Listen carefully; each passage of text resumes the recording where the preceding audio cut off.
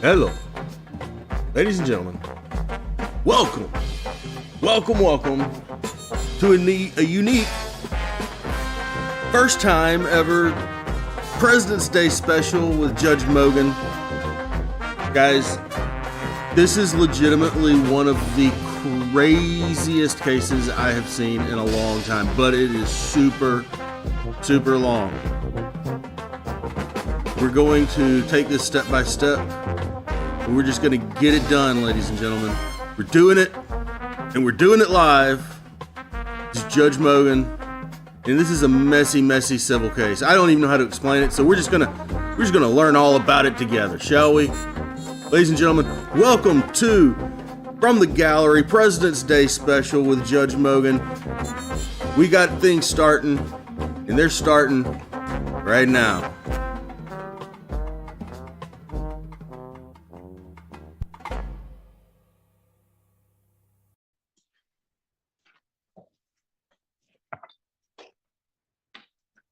All right, we will go on the record in the matter 23 CV86, Rick Brimacombe et al. Versus Carl Olsiums et al., Carl and Suzanne Olsiums. We're here today in this matter for a motion hearing and a contempt hearing. Court has reviewed all filings that have been filed to today's date. Are all parties ready to proceed? Yes, Your Honor. We have appearing in person. We have Rick Brimacombe with his counsel, Christopher Anderson. We have Suzanne Olsiums appearing in person without counsel. We have Carl Olsiums appearing in person without counsel. Mr. Anderson, I believe that you filed the motion for contempt. And I am not, and I'm not certain if Mr. Olsiums filed a motion or if he did not, or if that was already addressed. Mr. Anderson, can you please update the court on the issues that we will be addressing here today from your perspective? Certainly, Your Honor. I think the only two issues remaining are the damages matter and the contempt issue. There's a hearing held on December 4th that started to address the damages and contempt matter. There's also some other motions that were dealt with by the court at that point in time. I believe there's a motion for stay by Mr. Olsiums, which was denied. There's a motion by me to compel additional records and transcripts to go to the Court of Appeals, which the court denied based on the premise that the appeal was premature. Frankly, I agreed with the court on that, and also filed a motion now with the Court of Appeals, and the Court of Appeals has dismissed the appeal because it was premature. That's news to me. So the entire appeal has been dismissed? Dismissed without prejudice, so to speak. So I can be refiled, but it was the basis of their decision was that it was premature. All right, let me just check. That must have been the January 22nd, 2025. That was not sent for my review, but yes, now I am seeing it. that it was dismissed without prejudice. All right.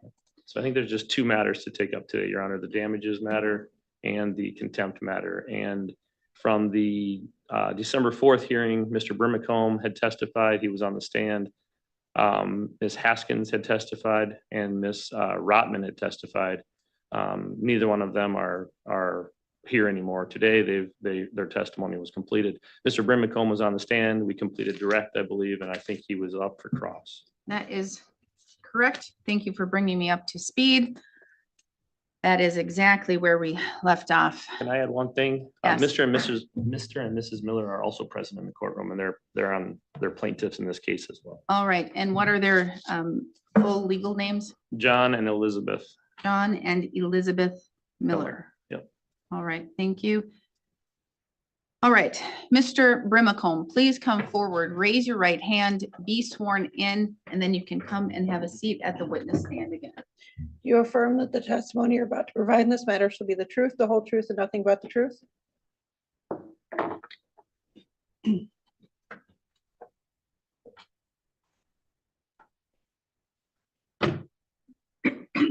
All right. Mr. Olsium, this is your opportunity now to provide cross-examination of Mr. Brimacombe. Your Honor, should we spend a few minutes? I need to connect my computer to the court's TV because I have Mr. Olsium, exhibits. this is why you need to set up an appointment to come and check to make sure it works before we have a hearing. And that's, you set up an appointment for a date and time where the court doesn't have court, not right when we're having a hearing, okay? Well, there's nothing exotic about my setup. I should be able just to connect with the USB. That's what everybody thinks and they say, but then sometimes things don't work and sometimes it takes some time. So I guess we'll adjourn momentarily to see if Mr. Olsiums can connect his equipment. All right, we are briefly adjourned. Nope. Have a different input. I just got regular USB and that's a Try USB-C, something right? else. Usually we use HDMIs.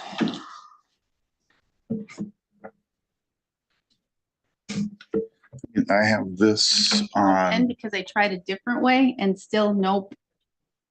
I have this on a stick. So if someone else has a computer No. that would. It's your responsibility. And again, Mr. Olsiums, this is why you call the court to set up an appointment time to get your equipment to see if it works. Okay, ahead of time, ahead of the day of trial. Okay, because now I've tried both of the ways to connect. Neither of the ways are working. Nope. Try this one more time.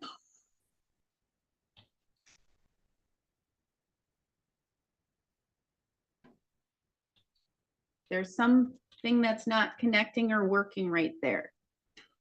Well, there's nothing exotic. It's a Google Chromebook, so Again, it's nothing I don't exotic. know. It doesn't mean if it's exotic or not. Sometimes equipment doesn't work with itself and sometimes you need to have other things and we would need to get IT up here, but now we can't get IT up here. Okay, so that's why we set up appointments. That's why you should know to call to make sure equipment works. But it's not working. So it is what it is. Well, at the very least, I could just simply play it on my Chromebook. No. You cannot, because I won't be able to hear it or see it. Mr. Anderson won't be able to hear it or see it. Mr. Brimacombe won't be able to hear or see it. Ms. Miller won't be able to hear or see it. Mr. Miller won't be able to hear or see it. The only people who would be able to hear or to see it would be Mr. Olsiums and Suzanne Olsiums. Well, I guess I just propose that maybe we put it on a table and we can all just go around the table. No. Or Not how it works. Back on the record, same appearances as previously noted, Mr. Olsiums has attempted to connect his computer to the court system. The court used every possible way to connect his computer to the system to play his thumb drive. The district attorney happens to be in the courtroom here today, observing the court hearing or just sitting in the court. The district attorney, who is very technologically capable, attempted to help Mr. Olsiums. He's done it multiple times himself. with his own computer. He's helped all multiple defense attorneys help set up to ensure that the system can work properly. And the district attorney was unable to assist in setting up or hooking up Mr. Olsium's computer. Mr. Olsium did not make an appointment ahead of time, ahead of the court's calendar, to ensure that his system works properly with the court system, as he is required to do, as the court rules state that he's required to do. There's no other option, Mr. Olsium's. It is not working. The court used both of the options for presentation on the court system. You have tried each of the connections with your laptop. If you get to the point where you want to try and show it again at that point, we can try it one more time. But at this time, I'm not wasting any more of the court's time because it is now 9:19. This matter started at 9 o'clock. We have not yet started because you, again, needed to call the court ahead of time to set up your own specific appointment time to ensure that your equipment worked if you wanted to use it. It's not working. All right. Mr. Brimacombe, please come back up on the stand. You are under oath.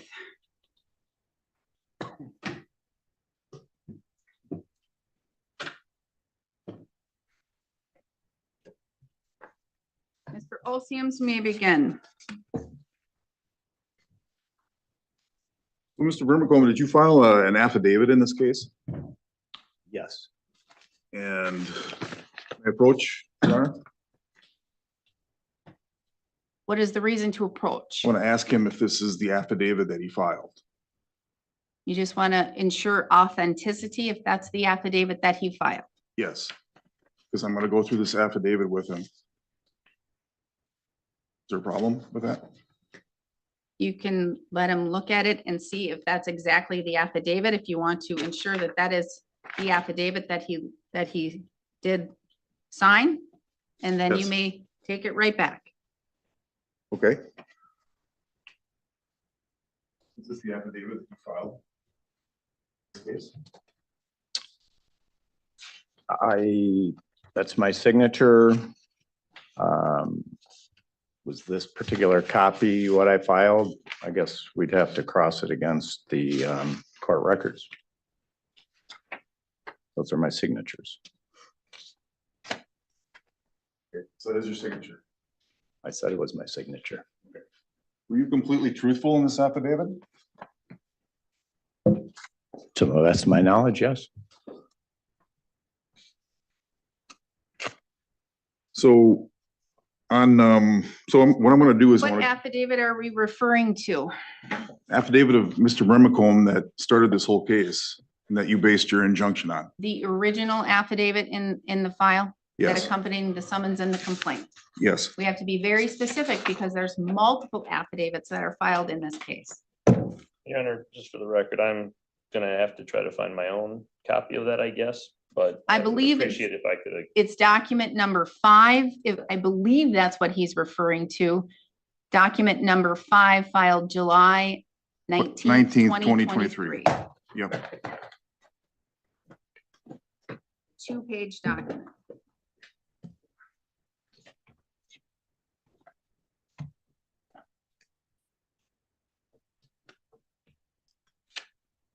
And Mr. Olsium, you're not represented, and I cannot give you legal advice, but I can give you a little bit of pointers because you're not represented and you're pro se. You need to lay a foundation when you ask questions. Foundation is such as, Mr. Brimacombe, at the beginning of this matter, did you file an affidavit? Yes. Now, Mr. Brimacombe, do you remember when you filed that? Give a date. Those types of things lay a foundation. Well, that's what I'm trying to do is simply ask him if he filed this. That's how you lay a foundation to be able to ask the questions that you want to ask. Mr. Anderson was being very nice by not objecting, okay? You have to lay a foundation. That means one baby step over another baby step, over another baby step, over another baby step. Again, Mr. Anderson was being very nice by not objecting to how you asked of that question. Because again, there's multiple affidavits in this file. And Mr. Brimacombe has had more than one affidavit in this file. So that's what foundation is. Did you find it, Mr. Anderson? Not yet, Your Honor. That doesn't mean it won't. I just haven't found it yet. Do you want me to just print you a copy? Would you like to just have a printed copy?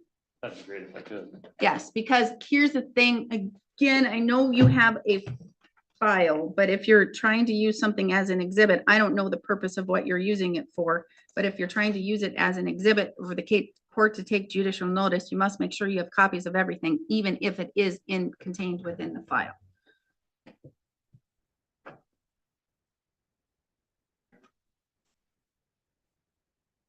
Is the printer working? Should be. That it's trying.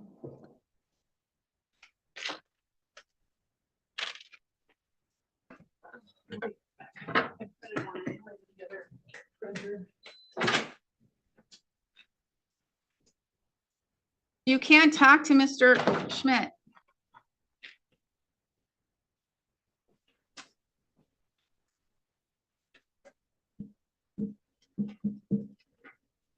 If we have a break, you can test your computer again to see if it can work.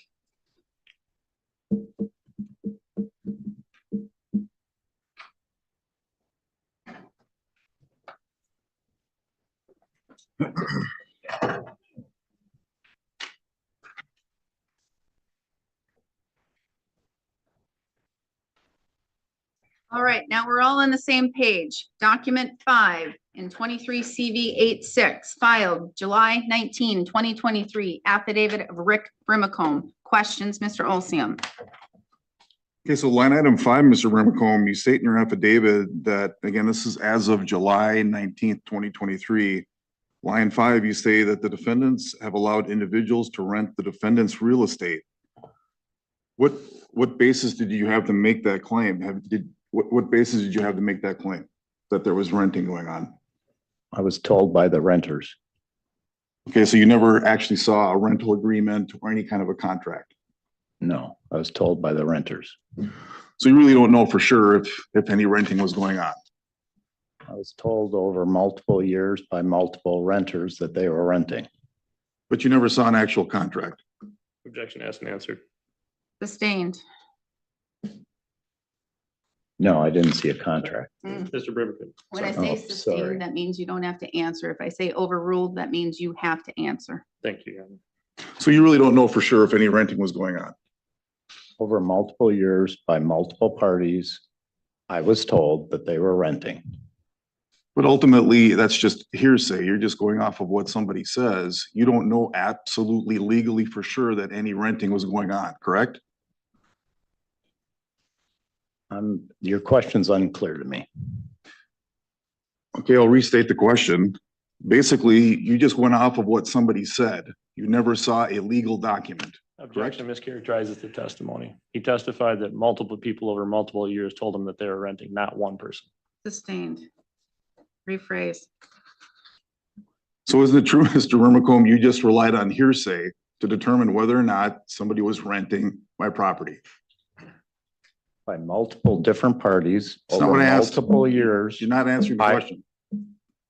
Isn't it true you just relied on hearsay to determine whether or not there was any renting going on at my property? Your Honor, I'm going to object at this point on relevance, number one, because it's already been established through affidavits, through rental agreements, through the other case that Mr. Alseums was a part of in front of this court, that there is renting going on and there is payments being made and there are rental agreements that have been submitted as evidence in this court. So I'm not sure where this is trying to go because he's trying to challenge a statement and affidavit that has been proven to be true.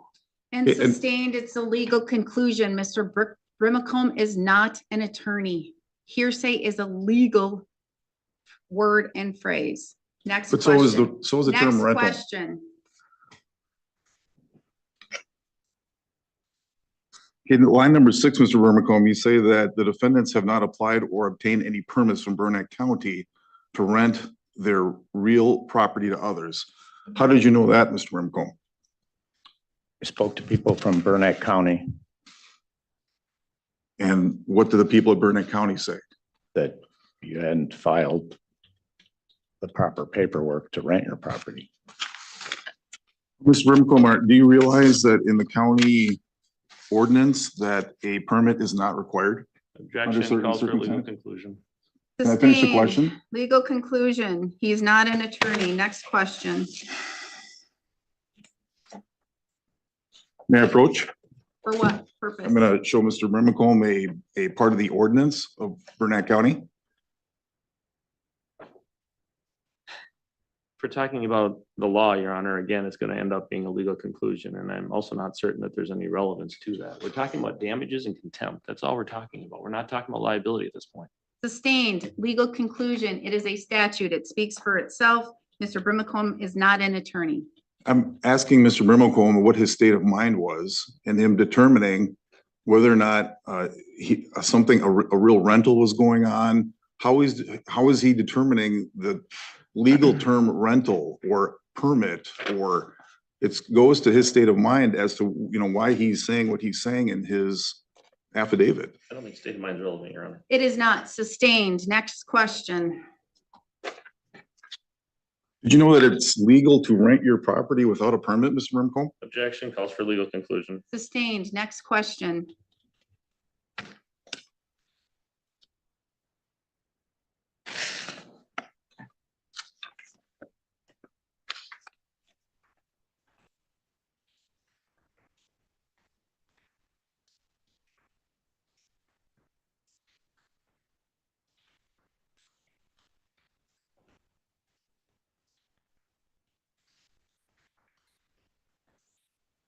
Line number 7, Mr. Brimcombe, you say that there have been between 10 and 16 vehicles parked at the defendant's real property at one time.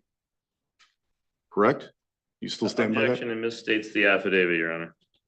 If you're going to read from the affidavit, I think it needs to be exact. Sustained. There have been between, I'll read the affidavit. There have been between 10 and 16 vehicles parked by renters of defendant's real property at one time. Are you saying, Mr. Brimcombe, that you witnessed 16 vehicles parked at my property? Yes, sir. Yes, is that a yes? You have to say yes or no. Yes. I need to get to the AV. I have evidence, videos, and pictures. Is it going to show The counter- every single time that you've ever singly rented? Because he said because the question was at one time. His answer was yes, at one time. So are you going to show me every single time on a video that you've ever rented to show me that every single time you've rented your property, there has never been one time with 16 vehicles? Because gonna if show- that's the case, then you can show me your video. I'm going to show it's not physically possible. And I'll show pictures and videos that will show it's not physically possible to have that many cars on the property. May I? You may. Thank you, Your Honor. I'm probably trying to predict where this is going, but I think I'm probably accurate. I understand what Mr. Alsims is trying to do and trying to say that not 16 vehicles can't be parked on his property at one point in time. That's sort of the point of the whole, not the whole lawsuit, but it's a big point because vehicles are parked. Maybe not all of them can fit on defendant's real property, which has been alleged over and over and actually found by the court that there's vehicles strewn about. And that's the point. If there's 16 vehicles, maybe they're not all on the property because they're not. They're all over the place. I think that's where Mr. Alsims is going here. Maybe we can short circuit it by. No, that's not where I'm going. Where I'm going is that he's lied in this affidavit. And this is just one example that I'm going to prove that it's not physically possible to park 16 vehicles, not only on my property, but in the entire area. And it's at a crux. It shows that Mr. Brimcombe is a liar and that this whole affidavit is exaggeration, lies, and mistruths. I It will doesn't give ma- you one more opportunity to try and be able to connect your laptop during this trial, while we are in the process of having this trial, other than a break, Mr. Olsiams. But again, you should have called ahead of time. You should have made an appointment with the court like every other attorney does, or any other litigant that does. But I'm assuming, Your Honor, this is not exotic equipment. It's a Chromebook, Google Chromebook that Mr. has, Olsiams, stop. It doesn't matter. just last week, we had a very professional, very intelligent attorney who brought an Apple computer, which is a very excellent computer. It did not work. She was unable to play her video. You want to know why? She didn't do the same thing. So she did not get to play her video either in a very critical case that involved very critical matters about a drive-by shooting. So she didn't get to play her video in that case either, because she did not make the appointment to come in to make sure her equipment worked. So again, I will give you an opportunity right now during our trial time to see if your equipment can work. I can only do so much with my end on the equipment. Your Honor, okay, can I reply? I'm plugged into a USB-C, I see that. which is this is a Chromebook. It's not exotic. There's millions of these Chromebooks out there. Get it. USB-C is a common format. Got I it. should be able to, in Good. any environment, to hit the Excellent. play button, have this video show up there. There's nothing exotic about it. Nice. So with a little bit Sometimes- of court's cooperation, I think we should be able to fix it. Mr. Olsians, sometimes equipment doesn't work with each other. I don't know why. I'm not a scientist. I'm not a technologist. I'm not an IT person. I don't know why.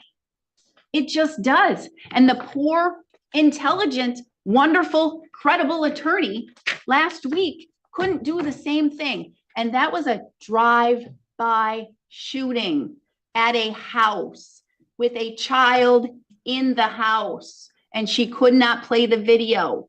So I'm telling you, it's not just you, okay? Not just you. It happens. Next time, she knows now to make sure to call ahead and make an appointment. Now you know exactly the same thing. Let's try it again. Are you sure you're plugged in? Make sure you're plugged in.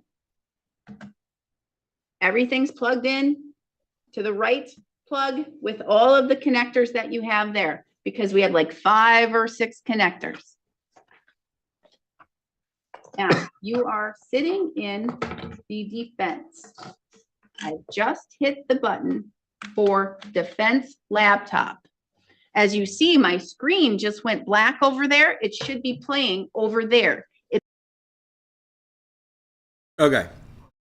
Editor's note. Editor's note. The next 20 minutes-ish of the video are going to look like this, because what's happened now is they're going to get into an argument over the AV system. And they're going to happenstance into a situation in which they can actually see his Chromebook, but it's not actually coming out so that we can see it. So what I've had to do is I had to take the Zoom presentation and zoom in on the little bitty corner box by 500 times. And that's what I've put in the middle of the screen. So most of the next 10, 15, 20, I forget exactly how long it is. This is mostly listen to and just gawk over, because this is pure gold stuff, ladies and gentlemen. I'm going to start this back and back it up just a little bit so we can get a full taste of everything going on. Ladies and gentlemen, I hope you enjoy the President's Day special going on right now with Judge Mogen. It is now blacked out. Hit the button for defense lab. Everything's plugged in to the right plug with all of the connectors that you have there, because we had like 5 or 6 connectors. Now, you are sitting in the defense. I just hit the button for defense laptop. As you see, my screen just went black over there. It should be playing over there. It is now blacked out so that I could see your screen playing by the jury box. It's not playing. Unless that's the sound of it. I think we're halfway there. Now I can do one more thing to see and go this way.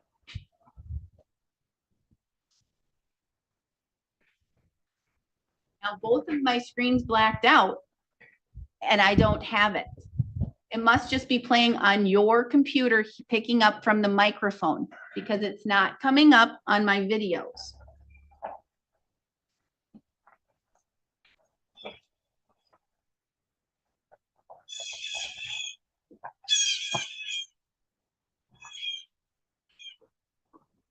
It's not coming up on my videos. Oh, now it is. Something is, I don't see any video playing, but I see your screen. Your screen with a flag or multiple colors is showing. And I hear Okay. birds chirping, but that's all. That's what hers did too. It didn't play the video. It just showed a pretty picture. Okay.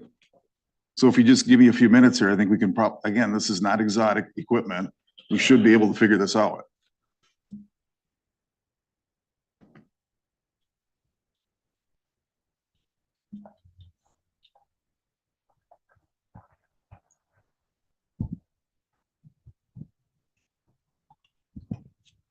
Okay, so I think we're there. Okay, it looks like the video may be working. Court reporter does not need to take down anything with the video. I don't know how this is going to show the courts that 16 vehicles cannot fit in there. I see no vehicles parked. I see no I'm getting there. measurements. I'll get there. I'll get there.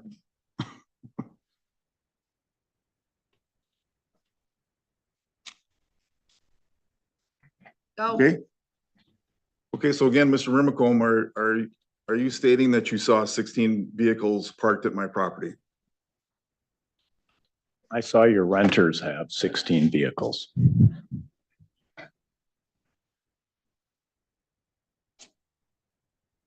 Okay, so I have 5 videos here. I don't know how you want me to mark these so far as I have them on I'm the sorry, thumb Ms. drive. Miller, but you cannot come up here. These are all in the thumb drive, so I don't know how you want me to mark them. I've marked them as D1 through 5. In the No, you picture? mark the thumb drive as just one exhibit. I can't mark D1, D2, D3, D4, D5 on a thumb drive. The thumb drive is one exhibit and I take the whole exhibit, I take the whole thumb drive as one exhibit. Okay, that's not what we did last time with that, with the Burton matter. I submitted one thumb drive with all of the pictures and videos on that thumb drive. Exactly, and I take the thumb drive. Right, but it's gonna have all of the exhibits on it. It's not one thumb drive for every exhibit. The thumb drive has all the videos, plural, and pictures. So I don't know how you want me to label each video, 1 through 5. I've labeled them Well, you can, D1 through D5. correct, you can decipher each one and identify them each as D1, D2, D3, D4. That's what I've D5. done on the thumb drive that I will give to the court. Correct. when we're yes. done. But we only need it as one exhibit, but identified as D1, D2, D3. Right, that's what D4, I'm D5. saying. They're all on this thumb drive that I will give to the court. Yes, just, Okay. just identify them as you said, D1, D2, or V1, or whatever you're going to Yes. identify them as. Yes, Yes, okay. So I don't know how you want me to lay the foundation for each one of these videos. I know Mr. Anderson presented all of these pictures, and we really didn't get into the foundation as to whether or not these are pictures near the cabin, or I wonder if we want to have Mr. Anderson look at the video and agree that it is a video. however you want to do it, Mr. Olsians, it's your case. I don't know. I just have my notes from the last time and how Mr. Anderson did it, and these are my notes from the last hearing. And if you're saying that you don't believe he laid the foundation properly, it'll be in my notes and it'll be a strike against Mr. Brimacombe's case. I take very thorough notes. Well, I'm just gonna say that this is a video taken from my garage. So I don't know if Mr. Anderson is going to object to that or not. If he's gonna accept that as the foundation of the video, that it did come from my garage.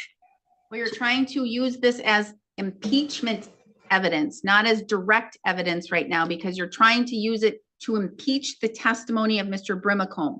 It's You're trying both. Well, but you can't use it as both right now. Right now, you're trying to use it as impeachment evidence.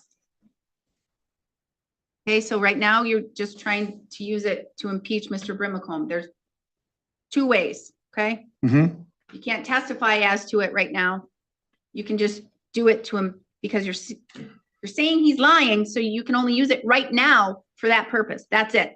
Okay, but I'm saying that. the And when you foundation- testify, you get to use it for that. But right now, you just get to use it for that one Right, purpose. but I'm saying the foundation that this is actually the video from my garage. If Mr. Anderson's gonna object to the foundation of that, how do we know it's the actual video? We wanna just play the video first and have Mr. Anderson say he doesn't object to the foundation? How do you wanna do that? I can't be your attorney, Mr. Brimacombe, or Mr. Alciums. So just play it, ask questions. Okay. So, Mr. Brimacombe, I'm gonna play for you. First of all, Mr. Brimacombe, what kind of car do you drive? I have a couple of cars. Okay, what are the cars? I have a Pontiac and a Lexus. Is it a black Lexus? Yes, sir. Okay. So I'm gonna play for you a video that was taken last week, okay? I don't know what I'm seeing. I'm seeing a blank screen that looks like snow covers it and then uncovers and then covers Well, I it think back that's up. the gremlins of having the Chromebook work with whatever the court system is. That's why it grays out like that. I'll just try it again. Is that your car, Mr. Brimcombe? I can't tell. You want to step up closer to the TV and see if it is?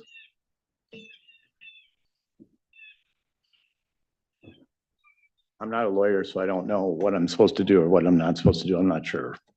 I don't know. He's answered the question, Your Honor. He can't tell. He's looking at the same video all of us are. The answer is, I don't know. I can't tell. Does that look like a black Lexus, Mr. Brimcombe? I can't tell. Were you at the cabin last week? I was at the cabin last week. Yes, you were? Yes. Okay.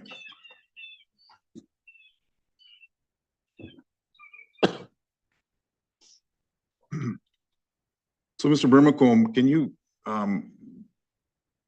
tell me, based on the perspective, and I'll have a picture where the stationary car is on the property, but you can see the size of your vehicle. Can you tell me, explain how you would see 16 vehicles parked in front of my garage based on just the perspective of that video? How 16 cars could be parked on the property? Your Honor, objection. I think it's improper impeachment because, again, that's not what the testimony has said so far. It's not on his property. It's the affidavit in number 7, if that's what we're talking about.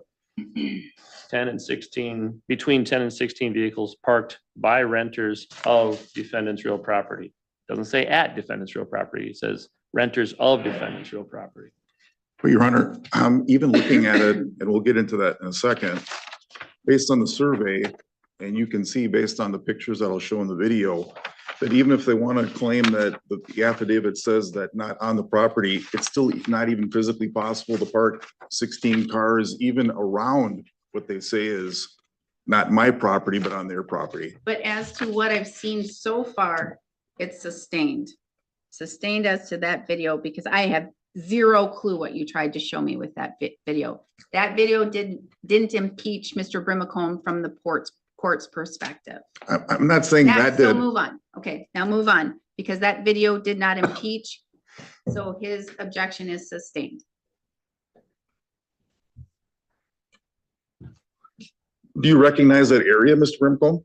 Please stop playing the same video because it's done. That video's done. Well, there are other Play 6. another video after that because that video is stricken. Next video, if you have one. Mr. Brimcombe, you know if somebody that lives on the island named Annie? Is that Annie, Annie? Yes.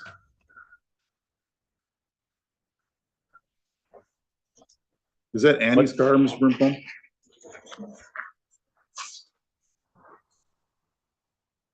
I can't really tell.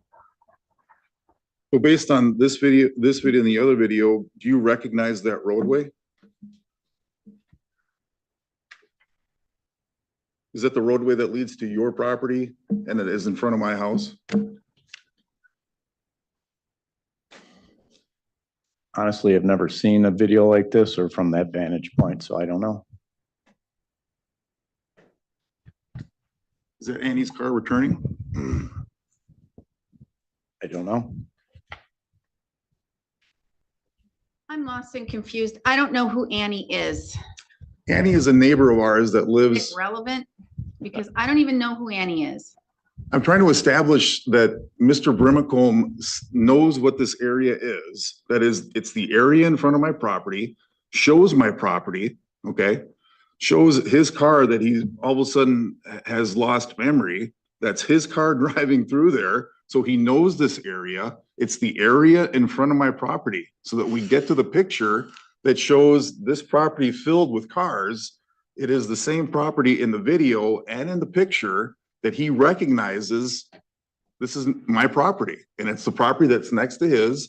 So, And it's the Mr. basis for his affidavit. Mr. Olsiams, you have a picture that shows something? Or are you saying I you're do. trying to prove something that is going against the pictures that Mr. Brimacombe has? I'm trying to lay the foundation here. You've already laid it. Let's skip because you're not showing me anything. You're just wasting my time. Skip to the picture where you can actually. I'm trying to show Mr. that Brimacombe. that's his car. He's familiar with this area. This is the area in front of my property that's next to his. I get it. I got it. Good. Now Okay. move on.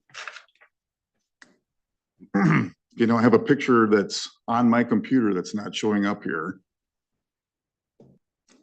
So can I ask the district attorney for some technical assistance here to get this picture No, up? you may not. He is I have to not get this picture IT. up. He doesn't work for you. He just happens to be sitting in here working.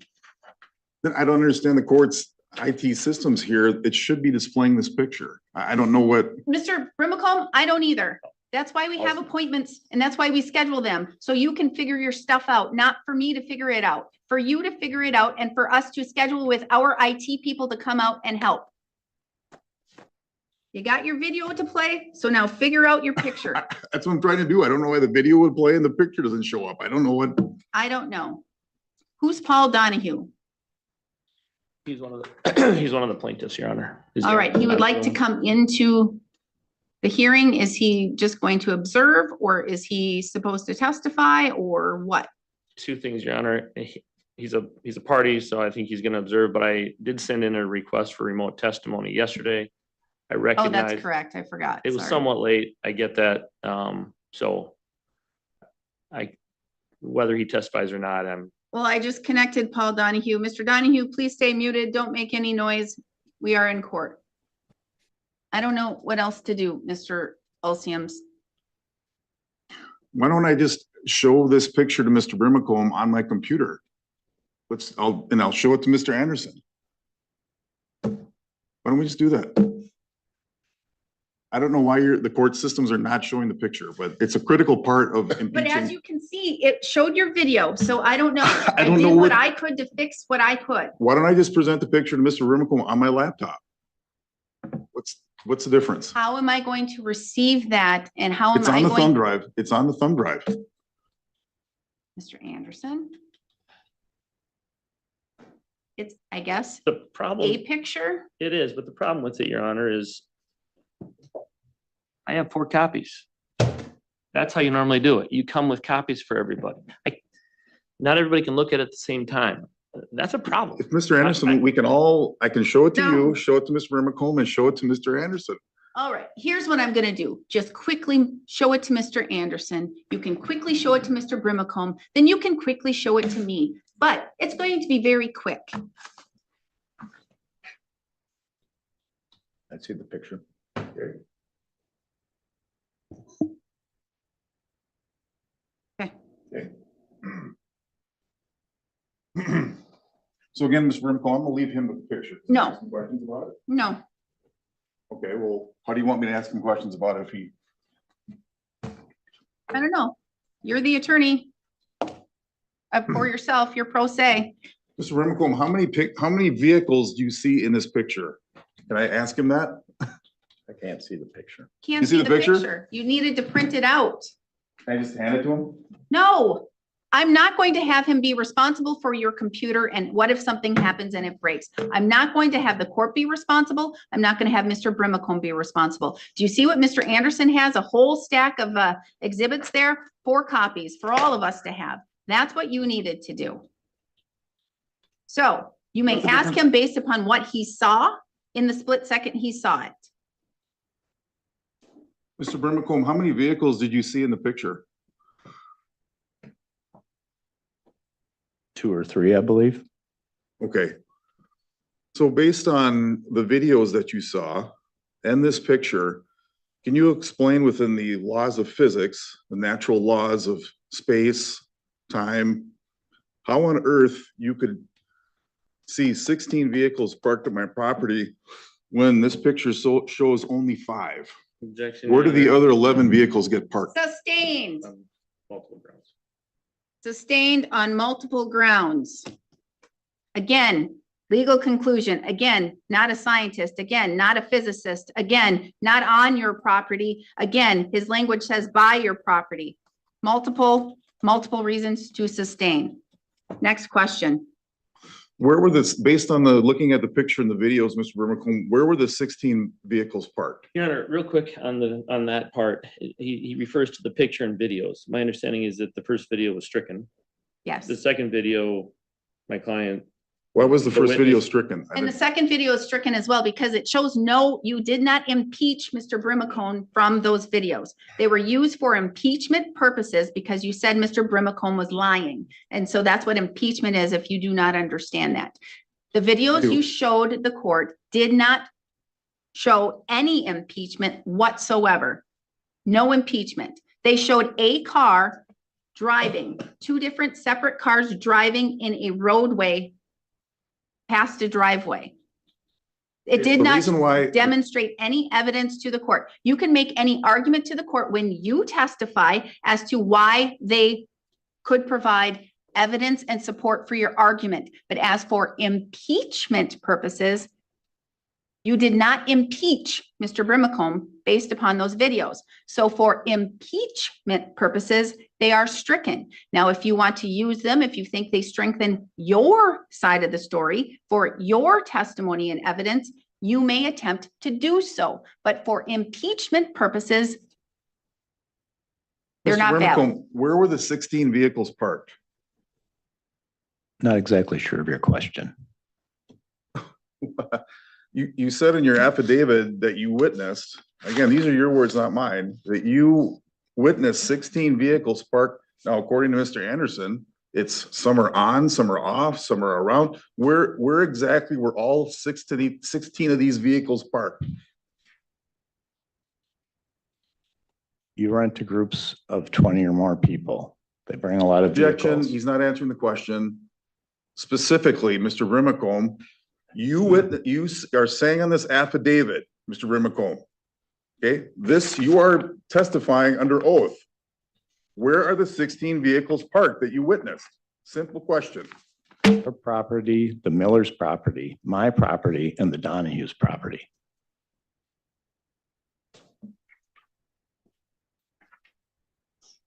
How many vehicles were on the Miller's property?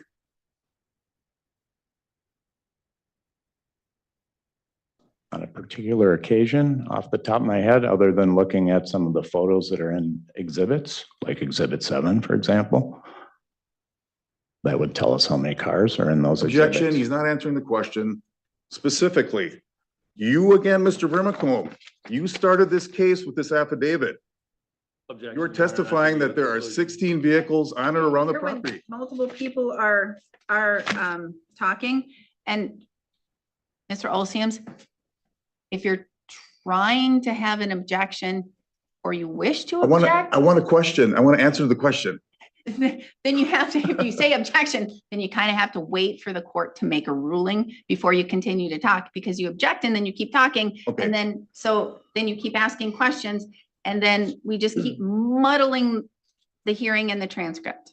Okay, objection, he's not answering the question. All right, so now let's just go back a step because I don't know what question he's not answering because there was too much talking and too much talking. I'll over start from the objections. beginning. I'll start from the beginning. Okay, Okay. Mr. Brimacombe says in his affidavit you're that not he talking witnessed. to me. Ask a question to Mr. Brimacombe. Mr. Brimacombe, this is your affidavit that started this whole case. All right? Now, you made a bunch of claims in this affidavit, and we're gonna go through each one and see if you lied or not, right? So now on this one about parking vehicles, you testified in this affidavit that you saw 16 vehicles. Now, according to Mr. Anderson, it's not on my property, it's throughout the area. I'm gonna So- literally read it for the record, exactly what paragraph 7 says. Quote, there have been between 10 and 16 vehicles parked by renters of defendant's real property at one time, period. There have been up to 20 individuals staying at defendant's real property at one time, period. End quote. That Thank is you. exactly what was stated in the affidavit. You may question off of that exact statement in the affidavit. Thank you. Mr. Brimacombe, where did you witness these 16 vehicles parked? Your Honor, he's already answered that question. Asked and answered. You said that, He answered, and I how have many it vehicles were written, parked? I have it written down. My property, the Donahue's property, the Miller's property, and the Ulcium's property. How many vehicles were parked on the Alstom's property?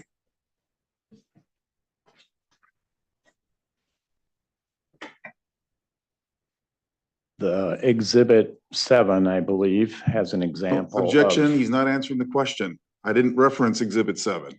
I asked him a simple question. How many vehicles were parked on my property? If you know the answer, you can answer the answer. If you don't know the answer, Mr. Brimacone, you can answer, you don't know, or you don't recall. I don't recall. How did you get to the number 16 then, Mr. Brimacombe? Counting. Okay, so simple math. I remember I studied calculus. I know we're talking simple addition. X plus Y plus Z plus whatever has to equal 16. So we need to, how many were parked on my property? How many were parked in the Millers? How many were parked in the Donahue's? And how many were parked on yours? I don't recall. Do you want to retract paragraph 7 from your affidavit? Objection argumentative. Sustained. So you're now testifying that you don't know where all these 16 vehicles were parked. I'm testifying that I saw that many vehicles, trailers, four-wheelers, trucks, cars. Isn't it true that you just simply guessed, Mr. Brimacombe? Objection asked and answered. He said he counted. No, he didn't. He said he counted, but now he's saying, well, I don't know how many were on this property. I don't know how many on that property. Sustained. And for the record, the statement in the affidavit states between 10 and 16, between 10 and 16. It means it could be a number anywhere from 10 to 16. It doesn't say exactly 10 or exactly 16. He says there have been. That means fact between 10 and 16. Mr. That means, Olsians, I'm going to tell you, I'm a very learned legal official. I read multiple case laws. Or cases. I read pretty much all of the Court of Appeals cases that come down. I pretty much read for a lot, all of the Supreme Court cases that come down. I learn how to define and go through legal or language as it is written and what it means and what it is defined. And I will do so in this case. I promise you. Move on. okay. So did you lie about the number of vehicles parked at the property, Mr. Brimacombe? Objection, Your Honor. Sustained. So the second part of your paragraph number 7, Mr. Brimacombe, you say there have been up to 20 individuals staying at the defendant's real property at one time. Is that correct? If that's the quote from the affidavit, yes. Well, I'm not asking you about the quote. I'm saying, have you witnessed 20 people, 20 individuals staying at my property at one time? Yes, And how do you know that? counted, talked to him. Were you on my property? No, sir. So you're saying you collected all 20 people that were allegedly at the property and counted each one, so you weren't double counting, and you came up with the number 20 to put in your paragraph? I spoke to renters. They told me how many were there. We drive the boat by. You can see people clearly on the beach. How did you get to specifically 20 though, Mr. McComb? Objection asked and answered again, Your Honor. He already testified that he talked to people and he counted. He saw This is an them. important part of this whole case, Your Honor. He's saying 20 people.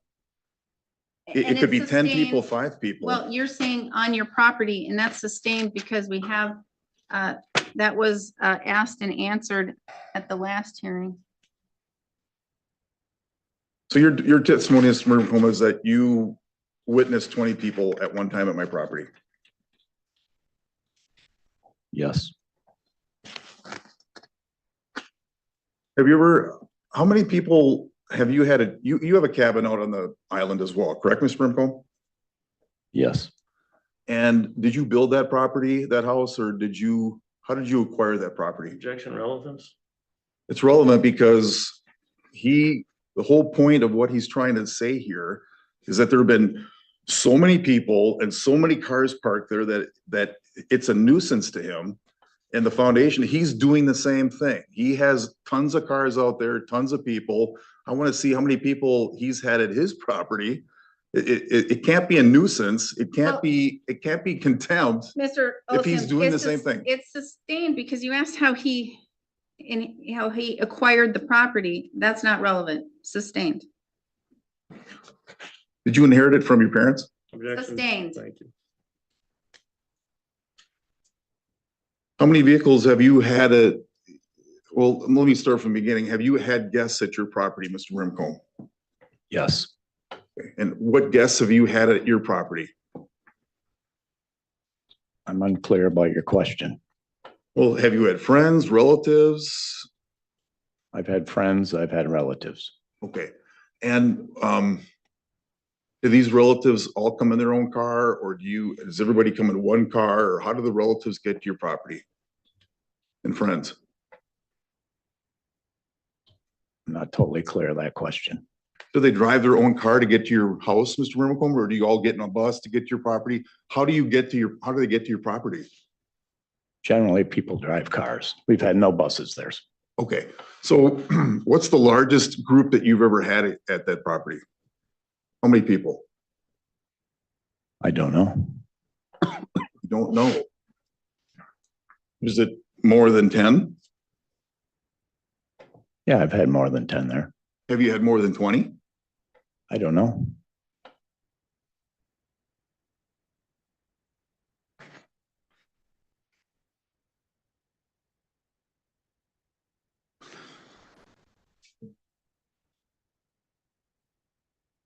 So when you've had guests and people at your property, where do they park their cars? On my property. Okay. I'm sure they're all parked on your property. Is that correct, Mr. Rimcomb? On my property. Okay. I have defense exhibit. I don't know how you want to mark this. Usually we mark it ahead of time, and you have multiple copies because you need one copy for Mr. Anderson, you need one copy for me, you need one copy for the witness, and you need one copy for you. I don't, I just have one copy. You need 4. Okay. That's the rules of court, and you've been here a lot, so. Should we just make 3 quick copies? Okay, yep, you can pay for them. Yes, you can go out, we'll Okay. briefly adjourn, but they cost money, so you can go Yeah. out and buy Okay. 4 copies. Do you have other exhibits you're gonna need copies of? Because you need 4 of each. Not that are already in the record. Okay. This is then not in the record yet, so we're gonna Go get this get in the 4 record. copies, briefly adjourned. Okay.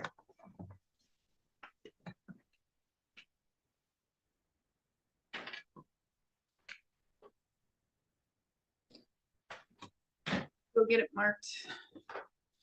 I don't know what they're on yet. Do we have anything that got entered into the record on the USB? Yeah, so let's call this. Well, on the last hearing, we have to go off of what we had the last time. Oh, no, I started a new exhibit Oh, you list for every started, hearing. okay. All right, then, no, we haven't had anything yet. Okay.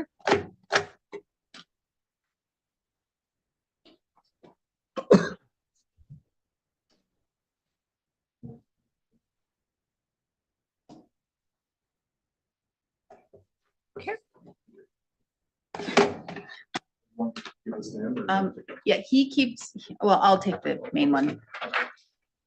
Back on the record, same appearances as previously noted. Mr. Olsiums has marked exhibit number 1. Mr. Olsiums, you may begin. Mr. Brimacombe, have you ever seen this document before?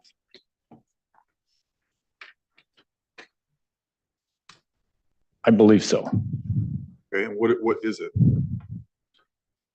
Looks like a survey of the east side of the island. I'm imagining that your number 3 and the Donahues are number 2.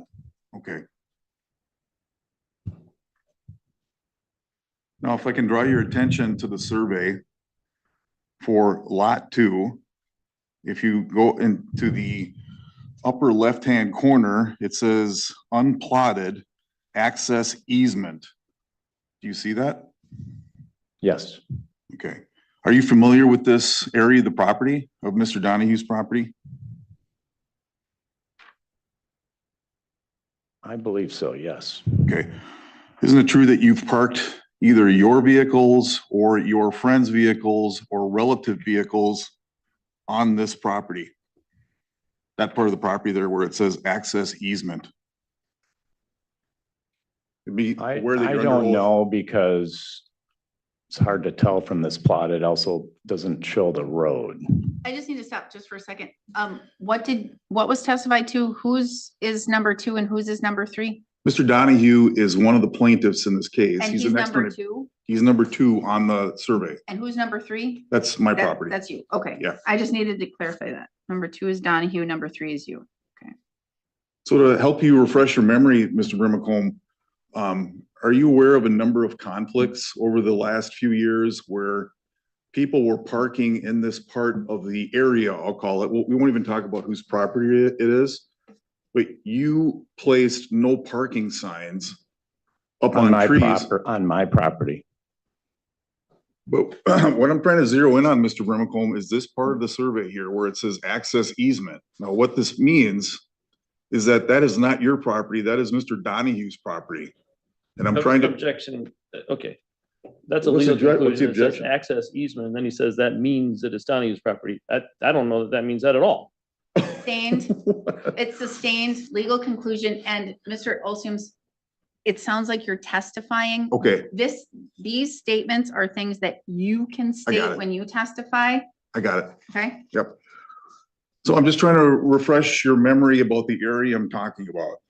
Okay, so isn't it true? Let's start, you have 2 propane tanks on your property, correct? I have 2 propane tanks, correct? Okay, so approximately 50 feet from the area of the propane tanks is an open area where you placed no parking signs, correct? I have no parking signs that are on my property. I'm not asking you to say it's your property or not. I'm saying approximately 50 feet from those propane tanks, you placed no parking signs in an open area that's adjacent to the roadway, correct? 50 feet, I don't know how to answer that. I need to stop just for a second because I'm getting really confused. Okay, Is Mr. Brimacombe's property on this survey at all? what I'm getting to, no, and that's the point I'm trying to drive home here, is that he's parking his vehicles over all these years on what he thinks is his property is All not right, his so now property. you're testifying to the court and I don't need to hear that. I just needed to I'm trying know to establish that. where we're going. Where we're going here is, again, he's And live. again, you're gonna provide testimony. You have to ask him the questions. And again, you can provide testimony when you Right. testify. So again, it would help if I could show this picture. It would help Mr. Brimacombe I can make the connection to the survey, to the picture, and how Mr. Brimacombe lied in his affidavit by connecting the Well- survey, the picture, and his testimony shows that he lied in the affidavit. What you can do is you can perhaps go to the clerk and see if you can send the clerk an email and perhaps you can pay for 4 copies.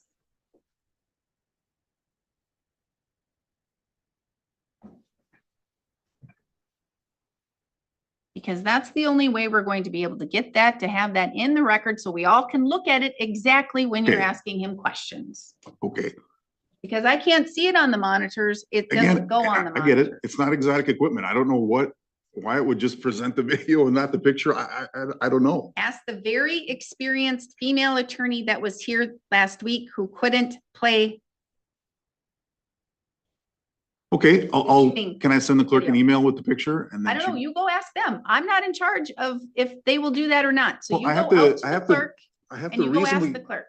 Okay? I have to reasonably assume that the technology here at the court, You don't reasonably assume anything. You cannot reasonably assume. That's why you have to call ahead and make an appointment. So if you would like to have that be something that you would like to use as impeachment or have as evidence, you may go. I will stop the hearing yet again for you, Mr. Olsiums, so you can go out to the clerk and you can ask them pretty please with sugar on top. If you can send them an email that they will print in color for you and you can pay for that ×4. Okay. Okay? thank you. Then we are adjourned again briefly. All right, come back on the stand, Okay. please.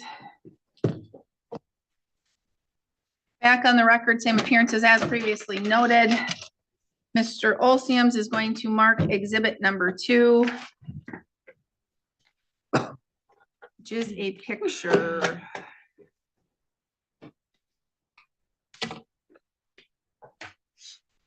I have that memorized. There you go. All right, thank you. And for the record, I have a real copy. Thank you. All right, you may begin. So again, Mr. Rumacombe, does that look familiar to you, What are you referring to? the picture? This picture? Yes, Your Honor, just to be clear, we're talking about exhibit 2. yes. Yes, you. okay, exhibit 2 for the record. I imagine it's your driveway, but don't normally see this or I've never seen this vantage point, so. But do you recognize the general area, I specifically think, the upper I left believe part? this is your driveway. I just have to stop you. We have to be very clear that only one person speaks at a time. It's very difficult for the court reporter to take down 2 people speaking. So we have to be very careful of not doing that, okay? Okay. So you're familiar with this general area. You see the common roadway beyond the cars parked in my driveway. You recognize that roadway as the roadway you take to get to your property? I believe it is, yes. Okay. So the upper left part of the picture, you see where that car is parked behind the trees or the foliage? You see where that car is parked?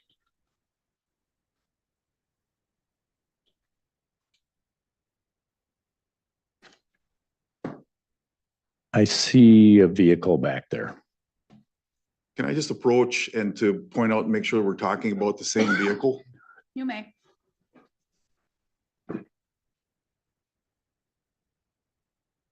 So I'm specifically talking about this vehicle here. Okay. In the trees. All right. Okay. Are And you, for the record, can you please state when you have a seat, which vehicle you're speaking of there? can I show you? It's this vehicle here. Oh, all right. In the bush, kind of behind the. All right. Yes, for the record, there is a truck with the trailer. It is the vehicle to the left of the truck with the trailer hidden behind some trees and other foliage. Are you familiar with that area, Mr. Brimcombe? Yes. Is that where you put up no parking signs? I can't see where a no parking sign is, but I did put up no parking signs over in that general vicinity, yes. Okay. So again, back to the survey, Mr. Rimacombe, isn't that area the same area referenced here in the survey that is actually Mr. Donahue's property, and it is an access easement? What's your question? Is that the same area in the picture as what we see in the survey? The survey doesn't show the road. So it's hard to tell. In fact, it's impossible to tell exactly where the survey covers. And the survey doesn't match in the picture. Well, where on the survey is the access road that goes to your property then, Mr. Brimacombe?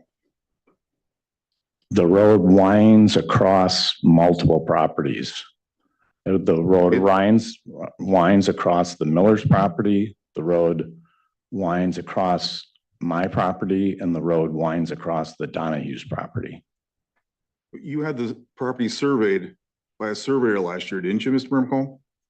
I don't recall if it was 24 or 23.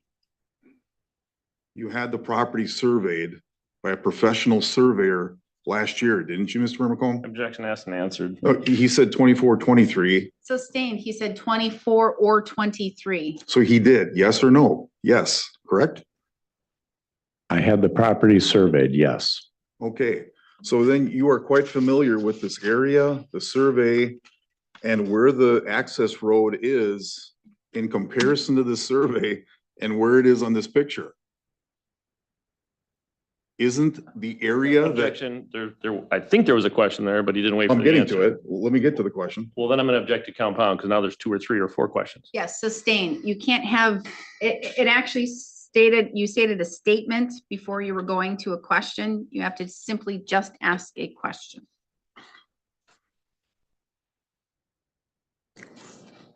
You recognize the access road in this picture, correct, Ms. Brimacombe? You recognize the access road. I see the road, yes. Okay, so where is that access road on this survey? The survey does not show the access road. It has to show the access road, Mr. Brimacombe. Where is it in relation to the property? It has to be on here somewhere. Where is it? Your Honor, I'm gonna object for 2 reasons. Number one, I think Mr. Alsons really wants to testify, and he's trying to testify. No, I'm asking And him, then- where is the And then he's asking for picture? a legal conclusion as to a surveyor. Mr. Bramacombe is not a surveyor. Sustained on both, for both reasons.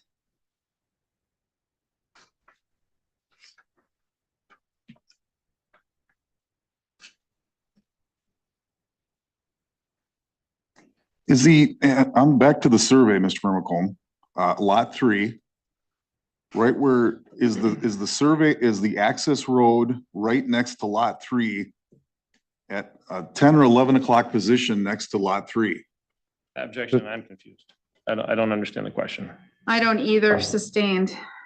I'm trying to get to ultimately the part that is an access easement is, Again, Mr. Alsiams, I'm stopping you right there because it sounds like you want to testify. This sounds like all of the things that you can say when you provide your testimony. Right now, you're asking Mr. Brimacombe his version or his side. You can state all that you want as it relates to this picture and this survey that you want to provide when it's your time to provide testimony. so back to the picture, Mr. Brimacombe, in the upper left corner, I pointed out that vehicle to you. You're claiming that that's your property, correct? Objection foundation, Your Honor, we're talking about a specific car through some bushes. Where that car is exactly parked, nobody can tell from this picture. I don't know how Mr. Brimacombe could actually answer that question without having more information than what's on this picture. And if I can respond, he has been out there for Well- 30 years. He knows exactly this area and he knows exactly the I'm gonna road. sustain it. I'm gonna say, Mr. Brimacombe, do you know whose property that car that is to the left of the truck that has the trailer attached? Do you know whose property that car is parked on? Yes or no? Which car? The same car you're asking about. As I stated in my testimony, the road winds through multiple lots. Actually, And I'm just asking a yes or no. you can't know, yes tell or no? because the survey, Mr. Brimacombe, no, you cannot tell. Sorry, I apologize. his answer is no.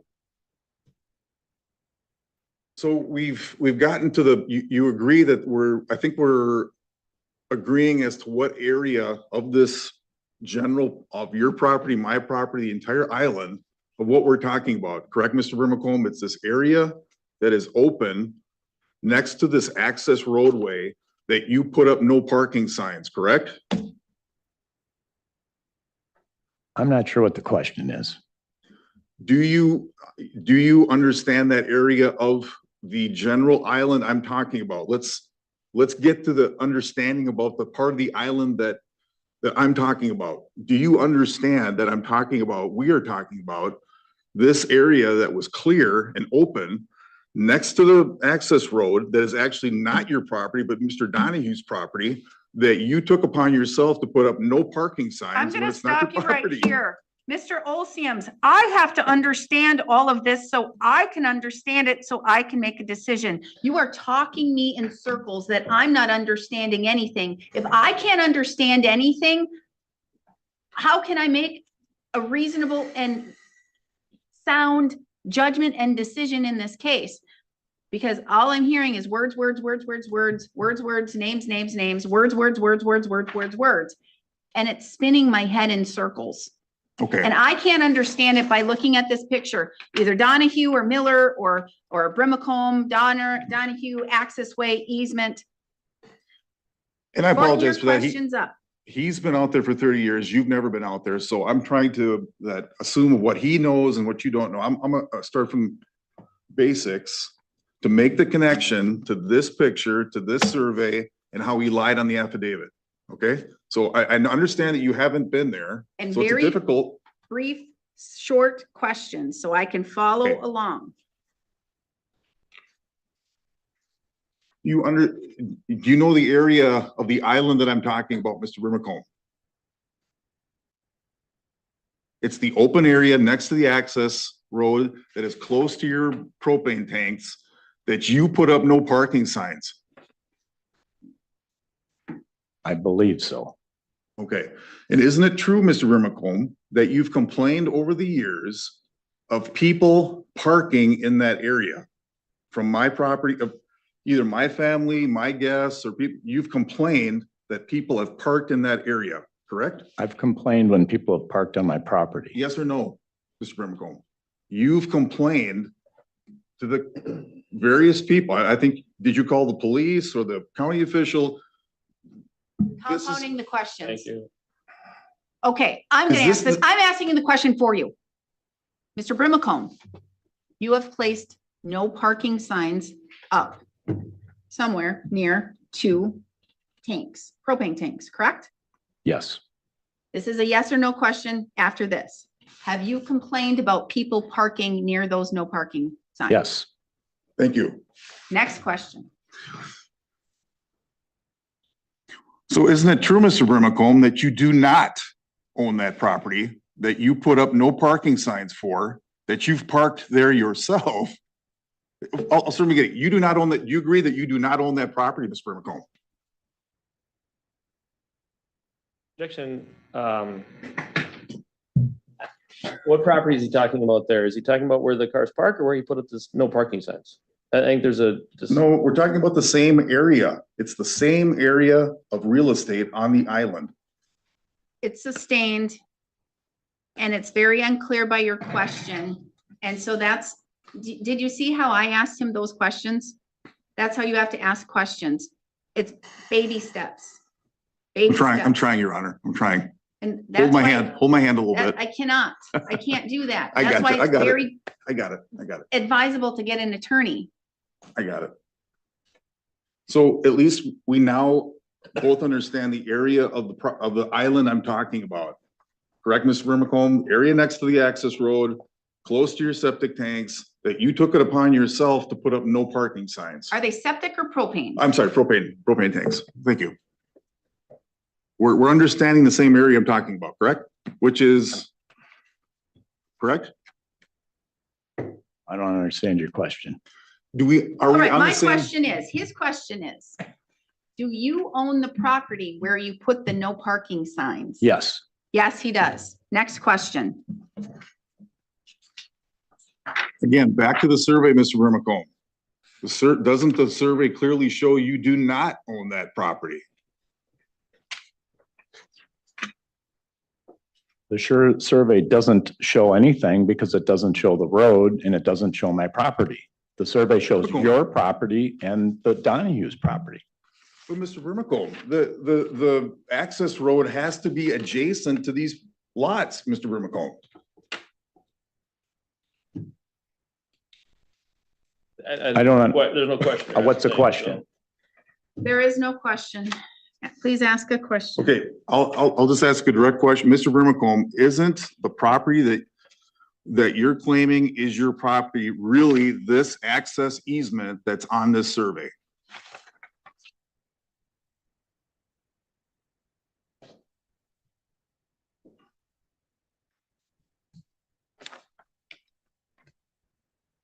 I'm not sure. I'm not a lawyer. I'm not a surveyor.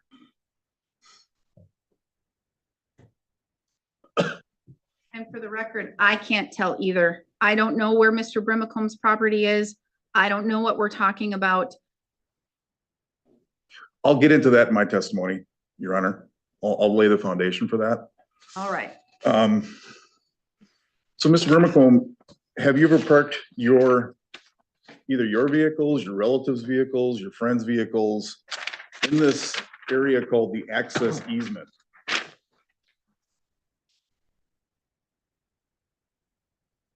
As I've stated, this doesn't show where the road is. Therefore, I don't know where people are parking relative to this survey.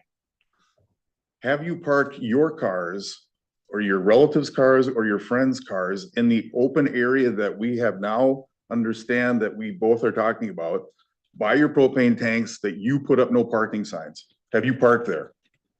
I've parked my cars on my property. Objection, he's not answering the question.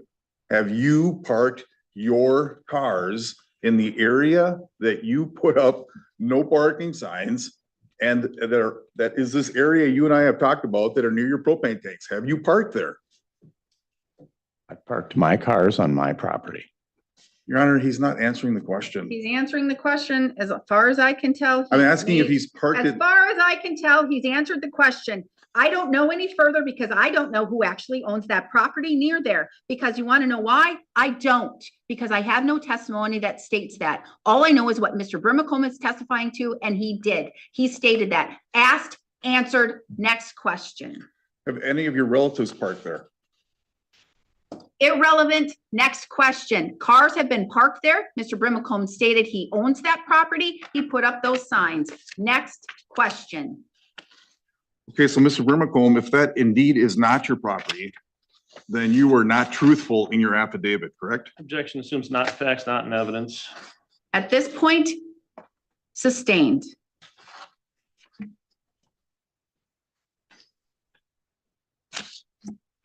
Now, back to the picture, Mr. Brimacombe. This picture I'm talking about here. Assuming a trailer is one vehicle or one space, it takes up one vehicle.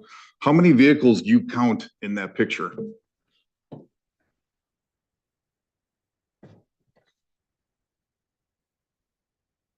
This picture shows 5 vehicles, if you count the trailer as one vehicle. Okay. 1, 2, 3, 4, 5, 6. Court count 6. Where's 6, Your Honor? I don't see 6. One parked in that little access way that you're talking about, Mhm. the truck, the trailer. That's 3, then 4, and then 5. Then I have the big one that I see, and then one behind the big one that I see, and then I have a black truck to the side that has a license plate that's white. Yeah, there's 5 vehicles there. 1, 2, 3, 4, 5, 6. I'm counting the trailer as a vehicle. I see 6. I see 1, 2, 3, 4, 5, 6. Yeah, I'm talking about the driveway. Oh, in the Yeah, in the driveway. I driveway. see 6 in the Yes. picture. Yes. So, Mr. Brimacombe, how many vehicles do you see parked in my driveway? If you count the trailer as one, I see 5 vehicles in your driveway. Okay. So would you agree then, Mr. Brimacombe, it's not physically possible to park 16 vehicles on my property?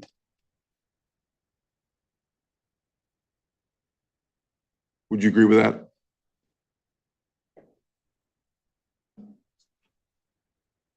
Not necessarily. No, I wouldn't agree with that. So where would you park the other 9 vehicles on my property?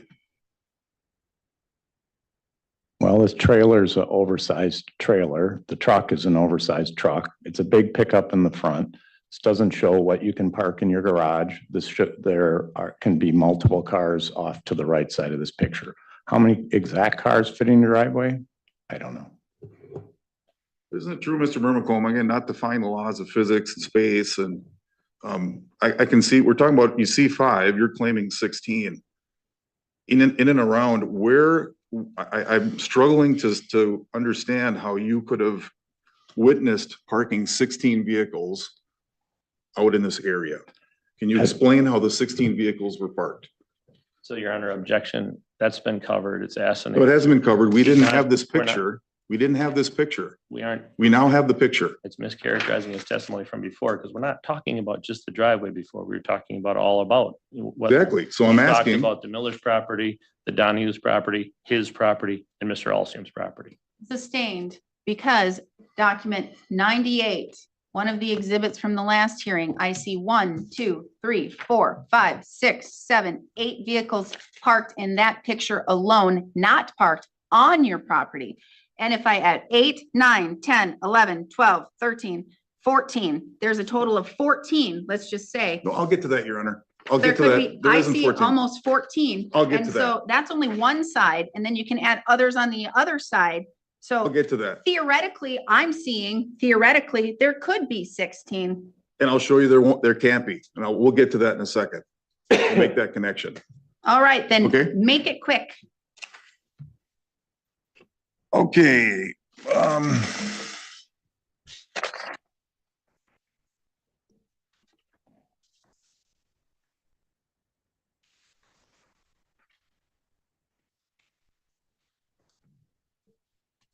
exhibit number 7. I don't know if you want to give Mr. Burmacombe exhibit number 7.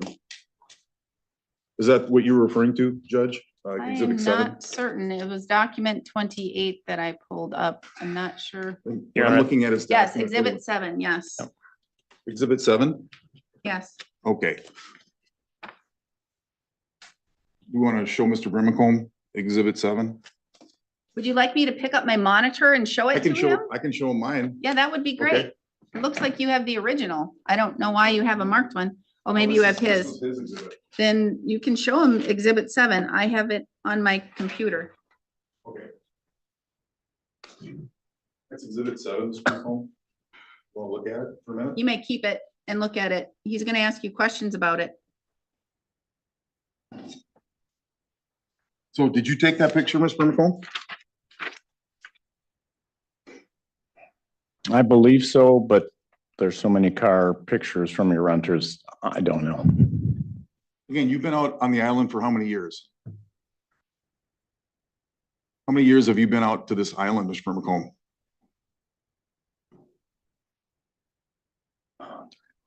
About 43, I believe. Okay, so you're very familiar with this whole area, the road, the perspective of this picture, correct? Yes, I am. Okay, so now take the picture that I gave you that was taken from the garage. Isn't it true, Mr. Burmacombe, that exhibit 7 is actually a picture taken from over here? Over And here doesn't shows- explain anything to the court, nor does it explain anything on the record. May I approach the witness? No, I know that the witness may understand what you mean by over here, but over I'm gonna ask him here, a question specifically about the picture. Wasn't the picture of exhibit 7 taken here on this picture? and again, when you read a transcript, and let's just for happy, fun giggles, say that this is gonna go to the Court of Appeals. The Court of Appeals is not gonna know what over here means. We have to use words because words get taken down by the court reporter. Those words get read by me, the judge, when I make a decision, or the Court of Appeals if it gets appealed. The Court of Appeals is not going to understand what over here means. So you have to explain on the record in words what over here is on the exhibit.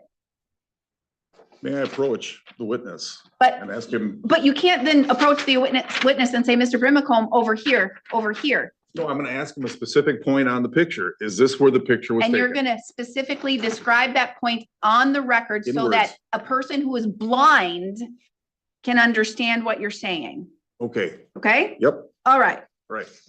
May I approach? you may. Mr. Brimacombe, isn't it true that exhibit 7, that picture was taken approximately where the number 07 is? And this picture,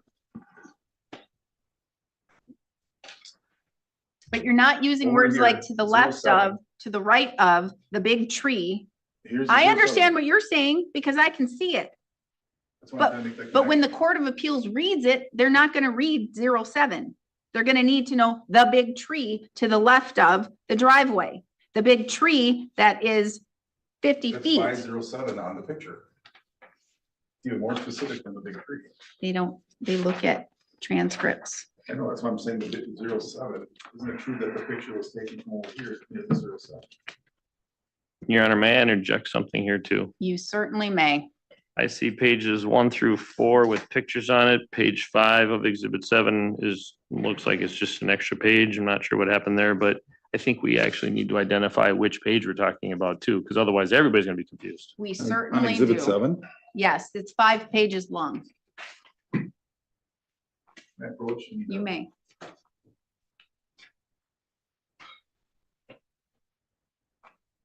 Page 1 of 4 of exhibit 7. Well, you can, but I mean, you probably want to look at all four of the pages that have pictures before you ask questions, if you're going to ask, because it has multiple pictures that appear to be taken on the very same day Yep. of multiple cars. Yes. Okay. Okay.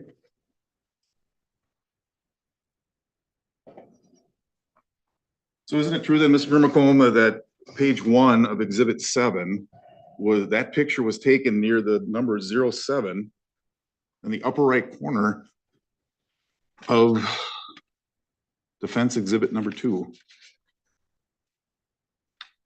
I believe so, yes. Okay. So now if you go to the other pictures in exhibit 7, aren't those pictures that are taken down the access road that is the same road in defense exhibit number 2, on the top of it, defense exhibit number 2? That's the same access road that's represented in the pictures in 1 through 4 of exhibit 7.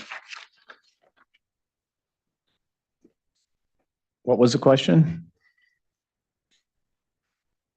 Aren't the remaining pictures that are taken down the property that's shown here in defense exhibit number 2 at the top of the property in back of the pickup truck and that farthest vehicle?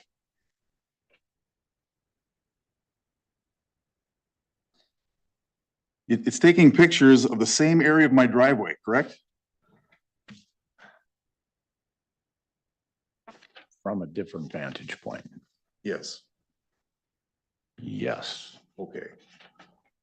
So again, you've claimed that there were 16 vehicles parked. The judge said that based on a bunch of pictures, she sees 16.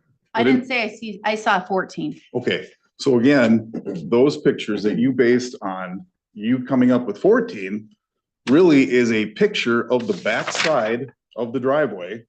This part right here. That's exactly how I understand it to be. Yes. Right.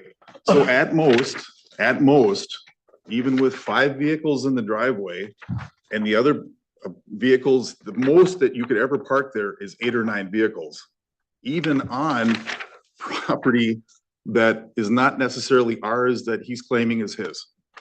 So again, pointing out isn't it true, again, Mr. Brimacombe, isn't it true that you lied on this affidavit, that you said 16 because you wanted to embellish and create a huge impact, that there's so many vehicles out on the island that it's affecting your enjoyment and that you lied on this affidavit, Mr. Brimacombe, that there weren't ever 16 vehicles on my property, near my property, or on your property, or the Miller's property, or the Donahue's property? Did you lie in your affidavit about how many vehicles you stated were on various properties? You can probably predict what I'm going to say. Objection, argumentative. He's testifying. He's making a closing argument. It's a simple question. No, it's not a simple question. Did you lie in your It's affidavit? 9 questions in one. Did you It lie is in your affidavit? sustained- It's sustained, because it is. It's like, it really is 9 questions in one. It is argumentative. It's all those things. Okay, now here's the deal. You can ask that question that you just asked right now. That question, exactly how you asked it, you can ask right now. Ask him.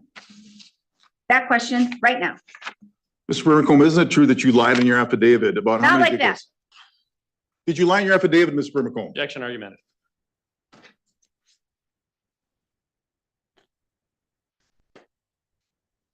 I'm gonna allow it. He can ask that exact question. Did you lie in your affidavit, Mr. Brimacombe? No, I didn't lie on my affidavit. Then explain to us, Next question. please And there's no explain more to, explanations. We've already went through it over and over and over again with multiple objections, with multiple sustaining of those objections. We're beating a dead horse. okay, Horse has been dead for weeks.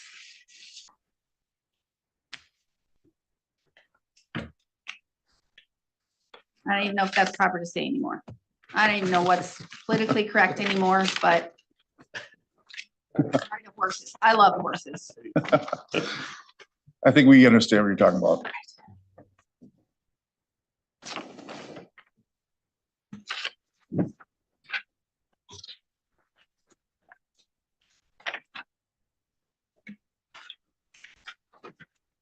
So again, back to paragraph number 7, Mr. Brimacombe, it's your testimony that you physically counted 20 people at a certain time on my property, correct?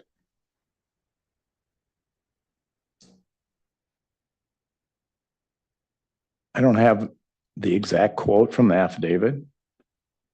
But if it's in the affidavit, that's my statement. And you testified that you kept track of the individual 20 people. Did you have a notepad? Did you say, well, I didn't overcount this person or double? How did you know you didn't double count somebody or you actually counted 20 people? How do you know you didn't make a mistake? I believe I testified earlier that I talked to the renters as well as when I went by on the boat and they're down on the beach, you can see how many people are there. Did you take notes? I counted. Objection, you didn't answer the question. Did you take notes, Mr. Brimacombe? Yes or no? No, I didn't take notes. So it's possible you could have made a mistake.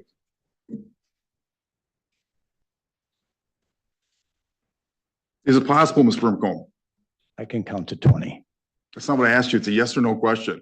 Is it possible because Counting you 20 didn't make, people, no, I didn't make a mistake. it's not possible you made a mistake? Is that your testimony? Objection asked and answered. He didn't answer it. I'm asking him, is it possible you made a mistake? Are you testifying? No, it's not possible. Yeah, I'll object again. He said I didn't make a mistake. I counted to 20. Sustained. Have you ever been on my property without my permission, Mr. Brimacombe? I came up to your property Yes or multiple no question? times. Yes or no question, Mr. Brimacombe? Have you ever been on my property without my Yes. permission? That's trespassing, isn't it, Ms. Brimacombe? Objection calls for legal conclusion. That is a legal conclusion that is sustained. So you admit, Mr. Brimacombe, that you trespassed on my property. Same objection. Sustained. Okay, paragraph number 8, Mr. Brimacombe. And I'll read it. Defendant's real property is not designed to accommodate that many people, which I don't know what how many we're talking about there at one time. Is that your testimony, Ms. Brimacombe? Is that what the affidavit said? No, you should be able to remember what. Stop. Yes, that is what the affidavit said. Then that's my testimony. Okay. Are you a accommodations expert? How did you draw that conclusion that there are, my property is not designed to accommodate that many people, which I assume you say is 20. Are you an accommodation expert? I've been told by the. Yes or people no at Burn- question? Yes or no question? I don't Mr. even know what an accommodations expert is. How I is- would guess, Mr. Oseams, you mean to say, are you a septic engineer? Do you design I'll get to septic that. I'll get to systems? that. I'll get to that. I don't believe an accommodation. Well, that's the word that he used. He used exhibit. accommodate. That's his testimony. But I don't think an accommodations engineer exists. Exactly. So I'm trying to get at what exactly did he use as his basis to determine that? And I'm going off of his testimony. Then perhaps you should use real words that mean real things, because an accommodation engineer does not exist. So perhaps you should ask him in a different way that has a proper meaning. Do you have any experience with designing septic systems, Mr. Brimcombe? No, Were you involved with the design of my property? no. Did I ever give you a tour of my property? I believe so. A couple decades back when you first moved in. Okay. All right. So what are you using as a basis for you to say that, and again, you're saying that many people, what are you using as a basis to determine that this is the X amount of people I can have at my property? Spoken to the people at Burnett County. Your septic system is not designed according to Burnett County. Objection, he's not a septic expert. He asked the question, Your Honor. He's I'm answering. it. asking him what he used as a basis to determine that. I'm not asking, he's testifying what else someone else said. And that's where he got his answer. So he answered your question. Next question. Mr. Brimacombe, how many bathrooms do you have on your property? At your house? On the island? How many bathrooms are there? 4. And how many are half baths? How many are full baths? They all have showers, tubs.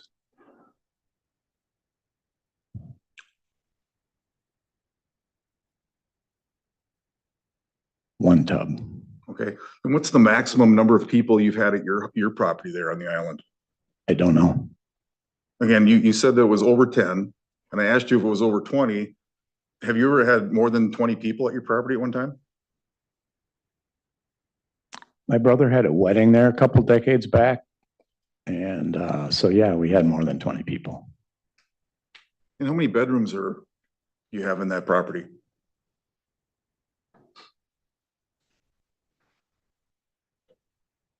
I'm going to skip to the chase. Have you ever rented your property on Airbnb or in any of those other places? No, ma'am. So have you ever needed to have Burnett County zoning or anybody come in to determine if your septic system has the capacity to serve a certain amount of individuals?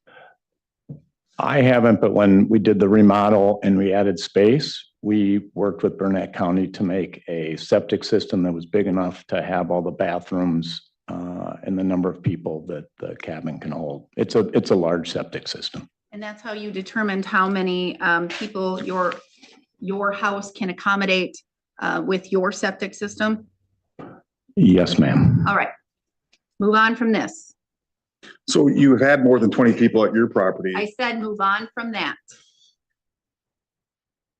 How many times did you witness there being 20 people at my property? In July of that year, how many times did you witness or claim to have seen 20 people at my property? I'm not sure the question, Your Honor. He referenced to July, then he didn't say year. Well, his affidavit The is July of doesn't- 2023. The affidavit, when they're talking about 20 individuals, doesn't say when. How many times do you claim to have witnessed 20 people or more at my property, Mr. McComb? I'm going to allow that question if you recall. Multiple times. Okay, so can you put a number, are we going back 40 years, 30 years? Is it 5 times, 10 times? What, how many, is it more than 5 times? I don't recall. Okay. So isn't it true, Mr. Brimacombe, that assuming that what you're saying is correct, that if we take 365 days a year, there might be a couple occasions where there are 20 people at my property, but the lion's share, just like your property, is vacant most of the time, correct? In other words, let me rephrase the question. Isn't it true that there are not 20 people at my property every single day, 365 days a year? Is that correct? Yes, And you don't have more than 20 people at your property 365 days a year, correct? correct. Okay. So really what we're talking about here is a summer. And isn't it true then, Mr. Brimacombe, that what you're alleging or claiming is that in a summer in any particular year, you've claimed to have witnessed a couple times, a handful of times, that there are 20 people or more at my property? I didn't claim a specific number, nor did I claim that it was in the summer. You've But it's a rented, handful of times. Is it 5 times or less a year, Mr. Brimacombe? I didn't make a claim. Is it 5 times or less per year, per summer? I haven't counted it like that. As far as renters and renting weekends, Non-responsive objection. I'm asking him a simple question. Isn't it true, Mr. Brimacombe, that we're talking about 5 times or less per year? Again, if you object, then that means you want the court to do something. You I'd keep like to talking. answer the question. So what question would you like him to answer? Isn't it true, Mr. Brimacombe, that you at most witnessed 5 times or less per summer, per year of 20 people or more at my property?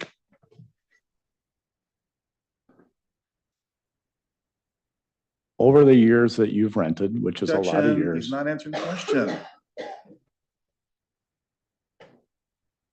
Isn't it true? Yes or no? Yes or no, if you recall.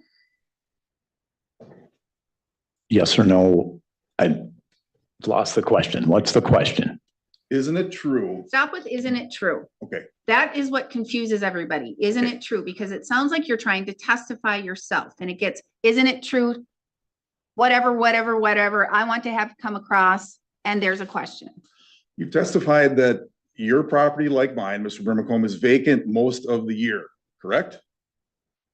Actually, that's not how he testified. That's not his testimony. Stop adding things into your questions. Ask him a question. Your question is taking all the words of all the universe and all the circles that you're trying to do. Mr. Brimacombe, during the course of a year, have you seen renters in an amount of 20, up to 20 people, 5 times. 5 times a or year. more a year? Or less, 5 or less, at least 5 times. If you recall, I don't recall. Certainly, it's not every day, correct, Mr. Brimacombe, of 365 days a year? asked and answered. Next question. So how many times what's your testimony as to how many times you saw 20 people or more at my property?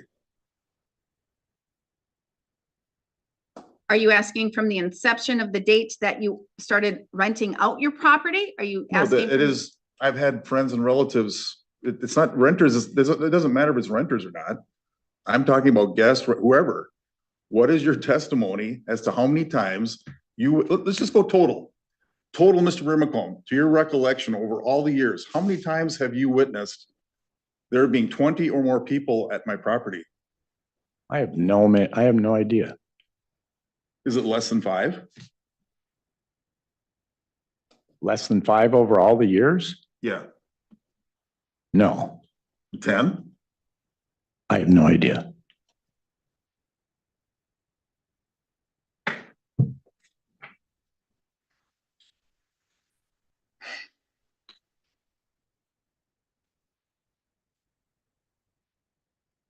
Brimacombe, are you aware that the whole idea of a county determining whether or not there can be certain amount of people at a property is not based on infrequent, just like your property? Are you aware that everybody understands that every once in a while, you're gonna have more than 20 people at a property, and that does not damage the septic system when you have 20 people at a property for a weekend out of 365 days a year? Are you aware of that? Objection, Your Honor. Compound legal conclusion. He's not a septic expert. Probably enough for now. He's the one that is saying that it cannot accommodate. He's the one that claiming to be an expert in his affidavit. He's saying it can't accommodate that. What is he using as a basis to decide that? Mr. Olsiams, the objection from Mr. Anderson is sustained. Mr. Brimacombe has never testified that he's an expert. He never states in his affidavit that he's an expert. He's testified as to how he received that information.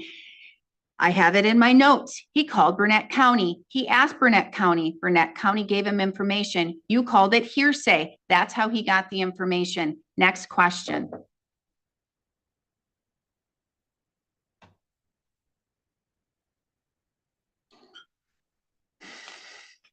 Okay, we'll move on to number 9, Mr. Brimacombe. You state that defendants and their renters put items of personal property on plaintiff's real estate. Okay. You say defendants. Okay, what you're testifying to is Suzanne or myself. Okay, so what is your testimony, Mr. Brimacombe, that you witnessed either myself or Suzanne putting items of personal property? And now you say plaintiffs, so there's the Millers, the Donahues. What is your exact evidence that Suzanne or I placed items of personal property on, this is plaintiffs, we'll just say on your property? What is your, did you witness Suzanne or I put personal items on your property? Your family, you. Objection, it's a yes or no question. If you can answer yes or no. Did you witness Suzanne or I? Yes, And when did you witness that? many times over the years. When, okay. And give us one time, what was one time that you witnessed that? If you recall. There was a New Year's Eve. You had snowmobiles, you had trailers, you had vehicles over on my property. I walked onto your property, came up to your back door, knocked on the back door and said, Carl, you know, you're not supposed to park on my property. Move your stuff. Okay, so back to the survey, Mr. Brimacombe. All right. The survey says that you don't own any property around my property. Objection, Your Honor. That's not what the survey said, and it's a legal conclusion. Sustained. Mr. Brimacombe, to the survey, where is your property on this survey? Is it on this survey?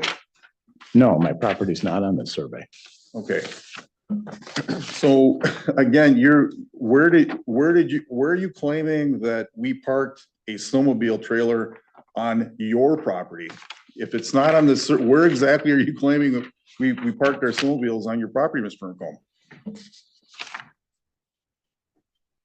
My property is on the west side of the road. Okay, wait a And- minute. Can you refer to this? No, because I've testified that the road is not on that survey. So where's your property on the survey then, Mr. Brimacombe? I'm gonna tell you right now, I'm telling you both right now, you get today. Today is it. That's it. Okay? So Thank you. we're almost to noon. And so if we don't get to you being able to testify, Mr. Olsiams, it's on you. So today is it. This is all you have. So if you want to continue to play around and circle around 15 million times as to what access road and who parked where and who owns what property with the no parking signs, and if Mr. Brimacombe is a septic expert, or if he spoke to Burnett County, or if he's this kind of accommodations expert, that's on you. And that's all the testimony I will use to make my decision. You have today. That is it. So again, isn't it true, Mr. Brimacombe, that you lied about that on your affidavit as well, that I did not? I'm going to say, asked and answered, he indicated he never lied on his affidavit. I'm getting very frustrated with your questioning.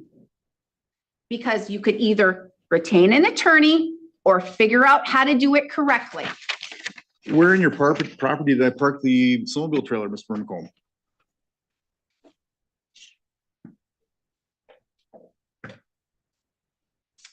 My property is not clearly put here on the survey, so I don't know how to answer your question.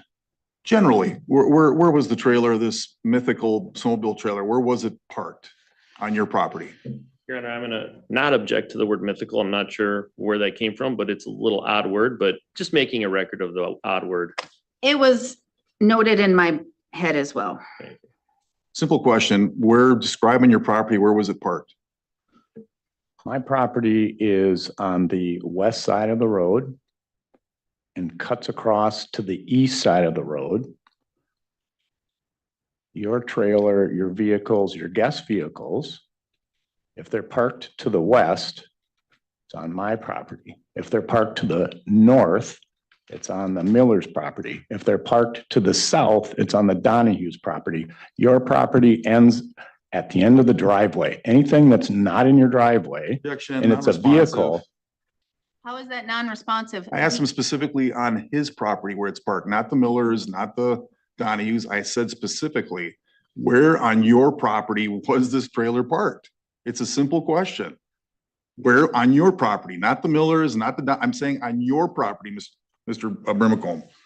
All right, Mr. Brimacombe was a snowmobile, either a snowmobile or a snowmobile trailer or something related to I'll use his word, mythical snowmobile.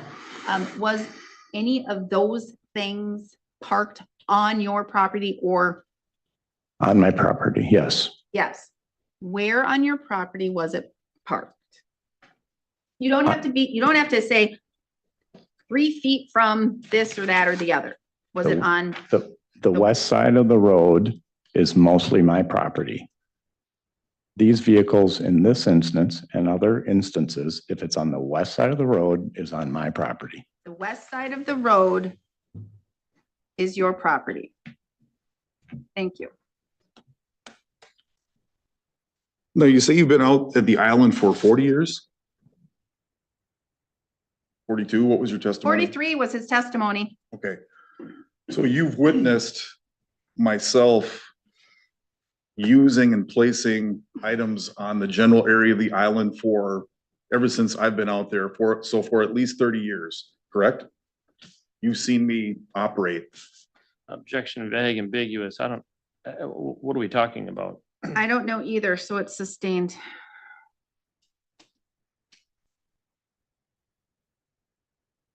Mr. Brimacombe, isn't it true, I get to use that phrase again, but isn't it true that I have parked and placed snowmobile trailers, equipment, ATVs on various parts of the island for 30 years?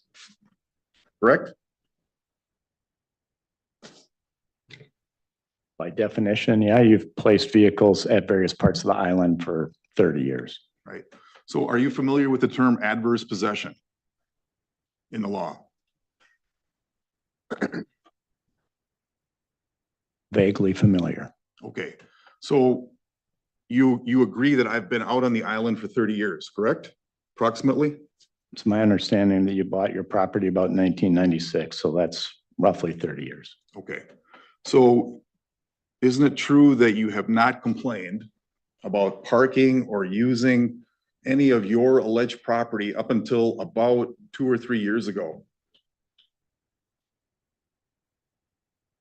My family and I have asked you, your family, your guests, your renters to Objection, move. yes or no? I'm gonna say adverse possession is it's a legal issue and you have to possess hostilely. And you have to do so. Well, not hostily, you don't. Oh, yeah, that's part of it. It really is. I'm a judge. I know you have to hostily. But you've been do possessing it for the required amount of time and they don't say anything about it. It's But you your have property. to hostily do it. Well- He can't give you permission to do it. He can't be like, it's I okay. get it, but I'm trying to get his testimony that I have been using these parts of the property for more than the required statutory time to make an adverse possession claim. And So so I'm asking you have him to what, hostily do it though, hostily, so isn't it- hostily. Mr. Anderson, Thank you, Your Honor.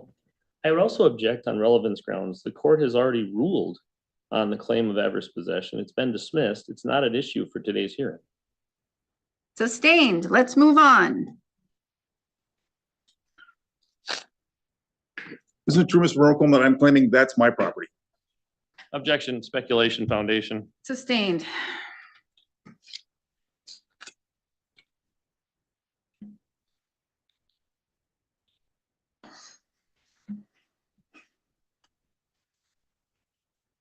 Okay, so I'll skip to number 11 on your affidavit, Mr. McComb. Defendants have trespassed on affiant, which is you, affiant's real property. So defendants, that's Suzanne or myself. What is your testimony you're claiming that I specifically trespassed on your property? When have I trespassed on your property? You, your family, your wife, your children, your guests, your Objection, yes or renters no have. question. No, it's not a yes or no. It's not a Yes. yes. I asked him me. I said me specifically. I said, what is your testimony that I trespassed? Sustained because it's not a yes or no question. When you say, when do you say that I trespassed? He can't say no, yes, because you're asking when. That means a particular date and time or an idea of a date and time. It's not a yes or no question. When did I trespass on your property, Mr. McComb? You, your family, your guests, your renters That's have a trespassed on my property non-responsive many times objection. over multiple years. I don't know if it is because you're not letting him answer, because you want to know what I said when you were talking over him? He's talking about. Stop talking over me! Stop it! You are frustrating me beyond frustration, Mr. Olsiums. Because you keep trying to dictate and to control this hearing with nonsense, nonsensical questions. And you keep talking over everyone. He answered your question. You just didn't hear it because you kept talking over him. It's a simple when question. And he answered it. Did He you was hear him? talking about other people. Did you just talk over me again? Yes, stop it. My court reporter is trying to do her job. And she cannot do her job when you continue to talk over everybody. All the time, everybody, because you need the first, the middle, and the last word. I would love to excuse your wife and dismiss her from this case. I would love to not have her be in the frustration of this matter. But I can't. This is chaos right now, Mr. Olsiums. We have been here for almost 2.5 hours. And so far, I have gotten very little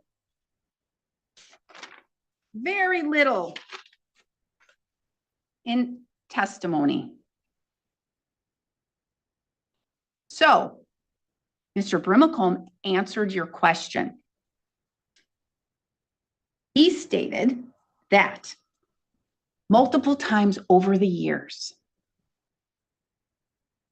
But again, you wouldn't have heard that because you spoke over him. All right? Now, do you have more questions? Because again, we're going to break here in about 20 minutes. And then we'll come back. But that's again, all you're going to get when I stop for the afternoon. So you're not going to get to testify for 4 hours or 5 hours or 12 hours. All right? This is it. Next question.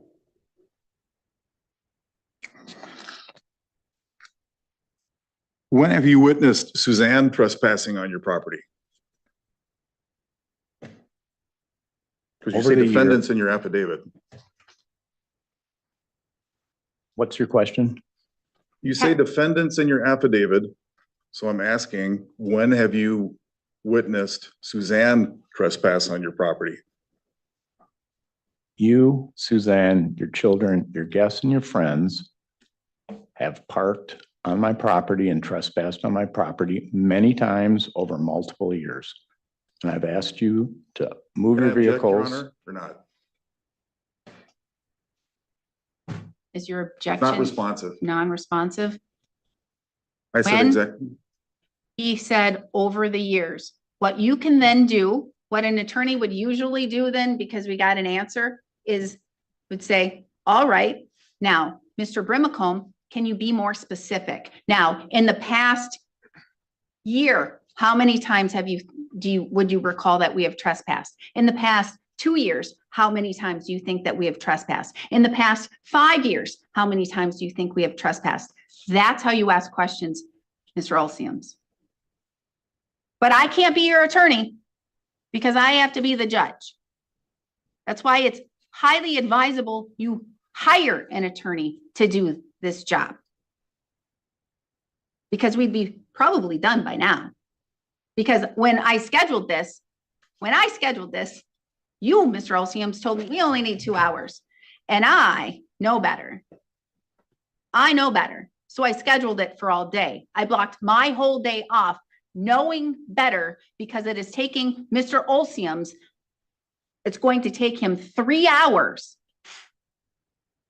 to cross-examine Mr. Brimacombe. And then after you're done, we get to move on to redirect with Mr. Anderson. And then we get to move on to recross with you probably for another 2 hours of Mr. Brimacombe. And then we get to see if we have other witnesses. And then maybe you'll have a few minutes to provide your own testimony. Okay? So again, I would cut it a little bit short and I would get to the point a lot faster than you're getting. Because today's your day. All right? Because again, you only asked for a few hours and I gave you the whole day knowing better. So let's kind of do it a little quicker, okay? Next question. So to be more specific then, Mr. Brimacombe, when exactly did Suzanne trespass on your property? Multiple times over multiple years. I do not recall the last time. How exactly did she trespass on your property, Mr. Brimacombe? Your family parked vehicles on my property.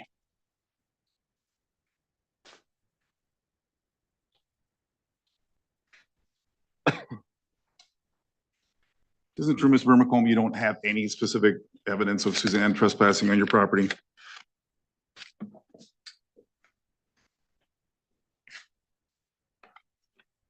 True, correct? You don't have any specific evidence that Suzanne trespassed on your property? I have multiple instances of multiple vehicles being on my property with Suzanne there. Whether Suzanne's the one who parked the car or you parked the car or your children parked the car, and trailers and snowmobiles, I don't know. Okay. Let's go down to paragraph 17. You say defendants have vandalized and damaged Affiant's trail cams on Affiant's real property. So you have trail cams posted off the roadway, correct? I have trail cams on my property, yes. Okay. And if I can recall your testimony from December 4th, you said that your testimony was that I specifically or somebody from my family specifically damaged your trail cam, correct? I believe that to be true, yes. Okay. Where is the picture? It's a trail cam. Where is the picture that somebody damaged your trail cam, Mr. Brimacombe? I believe that's exhibit 8, maybe.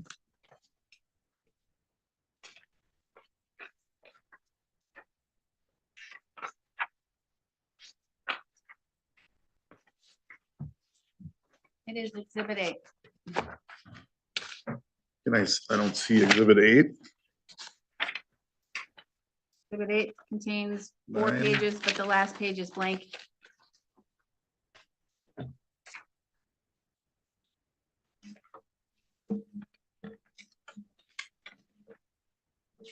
I don't see exhibit 8. Apologize. Mr. Anderson, if you have it, can you kindly show it to him?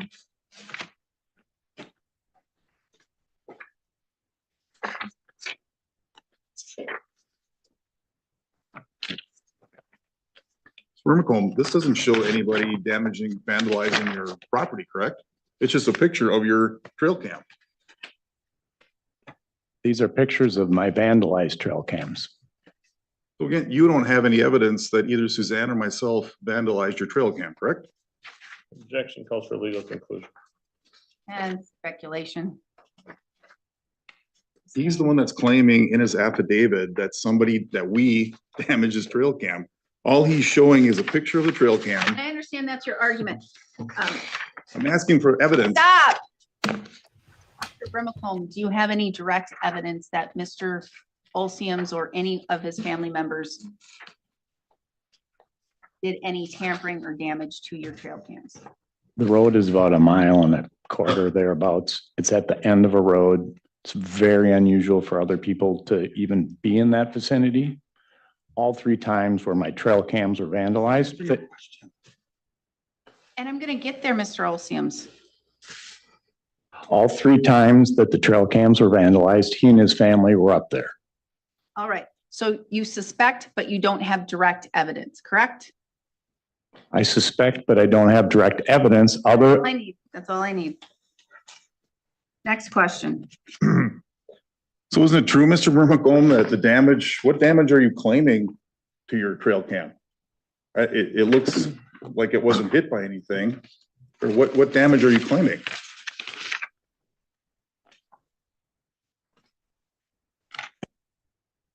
The trail cam, I believe it's the first picture. I don't have the exhibit in front of me, was stabbed with something pointed. A knife, a screwdriver, a pen. The other times were fire pit ashes. In exhibit 10, I believe it is. You pointed at the camera, which is in November or October. And then the next month, and the month after that, and a couple months after that, the cameras were all damaged. But again, Mr. Vermicombe, you don't have any direct evidence. that Asked either and Suzanne- answered. If it's a trail cam, Mr. Vermicombe, if somebody is coming at the trail cam with a pipe or some kind of an object to damage it, it should take a picture of that happening, correct? Where is that picture? No, not necessarily. Well, can you explain to the court, how is it that a trail cam captures other pictures, but wouldn't capture a picture coming at the trail cam with an object to damage it and show pictures of it being struck and hit, Mr. Vermicombe? I don't design trail cams. My understanding is, number one, the camera points one direction. So if something came from the side or behind, it would not take a picture.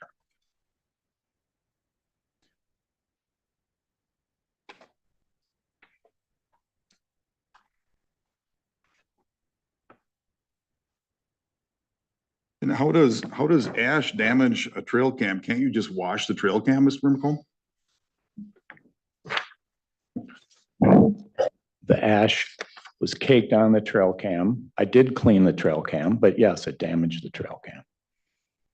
How did it damage the trail cam? I'm asking you specifically, Mr. Vermicombe. How did ash damage the trail cam? Caused it not to function. How did it's a surface particles on a camera. How did it cause it not to function, Mr. Vermicombe? It clogged up the camera. Where is the picture of the person coming to the camera with a container of ash, throwing the ash on your camera, Mr. Vermicombe? Are you saying that the trail cam didn't capture that either? You can come behind it or from the side.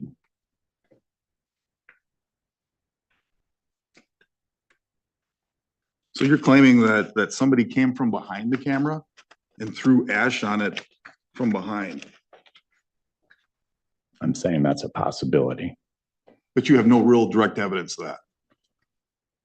Objection other than the ash sitting in the camera. Sustained. Okay, so again, to sum up this paragraph, Mr. McComb, you have no direct I evidence. have enough. I Okay. got all of the stuff on the trail cam Gotcha. I need. All right.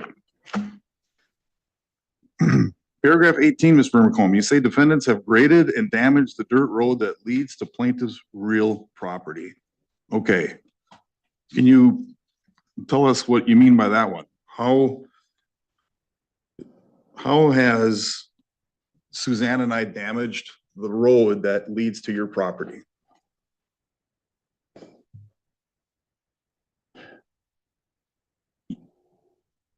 You've been out with some sort of vehicle. I don't know my vehicles very well. And you've run your vehicle over the road. That has damaged the road as well as flattened the road when the road should be more bowed so water runs off the road. I have a question before we move to anything else. Is this road maintained by the township or the county, or is it privately maintained? Privately maintained. I think I knew that from a previous hearing. And I think I knew that because there was some argument as to payment and Mhm. grading and. It's a claim. Yep. That, exactly. All right, so I just wanted to make sure that I had it all square. Next question, Well, he's still, next question. so I still don't understand what you claim is damage. Damage meaning that the road's not usable anymore. Again, I'm trying to understand your affidavit, Mr. McComb. When you say the road was damaged, how specifically did it prevent? I don't understand your word damage. How was the road damaged? You want a bow on a road so water flows off to the sides. When you smooth the road, you create opportunities for water to sit on the road, which creates bigger potholes and makes the road less travelable, if that's a word. But you're aware that I have legal right to access that road to go to and from my property, correct, Mr. McComb? You have the right to access the property, yes. And I also have the right to maintain that road, correct? I don't know, I'm not a lawyer. Have I maintained that road for the last 28 years? Have I done I things don't to the know road with my Bobcat? Yes or no? Yes, Okay. So you're claiming that just the mere fact of me using the road with one of my vehicles caused damage to you or the road and to you. That's what you're claiming in your affidavit, Mr. McComb?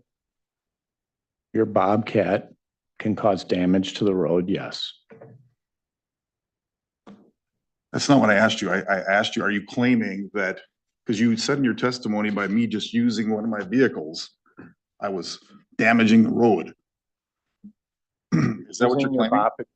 If you use your Bobcat on the road and you smooth it out, but it naturally should have a bow so water runs off the road, you now have created an environment where the water sits on the causeway and creates bigger potholes.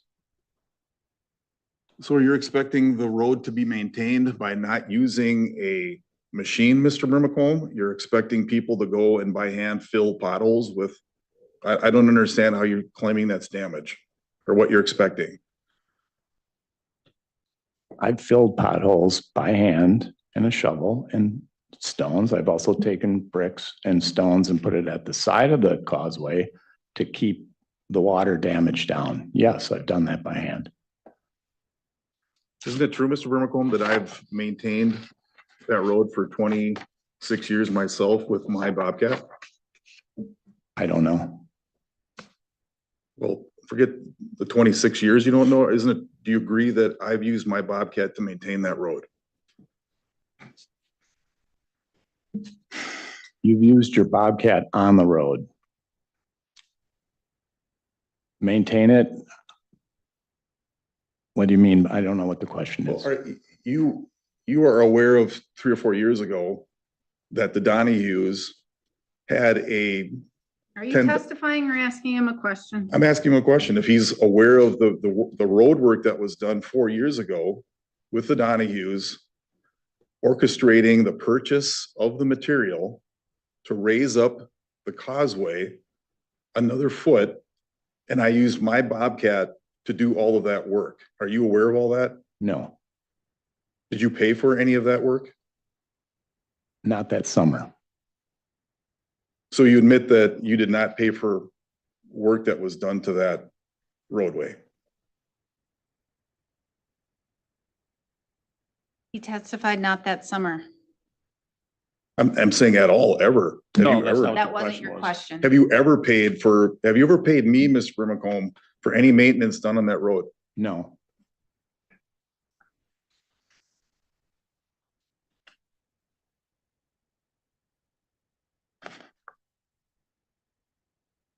So paragraph 19, defendants have discarded waste on affiant's real property. Okay, so now, again, we're talking defendants, not defendant single. You're saying Suzanne and I have discarded waste on affiant, which is you. Suzanne and I have discarded waste on Mr. Brimacombe's real property. So can you tell, well, we're gonna start with Suzanne first. Can you testify as to how you know Suzanne put waste on your property? What specifically do you testify to that? Suzanne now specifically. I didn't follow that whole question. Testify, you say that defendants discarded waste on your property. We're gonna start with Suzanne first and then me. I'm specifically asking, what is your testimony or what evidence do you have that Suzanne put waste on your property? Suzanne, now specifically, not my relatives, not me, not my kids, Suzanne specifically.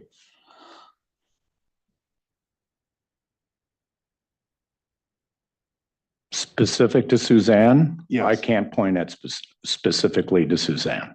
So you were not truthful in that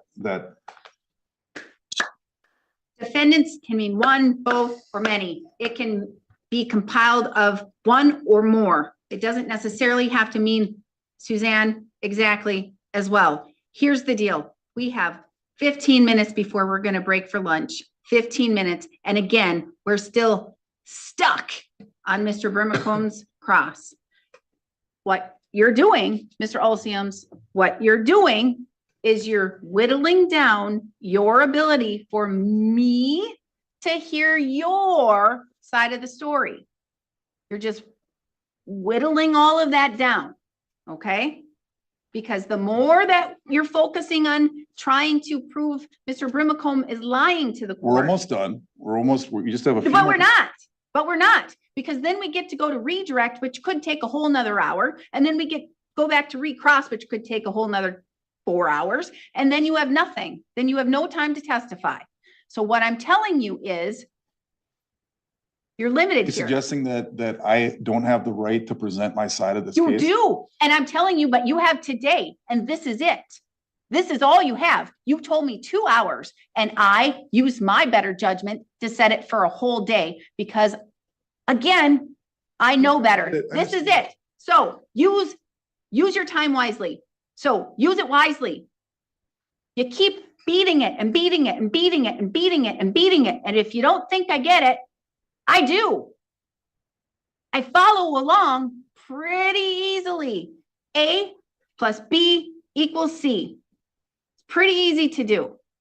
Well, Your Honor, this goes into a motion I'm gonna make based on this affidavit, which is at the source of this whole case and that you based your injunction on. Okay, If good. he's Keep lying through going. every part of this, that means their whole case is nothing. If he lies on one part of it, the whole case is nothing, Okay, right? and that's what I'm getting at. So And that's the then motion get I'm gonna at make. it. Okay.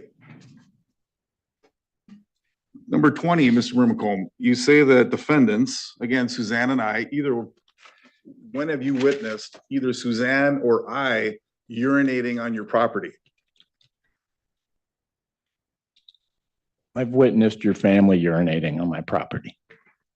Okay, to be more specific though, Mr. Mermacombe, when did Suzanne urinate on your property? I can't say that Suzanne urinated on my property. Okay. When did I urinate on your property? I've seen you or your family or your guests urinating on my property. Okay, again, specifically though, Mr. Mermacombe, when did I'm a defendant, you say defendants have urinated. Mr. not- Alstams, when he uses defendants, he also means your tenant and people you have rented to. That's included in the term in the phrase defendants, okay? So we can make that all clear right now. That is included, correct, Mr. Anderson? That is correct. Your Honor. Exactly, because that's the law. When you rent a place, you rent something you own to somebody else for them to use it for a temporary period of time, But that's not what he's saying in his affidavit. but it is. But Mr. But it is. But he's not a lawyer. He's not a So you're lawyer. assuming. But you right, want to so- know what I am? Right, but it's his term. Magna cum laude in my law school, okay? Got it? Okay, got it? And also been on the bench for 8 years. I understand things. I've been practicing now, what is this, 2025, since 02. 23 years. And I'm gonna tell you, civil law, contract law, business law, that was my jam. That's what I went to law school for, property law, this kind of stuff. Okay? I get it. I understand it. I like it. Move on. Okay, I got it. I got it. Do you got it now? Just one last question. Okay, one last question. Okay. So again, Mr. Mermacombe, you're not an attorney. Okay, so did you put together this affidavit or did you write this out or did someone else write this out for you? I worked with Mr. Anderson on it. So did Mr. Anderson type this out or did you type it out? Objection, foundation, speculation. To the extent he's asking if I typed it. And I'm gonna say it's sustained. I'm gonna guess neither one of them typed it probably, because you know what? There's things called wonderful paralegals and excellent legal assistants who probably do all of that. But you want to know how it is? Because I've been in the legal business, again, 23 years. I've had multiple paralegals. I've had multiple assistants. I've been the peon little attorney who had to do all the little stuff like that. I know how it works, Mr. Olsiams. I know how affidavits get completed and drafted. I know what goes into them, okay? Pretty well learned on this subject matter, okay? Got it. Okay, but last comment I have to make on that. No Your Honor. comments, questions. No comments, questions. No comments, question. So you did not type this affidavit out yourself, correct, Mr. Mermacombe? I did not type that myself. Was this shoved in front of you and Mr. Anderson said, go ahead and sign this? Objection, Your Honor. It's shoved in front of you. Really, is that the language we're Was using? I'll rephrase. Sustained. I'll rephrase.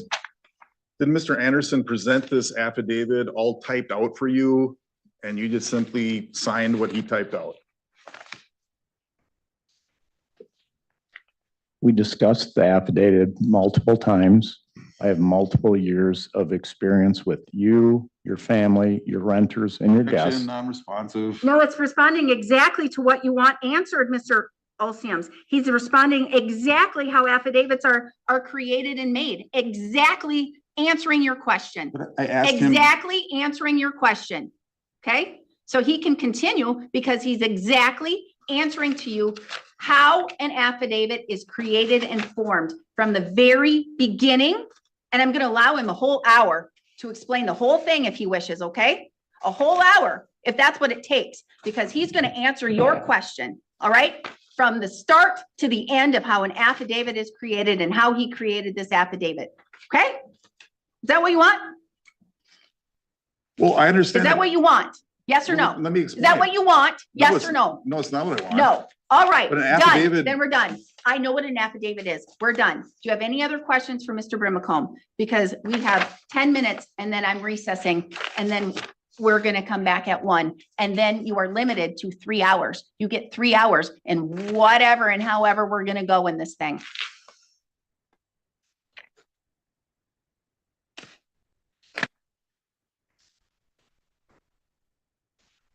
Okay, Mr. Brimacombe, I think we've gone through the affidavit.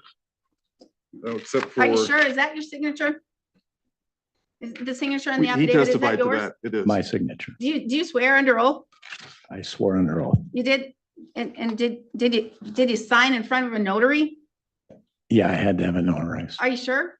Yes, ma'am. Are you really sure? Yes. I'm just trying to make sure. Okay, we're done with that. Now, move on. So, Mr. Brimacombe, are you alleging that right now today that I'm renting my house, my cabin today? Is it being rented today? Yes or no? Is it rented this day, this January or February 4th, As the date of this 2025? contempt hearing. well, I February guess- 4th, 2025, is it being rented today? Not If that you're I'm aware. aware of. Okay, he's not aware. Was it being rented when Mr. Anderson put this contempt motion together?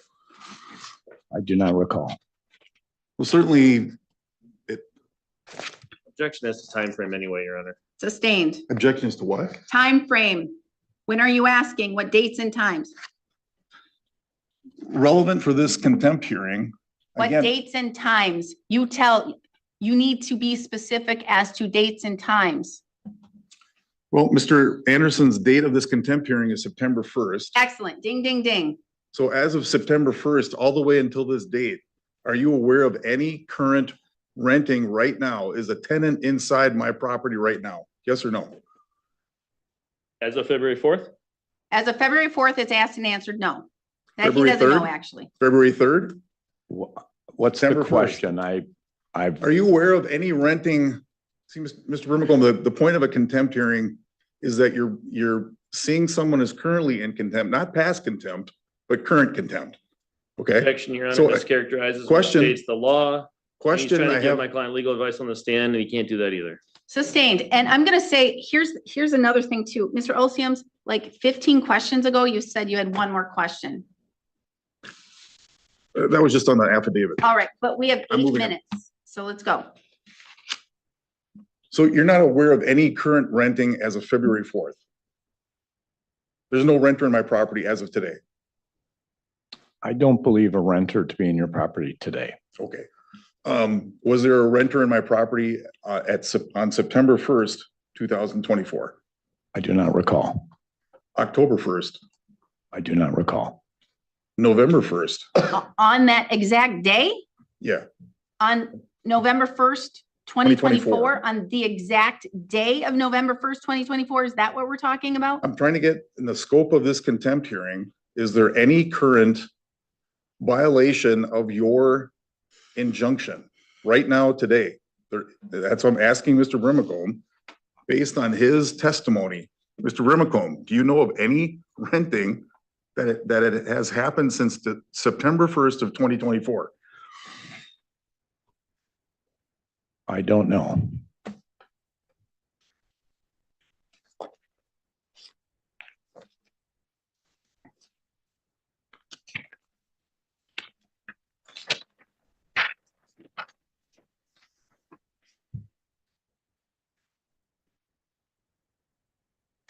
Mr. Brimacombe, would you say that your relationship with me is a friendly relationship? Would you say it's a contentious relationship? Would you say that we're best buddies? How would you describe our relationship? I'll object as to relevance, Your Honor. I'm not sure that that's relevant to It's damages relevant and- because it's his contempt. motivation for lying on this affidavit and coming up with this. Oh my gosh.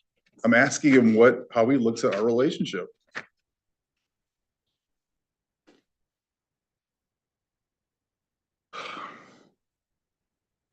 I'm going to sustain and strike what Mr. Olsium just stated, because you're making a conclusion.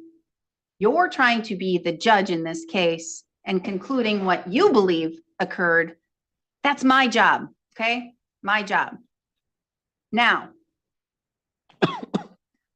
as to whether or not you have any relationship other than just being neighbors on, I wouldn't even describe it as an island. It's an inlet or a peninsula, exactly.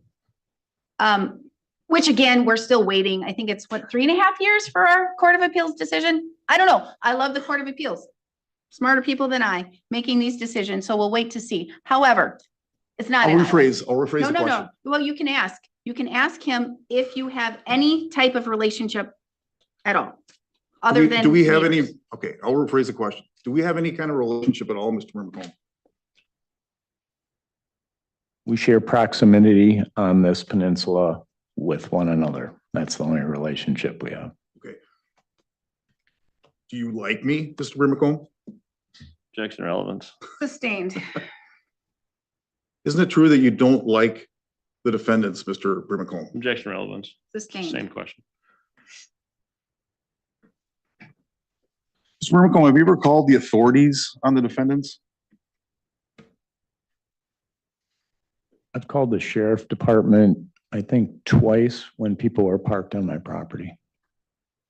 More specifically, over the last 30 years, have you ever called the police on me or Suzanne? I called the sheriff 2 times in the last handful of years because people were parked on my property. I do not know if it was you, Suzanne, your family, your renters. Did you call the zoning department about certain excavating activity or grading activity going on at my property 3 years ago? What was the question? Have you ever called the zoning department?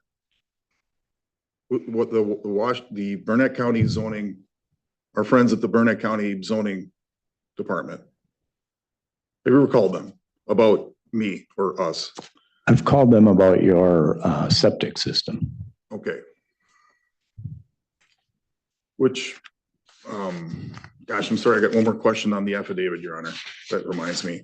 Okay, so you've called them about, You're 3 minutes. You have 3 more minutes. you've called them about, what about our septic system have you called them about? I wanted to know about the septic system and what it was zoned for and how big it was relative to how many people you might have at your cabin. Did I ever show you the septic system? No.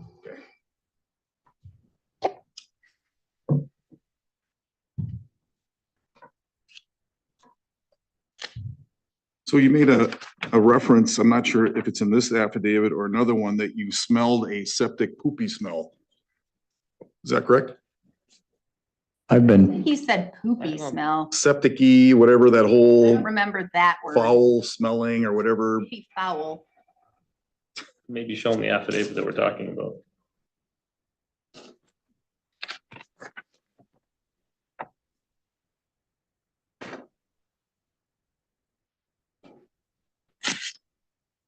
Isn't it true that you've complained about a poopy smell coming from my property?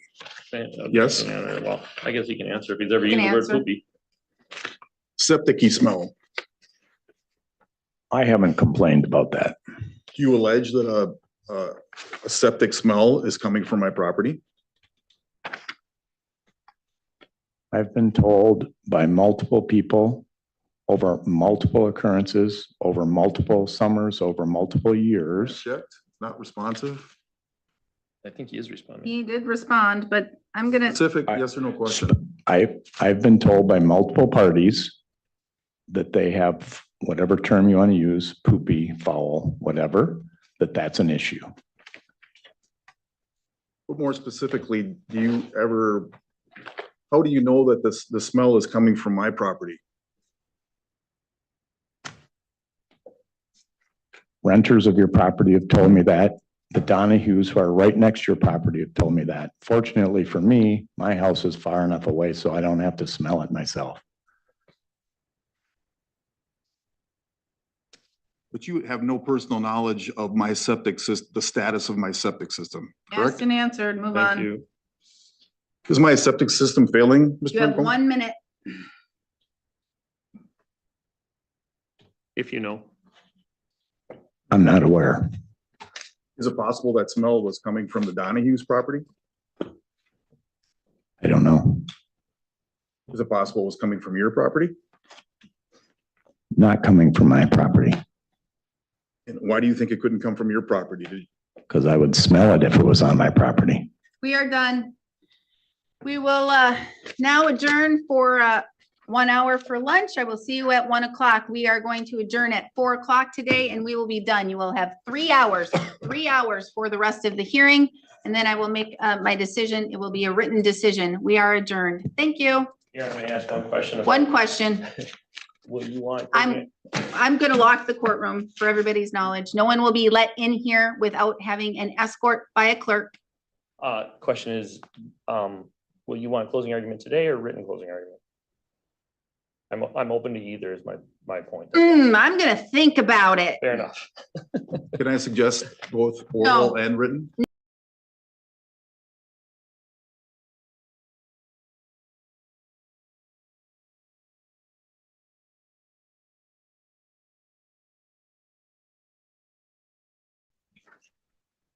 Again, I will reverse Either. back on the record examination of Mr. Brimacombe. Mr. Brimacombe, you are still under oath. Please come forward and have a seat back at the witness stand. Again, I will remind parties, you have 3 hours. We will only go until 4 o'clock today. You have 3 hours. Use your time wisely. I was asked to schedule this again, only for a couple hours, and I scheduled it for all day. This is it. Mr. Olsiums, you may continue. I think the last question I had, I don't know if it was answered, but I asked Mr. Brimacombe if you don't like me, Mr. Brimacombe, do you? It don't was think- asked, it was Answered? objected to, and I Okay. said sustained. Okay, just trying to figure out where we left off. That was it. Okay. How many times have we spoken together in the last 30 years, Mr. Brimacombe? To your best recollection? I don't know how to answer that question. Oh, is it less than 5? No, more than 5. Less than 10? Our kids used to play together a couple of decades ago, so there were several interactions then, Okay. less interactions now. How do you add that up over 35 years? I don't know how to come up with that number. It's safe to say that we don't have a beer together, correct? I've never No. had a beer with you. Yeah, so we're not buddies, Oh, correct? Here's the thing. We don't even know if Mr. Brimacombe drinks. He might not even drink alcohol. Have a He might Coke. not drink beer. Okay. We've never gotten together in a social situation, correct? Mr. We've Brimacombe? never gotten together and, no, we have. Our children used to play together. I would consider, I would consider that social. Okay, but that was 25, 30 years ago? Correct? It wasn't 35 years ago because my oldest is 30 years old, It wasn't within the last 10 years, was it? not in the last 10 years. Okay. So just a few more questions. Last question I have is about the septic system, because again, as a part of your, I'm not sure what affidavit it was on, but you, you make a claim that because 20 people rent my cabin for a week, that it has somehow damaged my septic system and caused the poopy smell. Is that correct? Your Honor, he's putting words in my client's mouth. I'm trying to understand where he's not coming from. putting it- He's not citing any affidavit or anything that my client has ever said that in. And so unless he has that, I'm gonna object as to he's testifying for my client. All right, Did you- here's again. Please, only one person talk at a time. Because otherwise, I'm gonna have to say we're done because it's so hard on my court reporter. I don't know if you see what she does, but she sits there all day long, taking down every single word, which has been a lot, Mr. Olsiums, every single word that comes out of everybody's mouth. It's not easy to do. So it's very, very difficult when people talk over each other. So sustained as to the objection. Mr. Olsiums, are we gonna wrap this witness up? Because I'm We are. guessing we have other witnesses. We are. Just a couple more questions on the septic thing, and I think we're done. All right. Okay. So you are alleging that my septic system is failing, correct? Objection, again, it's putting words in my client's mouth. Did I you don't know. complain about the septic smell? You gotta wait for me. Gotta wait for me. I think I'm gonna have a theme song. Sustained. That was not in an affidavit. At least from Mr. Brimacombe. Mr. Brimacombe, are any of your other plaintiffs alleging the septic system is failing? My septic system is failing, but complaints about the smell or? I've had many people complain about the smell, including plaintiffs. Nobody's ever said anything to me that said that your septic system was failing. So why do you bring up the fact that the septic system smells? I guess, what was the? People told me. So then you're admitting that the septic system has no relevance in this case? It's Your not Honor, relevant? objection. There's, again, Mr. Alciums is testifying when he should be asking questions to Mr. Brimacombe. I'm asking him, what is the relevance of this? Judges clapping, clapping, clapping. Stop, stop, stop. Stop, stop, stop. When you hear somebody speaking and words are coming out of somebody's mouth, that means zip yours shut. That means do not open them at all. Okay? At all.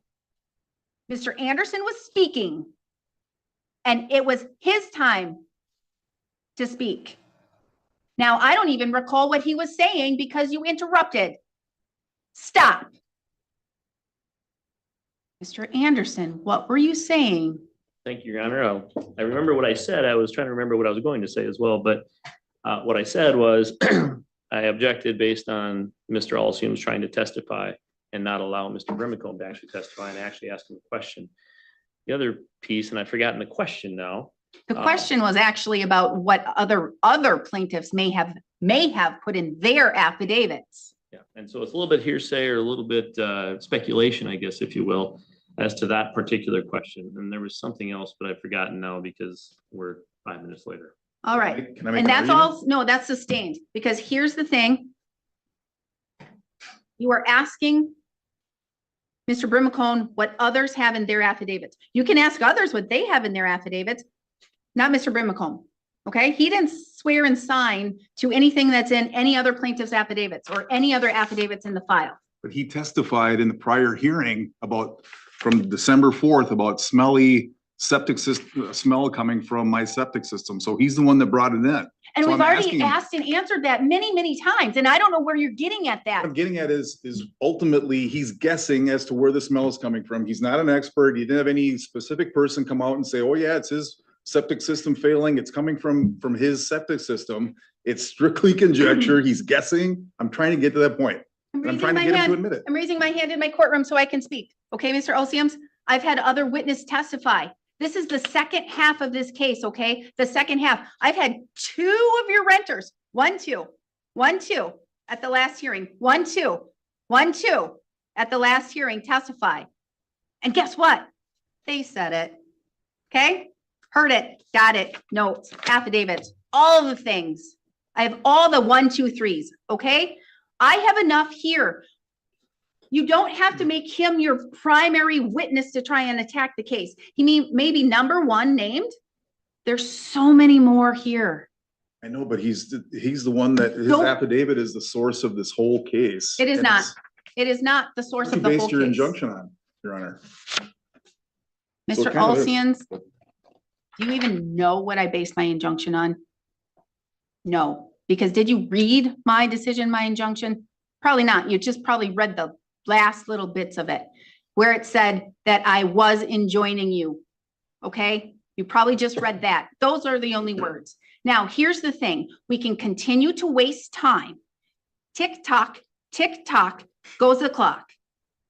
Okay? We can continue to waste time, or we can get to a point where I can hear your side of all of this, Mr. Alciums.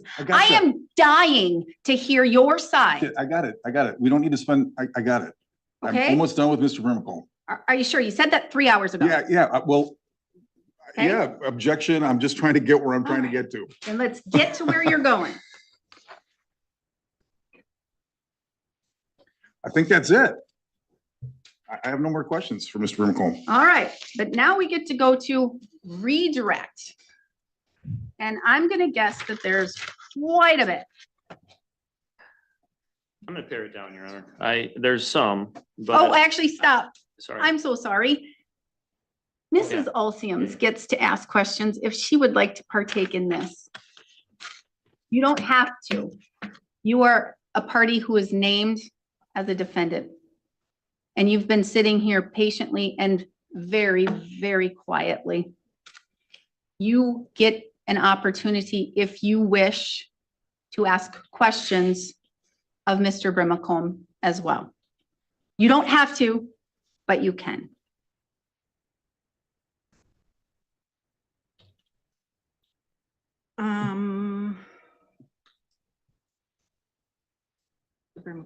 And then I'm gonna need you to have the microphone though, so we can all hear you. You can, and the microphone can turn, so you can turn it to you. Mr. Brimacombe.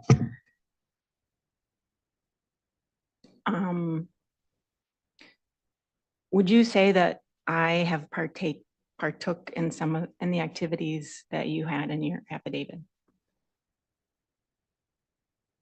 That's pretty broad. It's kind of broad. Do you have your affidavit up there? I don't have the affidavit in front of me. Can I provide? that to you, Your Honor? I've got it right here.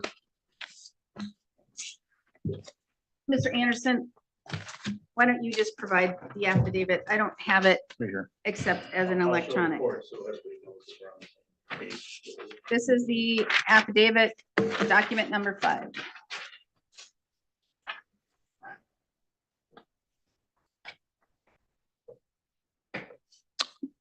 Maybe I'll word it this way. In your testimony, Mr. Brimacombe, I have not heard you mention me partaking in many of these things. Let me know if that is an incorrect statement.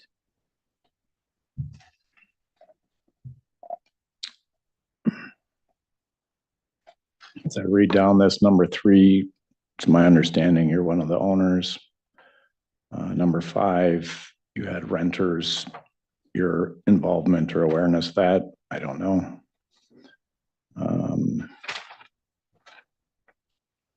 The renters' vehicles, et cetera, as far as I know, you weren't on the property at that time, so you really probably don't know. Who parked their vehicles and such on my property, as I stated earlier, I don't know if it was you or other members of your family or renters or friends. The trespassing, I don't know that it was you versus your family, your friends, your renters. The removage of the trees and foliage, timber, damaging trees, destroying and removing trespassing signs. I have not seen you do that. Stakes being removed from the property. Didn't see you do that. I do not know the 3 or 4 times that the trail cams were damaged, whether you were on the property at that point in time. So I don't know. It's my understanding that Carl's the one on the road doing the road stuff.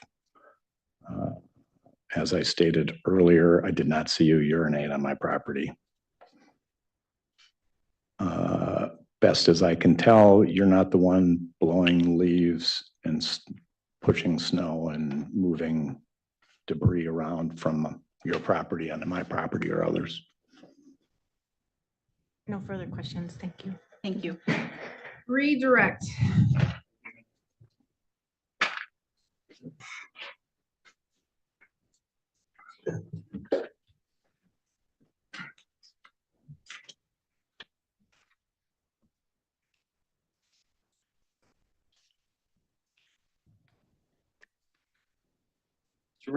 Excuse me, Mr. Brimacombe, do you have exhibit 7 in front of you? Yes, sir. Okay, I just have a few questions about that exhibit. If you look at page 1 of that exhibit, Mhm. you see 1, 2, 3, 4, 5, 6 cars there maybe? In the foreground, yes. Excuse me, Your Honor, he's got my copy. Can I have my Yes. copy back, please? Yes, you can get your copy back.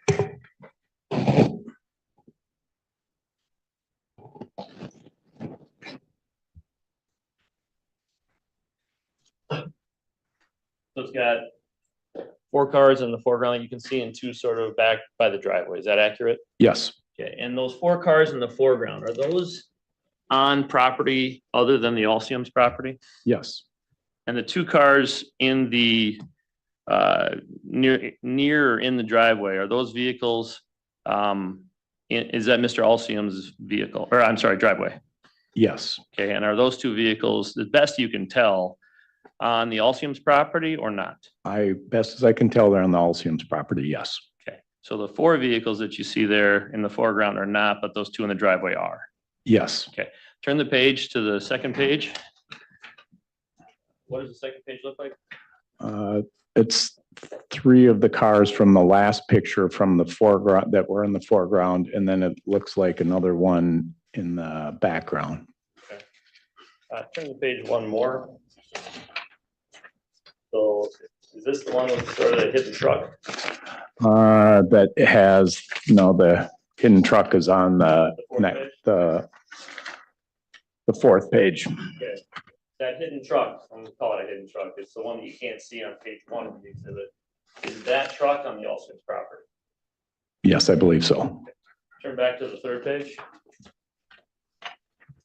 Okay, is this a picture basically looking down the Alcium's driveway? Yes. And you see on the left row of cars, are there 4 cars there that you can see? I'm not sure I'm looking at the picture you want me to look at. Says page 3 of 4. Yeah, that's the picture. Okay. On the left, Oh, on the left row, Up- the up. white car. within his driveway. Yes. we could just- Yes, I see 4 that are out in the driveway. Mhm. And then in the right row, if you will, or column of cars, how many do you see there? I see 2 clearly, and maybe there's a 3rd, but I see 2 clearly. Okay, and in front of the 2 that you see clearly, do you believe that there's more room in front of that? There's room for at least 1 more car, maybe 2.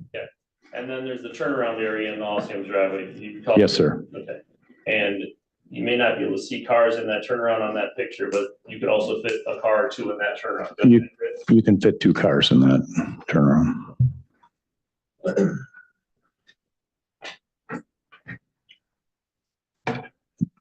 Mr. Brimacombe, when guests are at your property, are you there? Yeah, 99% of the time. Okay, and when you're not there, is it My children, your kids? Okay. Do they park on your property? yes.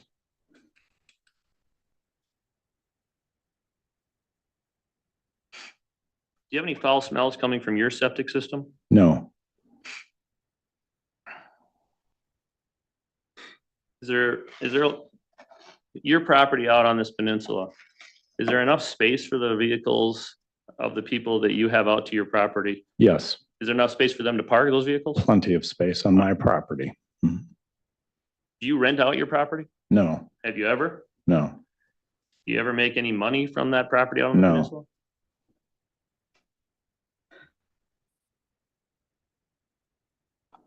It's my understanding that the Alcium's property ends at the end of their driveway. Is that accurate? just, Why don't you look at page, I think it's 3 of that same exhibit 7. page 3. The driveway that has the fencing, their property ends a handful of feet plus in front. So where we see these 2 cars, it ends maybe a little bit in front of those 2 cars. A little bit, 5 feet or less? Definitely less than 5 feet, but somewhere in that neighborhood.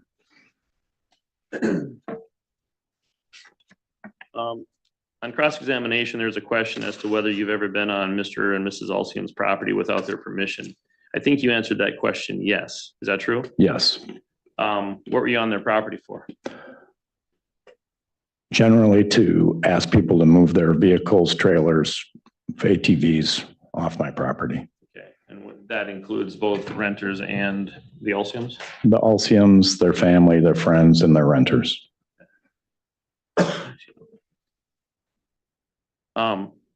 Have you ever gotten someone saying, no, I'm not moving it? No, Everybody's moved it? everybody's moved it.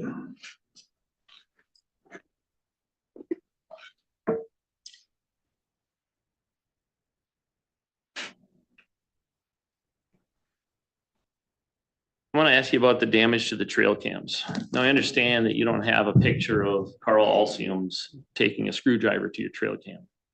But I want to understand why you believe it was the Alciums that did that. So you've described the road. It's a mile and a half long. Is that accurate? Yes, And there's 5 houses on the island or the peninsula or whatever we call it? 4 or 5? How many? one. There's 5 families that own various properties on the island. There's other buildings, but there's 5 families that own the property on the island. Is there really much of a reason for anybody else to go down that road? No, it's highly unusual, actually, that somebody finds their way to the end of the road. Now, you know when this damage occurred. Is that a fair statement? Yes, Okay. And was there anything about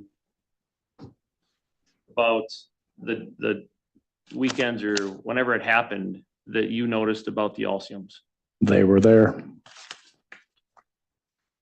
Now, the trail cams, well, first of all, how many trail cams were actually damaged? 3, How many were damaged beyond repair? 1, And the 3 trail cams that were damaged, where were they in relation to the Alcium's property? those are the 3 that were closest to their property and closest to the end of their driveway. On the dates or on the time frame when these trail cams were damaged, you have any pictures that you're aware of anyone else that was out there that time frame? No, they weren't. And in my understanding, in exhibit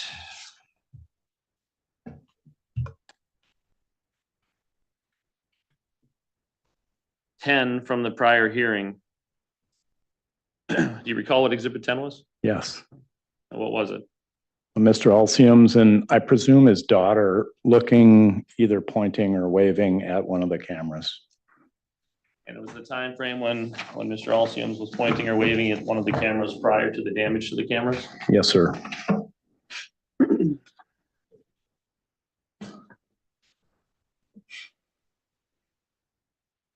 Now, there's also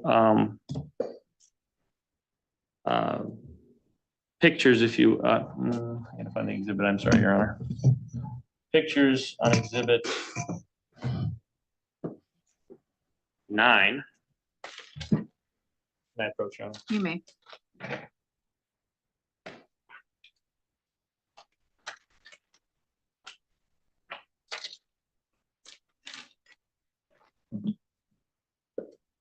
Exhibit 9 appears to be page 4. It's a little bit blurry, but can you describe what that picture is? Yes, there was a series of pictures and kind of put them into 2 halves. One when the ATV was on the right side of the tree. These were the ATVs on the left side of the tree. That is, I believe, one of his children hooking a chain onto the ATV. Okay. Is that chain wrapped around anything? The chain's wrapped around a tree. And in the other pictures in that same exhibit, are there other pictures? Are there pictures of Mr. Alciums? Yes, That's the same time frame. yes. And do you know, was the damage to the tree that was being done, is that before or after the pointing of the trail cam? Actually, the series of pictures, the trailing at the trail cam was kind of in the middle of it. He was on the right side of the ATV, running his ATV into the tree. And then they moved the ATV to the left side of the tree, as you're looking at the picture, hooked the chain up, and then saw the picture or saw the camera, and then they took the chain off and moved the ATV. That tree that is depicted there, whose property is that? The Millers. You were aware of any other trees that have been damaged? Or Yeah. taken down by the Alciums? There's been several trees either damaged or taken down by, I believe, the Alciums, yes. Okay, and were those trees taken down not on the Alciums property? Is that correct? Correct. There's several trees that have been damaged or taken down on Miller's property and my property.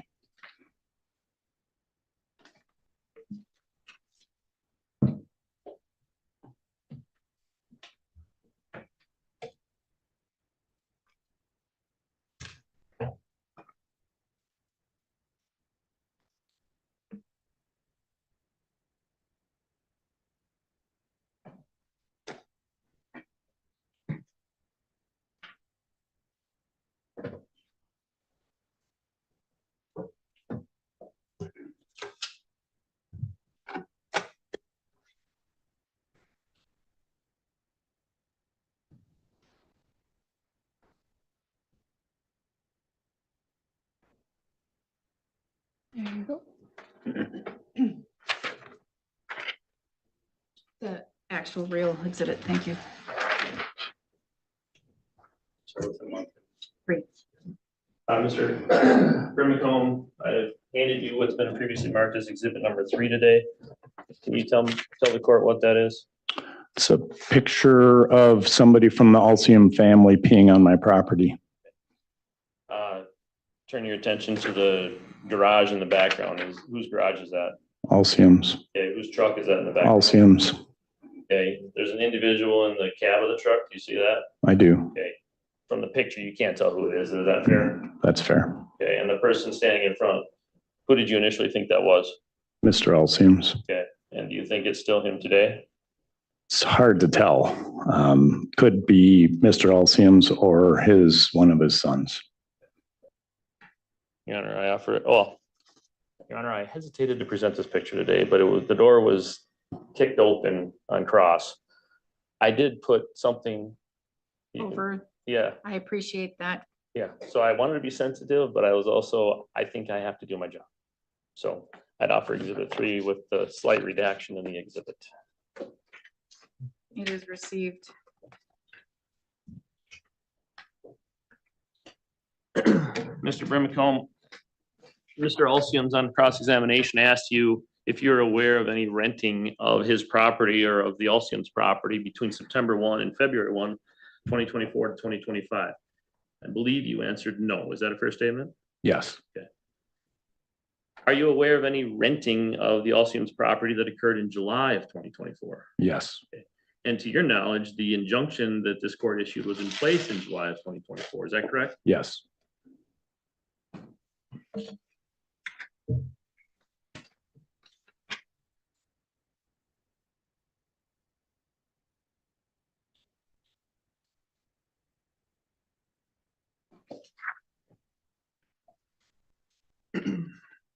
Mr. Brimacombe, famous last words, I think one final question, but I'll try to make it that. You've indicated that there's been many cars on the property all at once and over the course of time. Obviously, the cars parking on your property has been a complaint of yours. It's been a complaint of many. Is it also a complaint of yours, just the sheer volume of traffic on the road? Yes. And why is that? Well, the causeway is very narrow. It's only about a foot on either side of a car. And I don't exactly know how long that is, but it's substantial. So to try to back up and get out of the way and let people pass, that's a problem. It's also, as we discussed earlier today, a private road. So a lot of traffic is hard on that.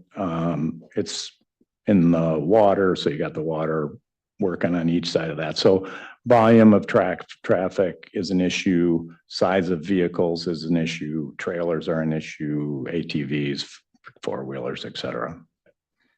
Does it affect the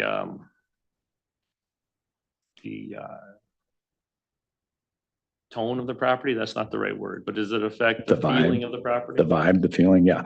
Again, because it's at the end of this road, across the causeway, on private property, people who don't belong there don't come very often. And so when you have groups of people that have large numbers of vehicles, trailers, ATVs, four-wheelers, it changes the vibe, yes. Your Honor, I have no further questions for Mr. Brimacombe. Thank you. Recross, Mr. Olsiams. Real quick, Your Honor. So, Mr. Vermicombe, you're testifying that there's all these vehicles on quote unquote your property. Why didn't you call the sheriff, Mr. Vermicombe? I don't understand your question. Why didn't you call the sheriff in response to all these cars on your property? Your Honor, I would object to that because it mischaracterizes testimony from prior on first cross when he testified that he has called the sheriff on a couple of occasions. Sure. Mr. Mogen. That is sustained.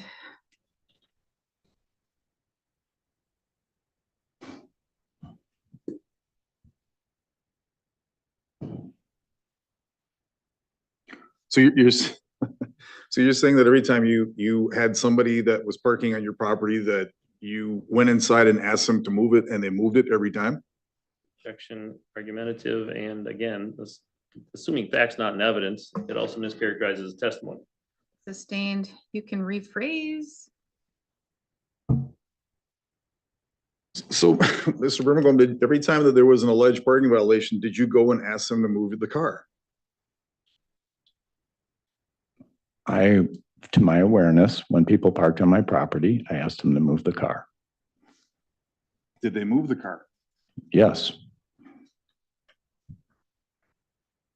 So, Mr. Brimacombe, what are you claiming about somebody, what's the damage that you're claiming with somebody parking their car on your property and then them moving it? What's the damage you're claiming? If part of the reason to own this property is a vibe and having relaxation, serenity, and peace, having to go down and ask people to move weekend after weekend, month after month, summer after summer, year after year, goes against the whole purpose to have a property like that. So what if it turned out that really these cars were not parked on your property? Objection, hypothetical. And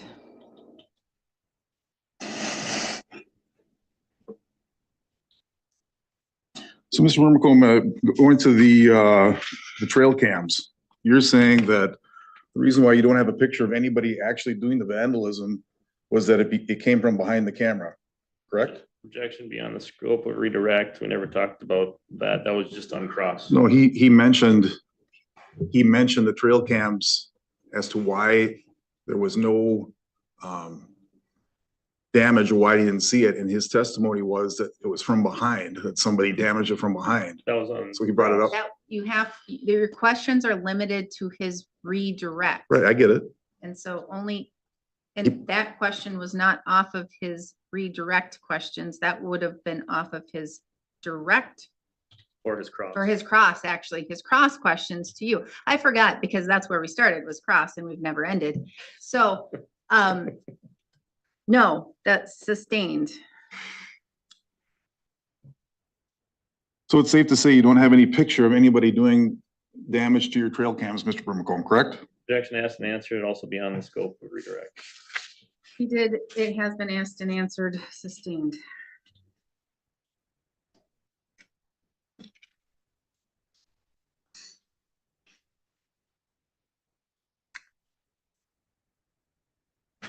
So go to this picture that was just introduced, somebody urinating. What exhibit was this again? 3, I'm sorry? 3. Okay, Mr. Brimacombe, exhibit 3, isn't it possible that somebody is peeing on the road? No, the car's on the road. Okay, and then defense exhibit number 2. Can I approach the witness? Just ask him. As long as it's off of the recross or redirect. I am so confused because we started, and again, this is a long one witness. As long as it involves a question from the It's this redirect. picture that they introduced in redirect. Then So it's yes. about this. You may. Okay. So, Mr. Brimacombe, isn't it true that this person peeing in this picture is actually on this survey, is approximately right in the easement area on this survey? No, because that doesn't show the road, so it's impossible to tell exactly where the road is, so therefore we can't see exactly where your car would be, and this person is right next to my cameras. So where on this survey is that person peeing then, Mr. Brimacombe? Where on the survey is it? To the west. What does that mean to the west? Can you, where specifically, mark with your pencil, where is somebody peeing? We On the don't, survey, we on don't, the survey. Well, he would have to mark, if you're asking him to mark something, it has to be on the actual exhibit. So in Here's a relation to pencil. anything, Can you mark on the exhibit? where the it's at? survey doesn't show the road, as I've stated multiple times. I have a question. My question is, Mr. Brimacombe, if I were to give you the formal exhibit number 1, which is the survey, and a And it- pencil, would you be able to mark with an X where the person is urinating? And that's a yes or a no question.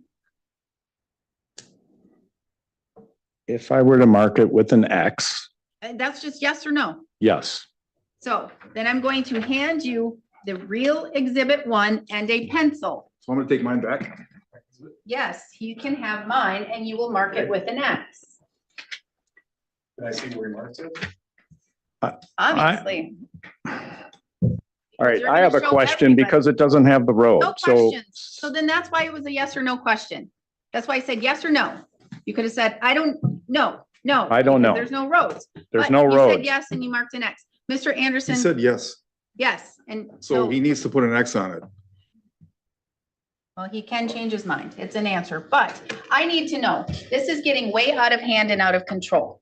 Okay? Somebody's peeing and somebody's peeing Yep. on or very near property that is very near a camera. I can see that visually with my eyes. I can see visually with my eyes a truck that has, at least in another picture, was identified as Mr. Olsium's truck. But Mr. Olsium has not identified that truck, so I don't know if for a fact that is Mr. Olsium's truck. Those are all the things I know at this point in this time. Whether or not we can mark it on the survey, I don't find relevant in my decision, because Saying it's on his I property. can't understand your questions as it relates to the survey anyway, because Because you're it so shows- very confusing. Because it shows he's claiming all of this is on his property, and it's clear by the survey, it's not his property. Mayor, I think that's an argument that he's trying to make, and I don't think we're gonna get anywhere with the questions at this point in time. So I would It ask us to is. strike that and move on. It is stricken and we are moving on. Again, Mr. Olsiums, if you want time to be able to testify and you provide all of those things to me, I get it, I get it. you can provide all of those things to me, but first we have to get there. Just trying to get him to admit it. Him admitting it's a lot more powerful than me testifying to you. Is it working? Is it working? Is it working? So Well, I think- obviously, I think you'll put the His- dots together when I, his answers are not what you want to hear. That's because they're his answers. I'm just you simply can- asking where on the survey is this person peeing? You can see my house, so that means you can see lot 3. So he should be able to mark on the survey where somebody is, where that person's peeing. You can see my house right there. So if he can mark on the survey where that person's peeing and it's not his property, he impeached himself. I can't tell by looking at the survey and looking at where the person is peeing on somebody else's property, where it is. And I look at surveys a lot. I've looked at surveys a lot, and I can't tell. Because I'm not seeing where there's a roadway marked on the survey, and I'm not seeing where there's a roadway because it's covered with snow on exhibit 3. Well, obviously, we have to get to the property and it's there somewhere, isn't it? It has to be. Somewhere. Everything's fact- somewhere. So, except your testimony, because we're not there yet. That may be somewhere. We'll see. Right? Mhm. So let's try and get there.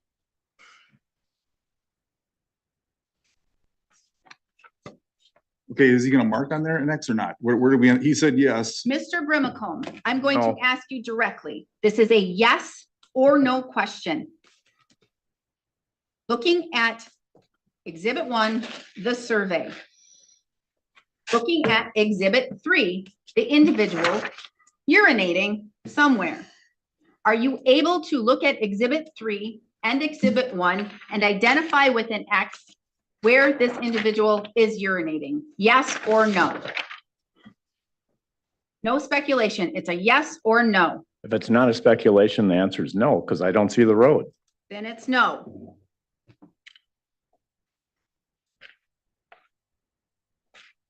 Okay, one of the things, again, I don't want to upset you, Judge. You're just testifying. Again, I want to hear wanna- you testify. I I'm don't trying to want to make hear you you- testify through I get asking it. questions. I get it, but again, it all comes down to specifics on the survey here. I And you're noticed, testifying. You're testifying. You're testifying. I wanna show him the video. Stop. No. I'm about Okay, done. You okay. get 2 more questions. I'm done. okay. and you made comments about the traffic on the road, Mr. McComb. Again, frequency, does that happen 5 times or less a year? You mentioned that you complained about traffic damaging the road. How often does that happen per year? I'm not sure your question. How often are your renters there? I don't know what the question is. You testified to a road getting damaged because of vehicles going over the roadway, correct? Do we want her to bring back your testimony about what you were testifying to as to what vehicles were Are we causing talking this about your renters? What are we, I don't understand you your made- question. Mr. Olsiams, that means it should ding, ding, ding to you.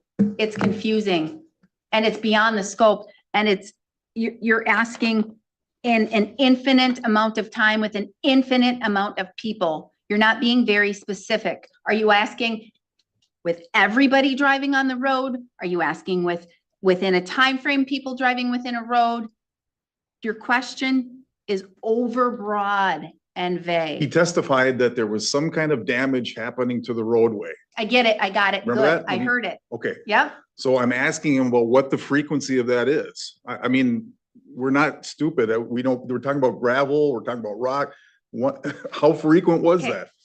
Exactly there. How I'm asking that. frequently has the road been damaged?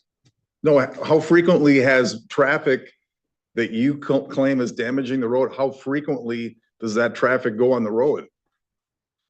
Your rental groups come 3 out of 4 weekends this summer. That's 9 over the warm weather months. Throw in Memorial Labor, that's 11, couple times in the winter, couple times in the spring. It's probably 10 to 15 times a year. But you never witnessed that yourself personally. You're just guessing, correct? No, I'm up there a lot. I've witnessed those weekend after weekend, month How many after month, times have you summer after witnessed? summer, season after season. How many times have you witnessed that kind of traffic going through over the causeway? Every time you have large groups. That's it, Your Honor. No more questions. All right. Miss Olsiams, do you have any questions? No further questions. All right. No further. All right. You may step down. Thank you. Now, Your Honor, I think this. Oh, this thank one was you. yours. so much. Now, we get to move on to another witness, Mr. Anderson. How many more witnesses do you have? Well, I've debated that, Your Honor. It's all up to you because we I- have till 4. That's it. Um, It's actually your motion, your case. fair enough. I'm gonna call, John Miller. Mr. Miller, please come forward. Raise your right hand. You're going to be sworn in and then you can come and have a seat in the witness stand. Do you affirm that the testimony you're about to provide in this matter shall be the truth, the whole truth, and nothing but the truth?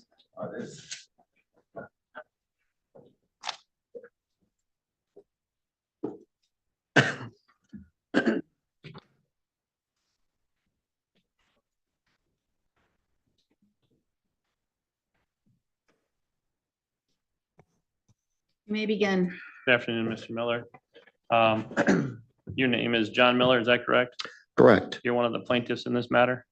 Yes. Do you have property that abuts or is near to the Olsiams property in Burnett County, Wisconsin? Yes. And are you next door neighbors or is there space between? There's a fair amount of space. Okay, does your property lines abut? Property lines do abut. And when people drive over this causeway to get to your property, or I'm sorry, to get to the Olsiams property, do they have to drive by your property to get there? Yes. Are you up in Burnett County here quite a bit at your cabin or house on this? Yes. peninsula? How often would you say you're up here? I would say once or twice a month. Is that all year round or is that just in the summer months? That's year round.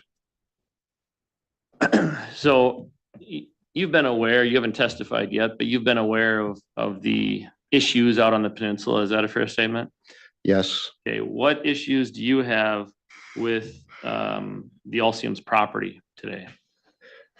My biggest issues would be traffic, which can be extremely busy anytime there are renters. And Usually they are large groups of renters. The place is advertised as holding 22 or sleeping 22 people. So the traffic can be immense, and not just on arrival and departure, but coming and going 2, 3, 4 times a day. Anyway, a lot of traffic. As far as Let me stop you there. So go back a little bit. So you have property that abuts the Elysiums. Do you also have other property on the peninsula?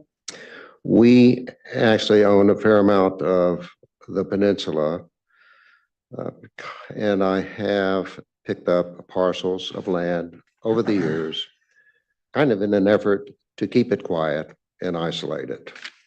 And for the most part have been successful. So are some of those parcels, if you will, that you've picked up built upon or not built upon? They are not built upon. Okay, and that's to your point you just made, to keep it quiet. Yes, sir. Have you observed ATVs at the Elysiums property? Yes. And are those ATVs sometimes brought by renters? Oh, yes. Tell me about the ATVs. Do they cause you any concern? The primary concern is just the noise and the traffic level, the congestion. They're fairly loud. Have you observed any tree removal from your property? I have observed trees down, yes. Did you authorize the tree removal or the cutting of those trees? No, Was it clear to you that somebody had cut them? yes. So it's not like the wind just blew them over. Somebody actually cut the tree down. These were sawn. You've been in court today. Is that true the whole time? Yes, So you heard testimony about a tree with an ATV with a chain wrapped around it. Did you hear that testimony? yes, Okay, and the testimony I think is that tree it is on your property. Is that correct? that's correct. Okay, did you authorize anybody to tie a chain around that tree and try to damage it or make it come down? No, Thank you. Yes. I'm showing you what's been marked as exhibit number 4 for today's hearing. Do you recognize the first page?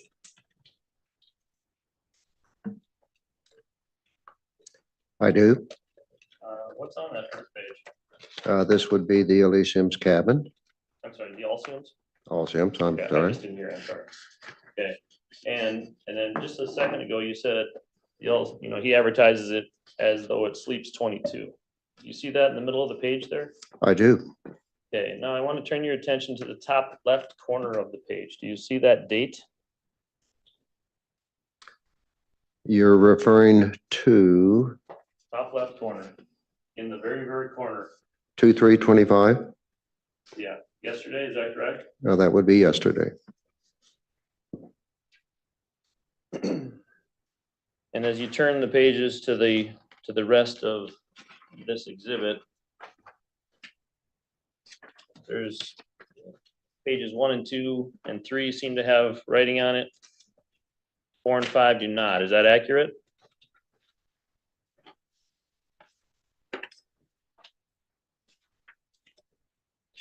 That is correct. Okay, and then 6 through 10, that appear to be just a larger, a zoomed in copy of the same thing. I would say a larger picture, a larger copy.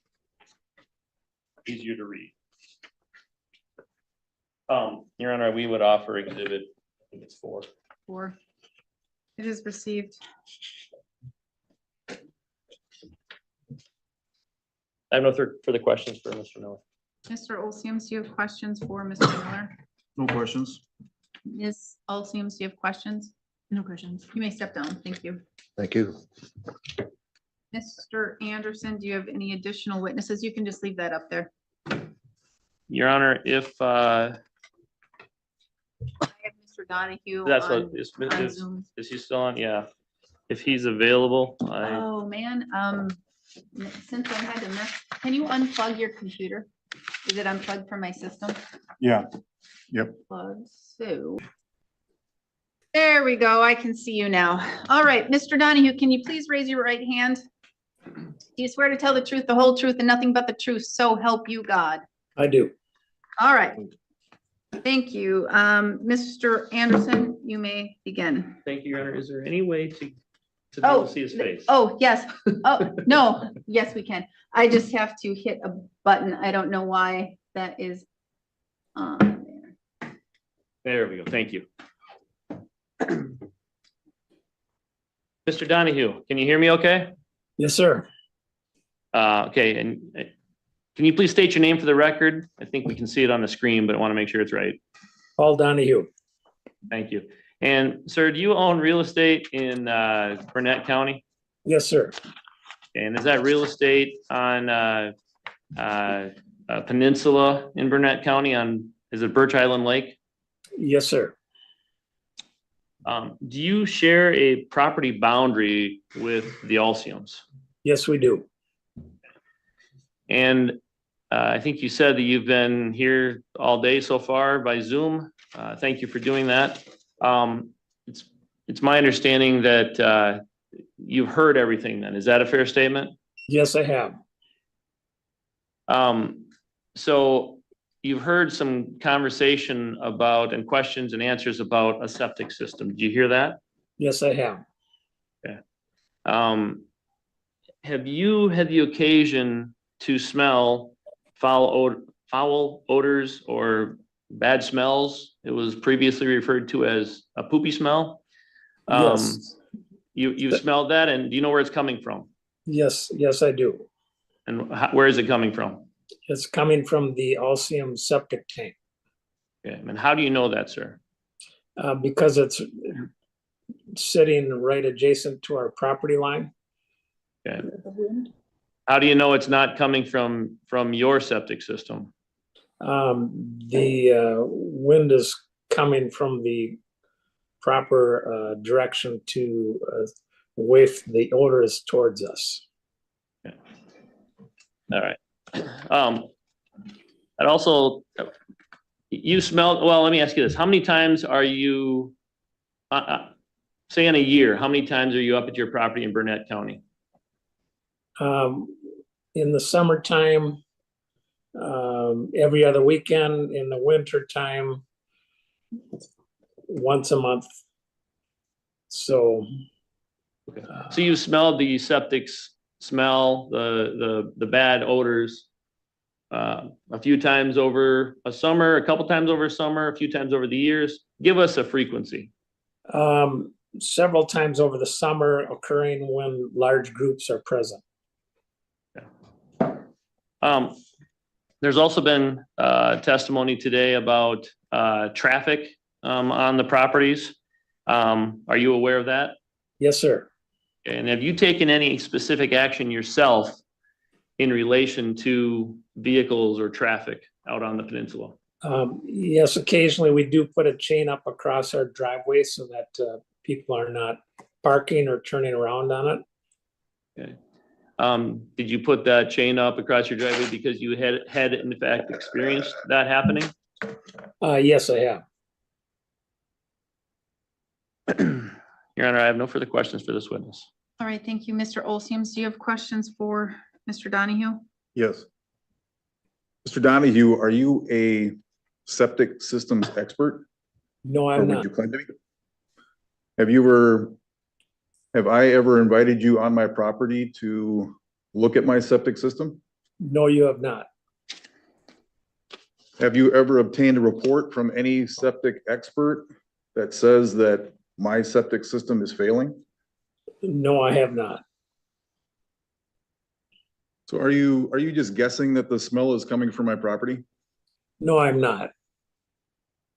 Well, if you hadn't have an expert that says it's coming from there, how do you know that the odor is definitely coming from my septic system? I know what a septic tank smells like when it overflows. And I know where it's coming from the direction of the wind. Have you noticed any puddling of liquids? No, I have not. Ms. Olsians, do you have questions? No questions. No further questions. No further questions. All right, thank you, Mr. Donahue. You are now released. You may remain on through the duration of the case if you wish, or you are free to leave. Thank you, Your Honor. Your Honor, may I take a 90-second recess to confer with my client? Actually, let's take 3 minutes. We'll come back at 2:05. Okay, thank you. Back on the record, same appearances as previously noted. Mr. Anderson, you still have the ability to present your case. Do you have any further witnesses? No further witnesses, Your Honor. You're closing your evidence. Yes. Okay, now we are turning over to your side, Mr. and Mrs. Olsiams. I don't know, I'm gonna ask Ms. Olsiams first, because I'm not sure if you're wishing to give any testimony or provide any testimony here today. That's your choice. I don't know how much you're participating in this case, how much you're actually involved, but that's why I'm asking you first if you are going to, or if you think you are going to provide testimony. And is this for the damages? For both, For both. yes. Both meaning damages and contempt, right? Yes. Okay, thank you.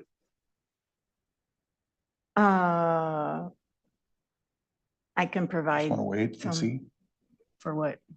If you until- want to provide testimony. Just say wait and I was see. thinking that if you were going to provide testimony, you might take a little less time than Mr. Olsiams, but if you feel more comfortable in waiting, Oh, wait then. Okay, I'm fine with that too. Okay.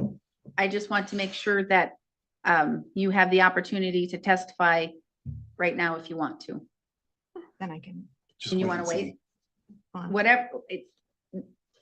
Let's just go with Mr. Olsiams. Okay. Mr. Olsiams, please come forward, raise your right hand. Well, first of all, I'd like to make a motion, Your Honor. The equivalent is if we're in a trial, a directed verdict, I'd like to motion the court to find in favor of the defendants on the contempt hearing. And I have two major reasons for that. The first is a civil injunction, how it differs from a criminal situation is that, for example, Did you read my decision? Because I explained it all in my decision in order exactly. Yep. But I'm just pointing out, Okay. I just want to, if you let me get through my motion, I'm just basically pointing out to the court that the purpose of a civil injunction is not to penalize past alleged non-performance. The point, that's a criminal matter. That's if the corporate counsel of Burnett County had a problem, which really this is where this should be, in front of the corporate counsel. No, it If doesn't they- have to. Do you know Wisconsin state law? And I'm very clear. I'm very to the point in my decision that was filed on October 4th, 2024, exactly answering all of those questions. Okay, all of those things. A property owner under Wisconsin law can go, you know what? County's not doing it because it's the county's discretion if they want to enforce their own zoning ordinances. If they choose Well, I not understand to, that. stop. If they choose not to, a property owner has the right to do that. That is exactly what is occurring here. Exactly what is occurring here. Exactly. Okay, but the difference is, again, there has to be a current non-compliance. The purpose of a civil injunction is that you can't say 6 months ago, somebody broke my injunction, so now I'm going to impose a punishment. The purpose of a civil injunction is to compel current compliance. So what that means is, if I was renting the property right now today, if there was somebody in my house and renting it without the permission of the county, then you would have the power to compel me because of that injunction to remove the renters. But what we're talking about here is simply trying to punish past non-performance. And that's not the purpose of a civil injunction. And what we have here, Mr. Anderson has not proven that there is any current renting going on at the property. So on that basis alone, again, one of the things I want to mention is I went through the same thing in the state of Minnesota. I know you did, and you went to prison for it. No, I'm talking about the The civil. other thing? Oh, okay. I'm talking about the civil part of it. The same thing as the township went through the civil avenue of doing this exact same thing. and the appeals court ruled that it was totally improper, that it's not the purpose of a civil injunction to impose a, Do you know how many times I have to tell Minnesota attorneys? How many times I have to tell Minnesota attorneys, you can't rely on Minnesota law in Wisconsin? no, I'm not saying you can, but there also, You that can't. does influence, Read Wisconsin law, please. Like, if you're going to be in my state of Wisconsin and my county, Burnett, read my Burnett County ordinances, our local ordinances, and read the state of Wisconsin laws, okay? Because how many attorneys that come from Minnesota? I know, because I'm licensed in Michigan, I'm licensed in Minnesota, and I'm licensed in Wisconsin. So I the understand laws that. are all different.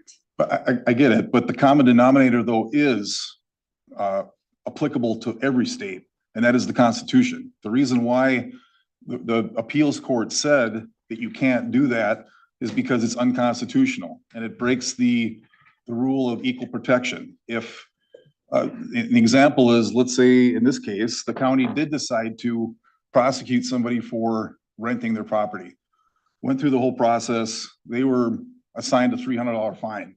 Okay, now they decide to take this direction and you take that direction and you decide to impose a sanction of $500,000.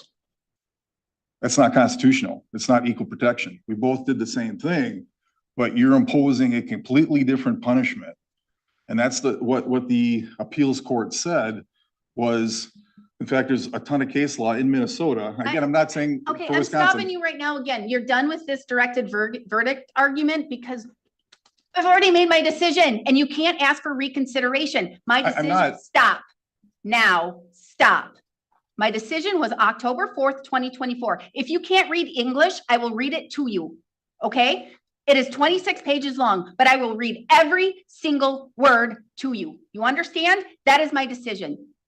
And you could ask for reconsideration, but that time has passed. When we are done with this hearing, which is the contempt hearing, as well as the damages hearing, when we are done with these two hearings, then my dear litigant, Mr. Olsiums, you can ask our great Court of Appeals here in the great, wonderful state of Wisconsin to listen to your arguments that you are arguing right now. You can argue those to them. I've already read your first brief that you've done. Woo, way off course anyway in your Court of Appeals, but you'll probably refile the same thing. But here we go. Okay, we are in the contempt and damages portion, second half of this case. We are not here for a directed verdict for you to rechange my mind. The time for reconsideration has passed. 20 days gone. Okay, October 4th, 2024 was my decision. We are here for the contempt and the damages. I'm not reconsidering. I'm not changing my decision. That is what it is. Okay, Okay, have a second directed argument. verdict denied. Wait a minute. Denied. I have a second Are you- argument. I have a second argument. What's your second argument? The second argument is that the local ordinances say 10 days or less. You do not need the permission of the Denied. county. We are for contempt. Therefore, but Mr. Anderson hasn't proven anything more than 10 days. Oh, no. Can I I can help here. I promise. Well, I know you can help. So can all of my Yeah, notes Yeah, yeah. and all of my things. I listen very well. I take lots of notes. People know that about me. I read. I'm a judge that reads lots of things, every word I read. So 10 days, and you're thinking they didn't prove up to 10 days, and you are swearing under oath, you're swearing under oath that in 2024, well, actually from 2023, July 2023 to present, or no, July 2023 to July 2024, you didn't rent more than 10 days. No, that's Is not- that what you're swearing to? Is that what you're swearing I'm saying to? what the ordinance is a calendar year. It says per calendar year. So 2023 has got nothing to do with it. Okay, then from It says- January 1st, 2023. No, to- 2024. No, I'm 2024. going back. From January 1st, 2023 to That's not what he's January alleging. 1st. Can you stop talking over me? Is that part of your brain broken? Stop. Or I will hold you personally in contempt, and I will send you to go visit our brand new accommodations. You know, we don't charge you rent there. I hear it's beautiful. Oh, actually, I did tour it. It is pretty beautiful jail. Okay. Stop talking over me. Stop. From January 1st, 2023 to January 1st, 2020, or no, to December 31st, 2023. You're swearing under oath that you did not rent more than 10 nights. I can't make a comment on 2023. I'm not familiar with 2023. I'm talking about 2024. And I'm talking about 2023 I because can't comment on 2023. I don't recall. I don't remember. my injunction's from July of 2023. But he's presenting But evidence. my injunction's from July of 2023. I understand that, but I can't comment on 2023. Why not? I don't recall. I'm just reacting to what evidence he Okay, presented. then from January 1st, 2024 Mhm. to January 1st, 2025, you're swearing under oath that you have, or to December 31st, 2024, you're swearing under oath that you have not rented more than 10 days. Under oath, Well, under oath. it was, my intention was to rent Mr. 10 days. Olson, it's a yes or no question. From January 1st, 2024 to December 31st, 2024, have you rented your property more than 10 days? Yes or no? That's a yes or no. That's a yes or no. Yes or no? Yes or no? I think the contract's Yes 11. or no is the answer. Yes or no is the answer. Yes or no is the answer. I think. Yes or no is the answer. I don't understand. Yes or no is the answer. Yes or no What's is the the question? answer. What's the question? From January 1st, 2024 to December 31st, 2024, did you rent your property for more than 10 days? Yes or no? That's your only choice, yes or no? No. You did not. Not more than 10 days. No. From January 1st, 2024 to December 31st, 2024. You did That's my not recollection. rent your property for more than 10 days. Yes. You did not. Yes, according to his, I want to know, did you rent your property for more than 10 days during that time period? it was just those two renters. No, those 10 days. Just those two renters that he put together. I don't want to hear extra words, okay? No extra words. You've already said it, so, but I want to hear it Oh, again. we're get- No, should I no, get on no, no, that- no. I should want we to get hear on it the again. stand? No, no, no, no. I want to hear it again. From January 1st, 2024 to December 31st, 2024, did you rent your property for more than 10 days? Yes or no? No, No. no. All right. No. So can I, That's no. okay. That's all I needed. No. All right. So, Mr. Anderson, you wanted to make an argument off of his statements? If you want to, otherwise I'm moving on so we can briefly get this done. You've already denied them, right? Yes. I'll make it later. All right. Okay. So, Mr. Olsiams, it is now your opportunity to provide any testimony or any evidence if you wish to do so. Ms. Olsiams is staying. She's waiting to see if she wishes to after you present your case. Okay, I'm gonna take all my exhibit stuff up there. So I'm gonna basically kind of Well, you freestyle it. can't look at documents when you testify. You can have an idea and go to the exhibit. I know I need to have it all in front of me though. I'm gonna be making references to various exhibit. I mean, I can do it here, I can do it Yeah, there. you're gonna do it at the witness stand, but yes, you can bring them up there. You can't look at them while you're testifying. If you know what document you're gonna go to, you can go and grab that document and then you can testify from that document. Well, I'm gonna be doing a lot of going back and forth from the, Your Honor, if it makes it faster, Yeah, I'm just okay make if it- he has his documents up there. All right, okay. Well, that's what I meant. He could keep them up there. He Okay. just had to grab I them. think he was misunderstanding. yeah, I thought you had to. I had to You go just back had and to forth. grab them. You can't sit there and look at them while you testify. You have to know which one you want and then grab them from the pile at the witness stand. Okay. Has he been sworn Um, I- Swear him in again. Raise your right hand, please. You affirm that the testimony you're about to provide in this matter shall be the truth, the whole truth, and nothing but the truth? Yes.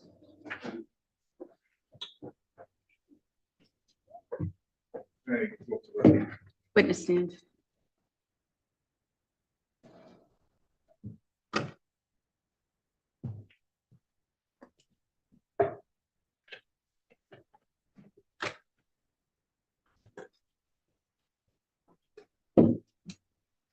All right, you may begin. And Okay. you are not represented. That means you have the ability to provide more of a narrative. It does not mean that you have the ability to go wackadoo. And then Mr. Anderson will be able to ask you questions. Ms. Olseams will be able to ask you questions if she wishes as well.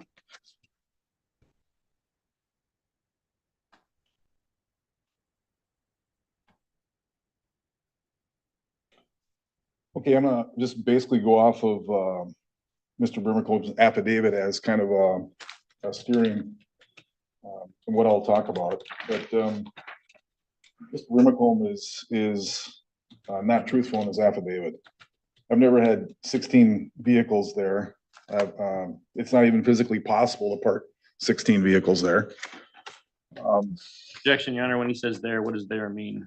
On my property and even the disputed property, it's not even possible. I got it. Okay, and that's where you were going, Mr. Anderson, because I was going to say to speed it up. Yeah, But that's now I okay. understand where you were going because we have been talking about their, meaning his property, as well as the Miller's property, as well as the Brimacombe's property, as well as the Donahue's property. So now I completely understand your objection. So it's sustained, and now he has added an additional answer, I believe. Yeah, thank you. Yeah, so are we all clear on that? It's not only my property, but also any of the disputed property.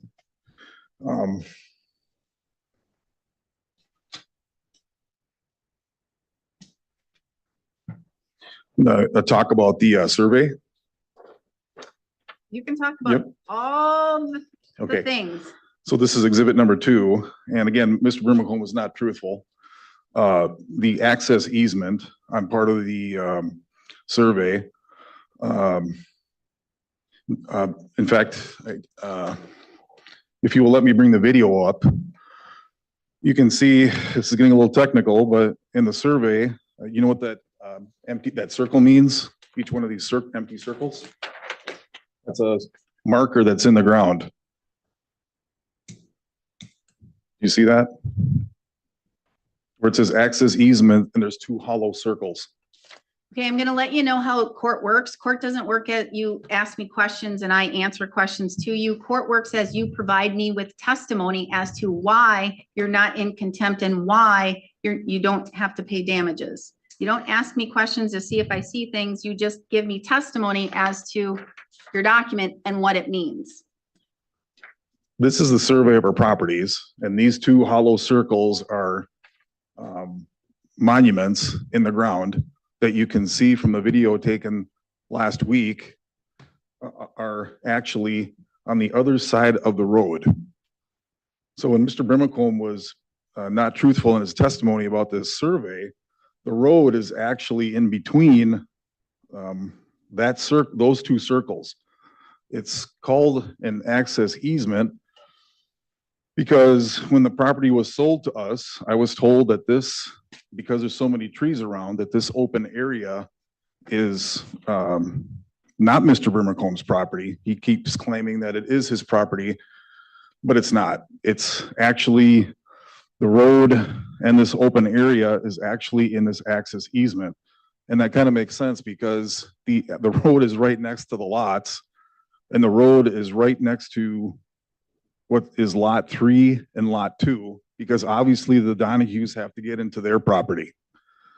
So if you want me to bring up the video, I can prove again that those 2 monuments are in the video, and you can see that they are on the other side of the road. So the road actually comes through the access, between the access easement and lot 2 is the road, which would continue down the side of lot 3.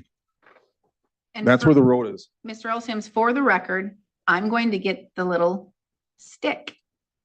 And I'm going to have those if you offer that into evidence. And then I will be able to look myself. I offered the video, it's, Can't offer it yet because you can offer it when you provide testimony. But then I would be able to look at it and watch it before I make a decision. So I don't need to watch the video again. I will be able to watch it as an exhibit. well, what I'm testifying to is that the road, that's where the roadway is, that people access the property. And it makes sense, obviously, the road would have to be right next to the lot in order for me to access my property. And it has to be right next to lot 2, so Mr. Donahue can access his property. So the road is right there. So just jumping around a little bit, another point that Mr. Brimacombe was not truthful on was, let's take the infamous urinating picture. The picture is actually taken just outside of that easement, because the easement itself is open. So he's hanging the cameras on the trees, and the trees are just outside that access easement. So the camera is, I would say, approximately where that north 32 degrees 05-0, that's where his cameras are. Can you see that? North of the access easement, N space 32 05 03 degrees. That's where his cameras are. So his cameras are, as that picture shows, the urinating picture, that's actually happening on that access easement, which is not Mr. Brimacombe's property. And Mr. Brimacombe knows that. He's been up there for 40 years. He knows exactly where that is. And the reason why he didn't want to say the truth is because he knows that the truth is that it's not his property.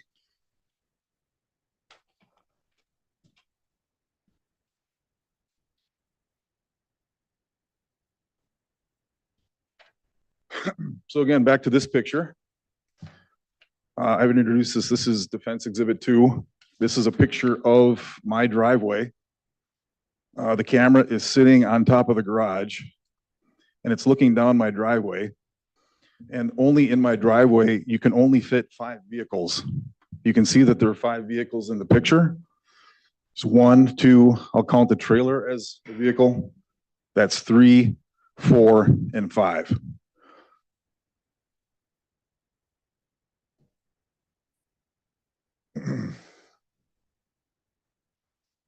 And everybody, so again, if I can give the judge a little perspective.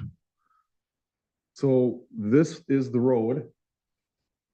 That's the road. Your Honor, this is getting a little bit difficult. It He's is saying because- this, I'm not seeing what he's talking about. And for the record, again, Mr. Olsiums, we need words because the court reporter is not able to take down when we say this or we point to something, because it has to be in words, and I do understand what you're trying to say. But that's what's making it difficult. When you're showing, I guess you need to show back so Mr. Anderson can see as well. Okay. Well, And use such descriptive language as north, south, east, west. The well, end of- I'll call the top of the survey north. Is that fair? Yes, Southern part of the survey south. And then the right side, we'll call that east, and the left side west. Okay? So on the northwest side, the road is on the northwest side of lot 3. Northwest of, there's 2 dotted lines with an N at the center of it. The road is on the other side of that line.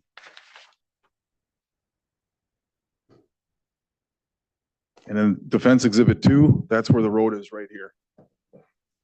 Right there, and that's northwest on lot number 3. by right there, you're pointing to exhibit number 2, the very top of the exhibit, what you can see as brown gravel or dirt. Right, that's the main access road for everybody's property. No, I have owned the property since 1996. And I have, on the north side of Lot 3, I have parked my vehicles, snowmobile trailers, and have used that part of the property up until 3 years ago when they claimed that it was their property. I parked my vehicles there for 20 years. So this tree that Mr. Brimacombe claims was a chain was wrapped around it, that chain is on my property. On the tree that Mr. Miller testified was his tree? That tree? Yeah, that tree is actually inside of Lot 3.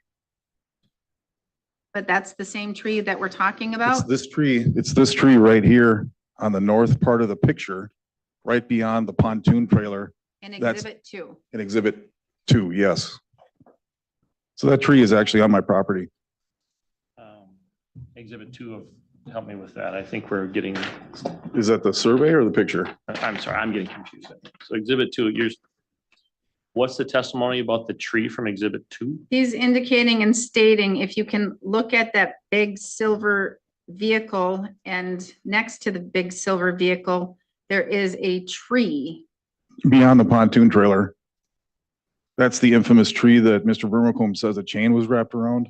Oh, now I'm confused. Is Where's it the one way back here or? No, is no, it- no, right here, beyond the pontoon trail. That's the big tree that, I don't see the even pontoon know. trailer? It's hard to tell. This is the. It's very hard to tell. He should probably circle it on, This is the tree right here. here. That doesn't help anybody because it certainly doesn't help me make a Okay. decision and it doesn't help the court reporter. So just circle what. I've big circled tree- what is considered the big tree that Mr. Vermicombe claims a chain was wrapped around. And I'm claiming that's on my property. And Mr. Miller claims that it's his property. Right? That's that same tree. Yeah, yep. Because remember, that tree is on the south side of the road.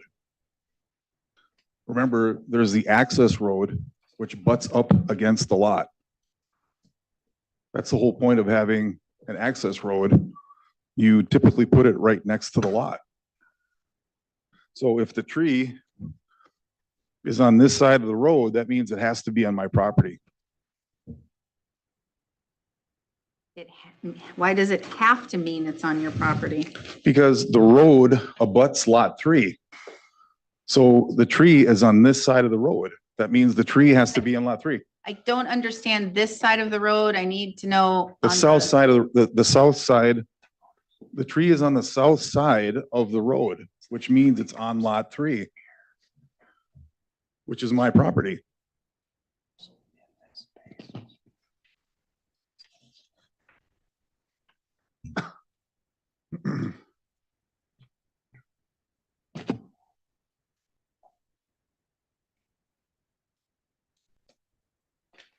So again, looking at this Defense Exhibit 2, which is the picture from my security camera, it's not physically possible to have 16 vehicles on the property.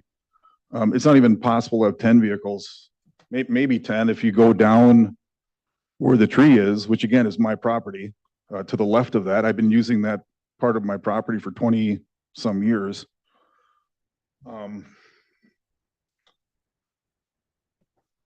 If you draw the comparison, I think you made a reference to these two exhibits, Your Honor. What, you need to identify them on the record so that I can understand what they are, so the transcript can understand what they are, Okay, so so Mr. Anderson can understand what they are. the plaintiff's exhibit number 7, okay? You can see that there is a big, large tree with a sign on it. Exhibit number 7 from the plaintiff. From the last hearing, yes, okay. If you want to see, I have it right here. Here's that big tree.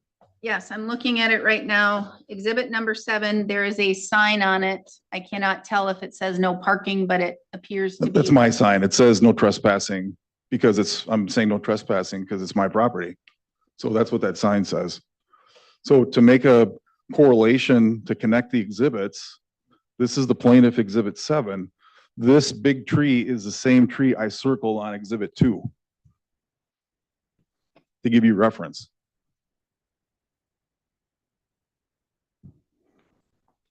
So that's how these two pictures are connected. So if you see that Exhibit 2 from the defense only has 5 vehicles,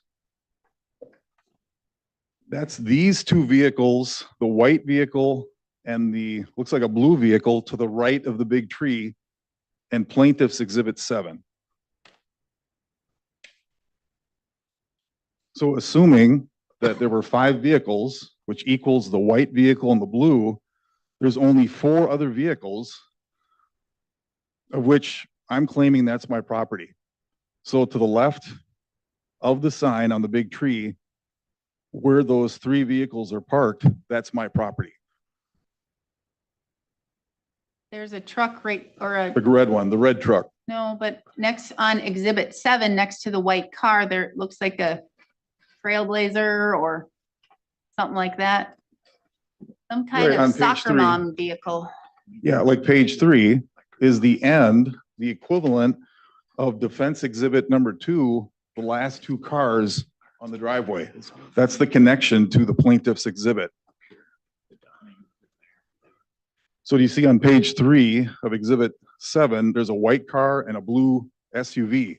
That's equivalent to the last 2 cars on my exhibit, defense exhibit 2. That's the connection.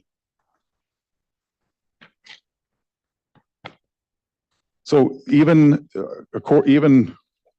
with the plaintiff's pictures, assuming that there are 5 total vehicles in the driveway, 6, 7, 8, there's 9 vehicles pictured here, assuming that there are 5 in the driveway.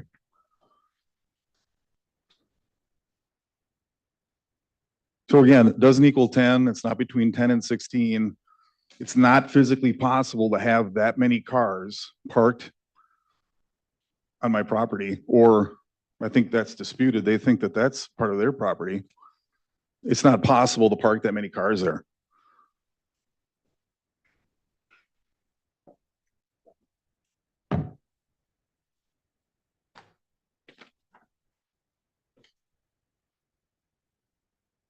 Now, the reason Mr. Brimacombe was doing this is because I think that he has, Speculation.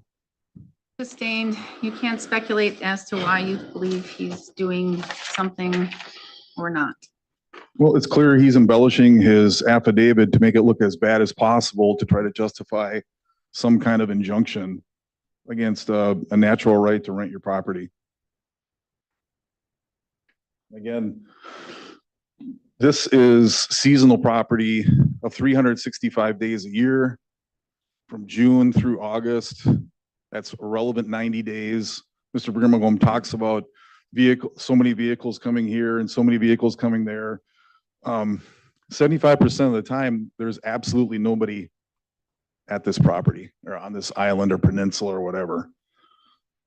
So the frequency, Mr. Brimacombe wants to make it think that, you know, there's 5,000 cars coming and going all the time during the year. That's just simply not true. And again, I think what is going on here is they look at this island as their backyard and they don't want, Speculation, Your Honor. I'm telling you what I think my knowledge is. You can't speculate as to what people think or may believe.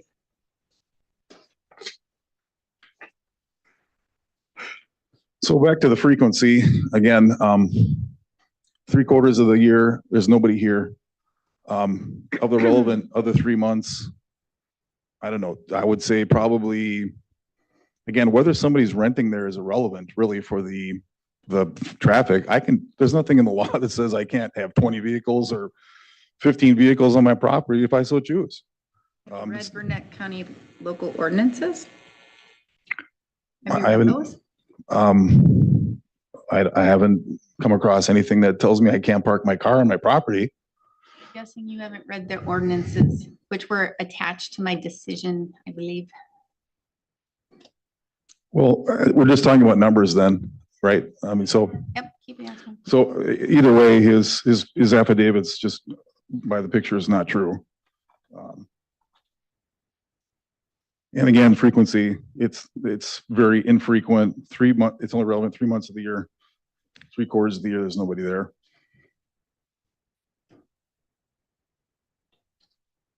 Comment about the septic system. I'm a construction person. I'm in real estate. I have designed 6 septic systems for multi-million-dollar homes. I'm familiar with all of the issues, principles, necessities of a septic system and the purpose of it, what needs to be done for it. I haven't personally designed 6 septic systems. I have installed 6 septic systems. My septic system is in perfect working order. In fact, I've actually, I'll object. He's trying to testify and he's trying to make himself to be an expert, but I don't think that he is an expert. And 6 in the course of a lifetime does not make you an expert. All right. well, it's relevant, Your Honor, because of, It might be relevant, Your He's Honor, but it's accusing- not, it's not, he's not an expert. Mr. Osiums, I'm going to allow you to testify as to this septic system, how you believe it's functioning, how you believe it's smelling or not smelling, okay. and how it's working. If you've ever had any problems with it. Okay. So basically, again, like I said, 3/4 of the year, the property sits idle. Okay. So what a septic system, it's designed in Wisconsin, it's based on the number of bedrooms. And typically what you really want to care about is not a weekend where there's 25 people there. What you want, because the system's designed to take on an occasional overage. That's its purpose, because everybody knows that occasionally there's going to be a wedding or some kind of party or people getting together. There could be 30 people there. There could be 50 people there. The real issue is what's happening day after day, week after week. That's what stresses out a septic system. And that has not happened with my septic system whatsoever. I have actually over-designed it. In fact, I have spoken to the county zoning people about my design. I've actually added a special tank at the end of the septic system to make sure that it does not fail, to keep the solids out of the septic system. I don't know if Your Honor knows some basics about how a septic system works, but I certainly do. I've had to have them installed in the multiple properties. so you know that the basic design is one tank, but the problem with that is solids still go through the first tank and then end up into the leach field, the drain field. So what you want to do is you want to add separate tanks so it leaves the first tank, then it goes into the second tank, and a lot more solids drop out. And then the solids don't end up in your leach field. So the original design from Burnett County was one tank. I actually added a separate second tank to come out of the first septic tank to make sure that the solids don't go into the drain field. And you know, that's what destroys a septic system and causes a quote unquote poopy smell, which another reason why the plaintiffs are not truthful in smelling something, because in order for something to smell, there has to be a puddling, because ultimately, if something's wrong with the system, it's going to end up in the drain field. There's going to be puddling. You're going to have backups in the house. That certainly has never, ever happened in my house. So just saying that I smell a poopy smell is kind of like a layman going into the hospital saying, I see blood on the floor. I don't know where it's from. I don't know what this is, who's causing this. But what I can say is it was over-designed by me. I've designed and built 6 myself. This system is overbuilt, over-designed, and is in perfect working order. And again, I think what they're trying to do is come up with every single little thing they can think of to justify a nuisance. Same objection, Your Honor. He's speculating. Sustained. So again, the septic system is in perfect working order.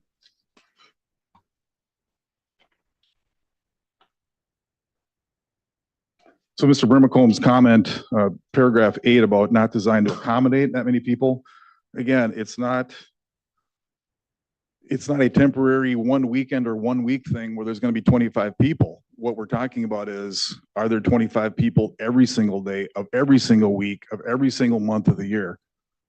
And if the system wasn't designed for that, then that's another matter. But again, because 3/4 of the time there's nobody there, and the systems are designed to take that temporary 15 people, 20 people. Think about it. If they didn't, then nobody would ever be able to party, nobody would be able to have a special event. The system is designed for a temporary, occasional, more people than what's designed for it.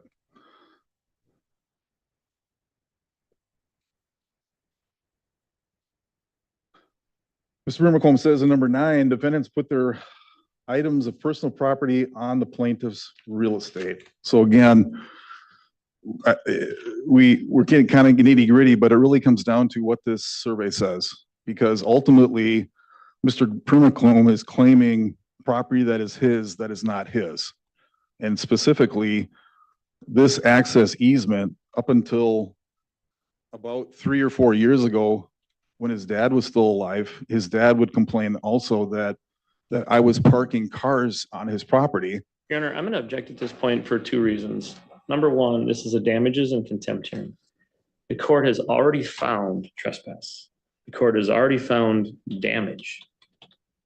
The issue is not, did the damage occur? Did a trespass occur? The issue for today is simply, did Mr. Alciums and or Mrs. Alciums engage in contempt of court?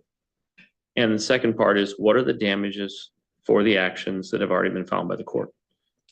And so to go down this path of trespass and whether there was or wasn't, we've already established that.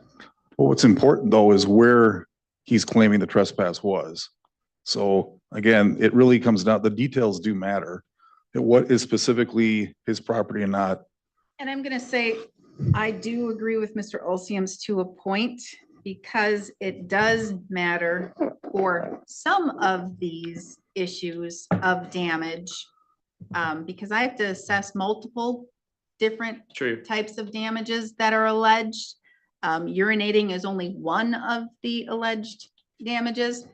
So it is accurate that with regards to the testimony, that some of the testimony is actually needed and necessary. Fair enough. Thank you, Your Honor. So basically, everything he's claiming is his property is not. And again, that's a linchpin to a big part of this. It's a big linchpin to his less than truthful affidavit. The details do matter. What is his property and what is not?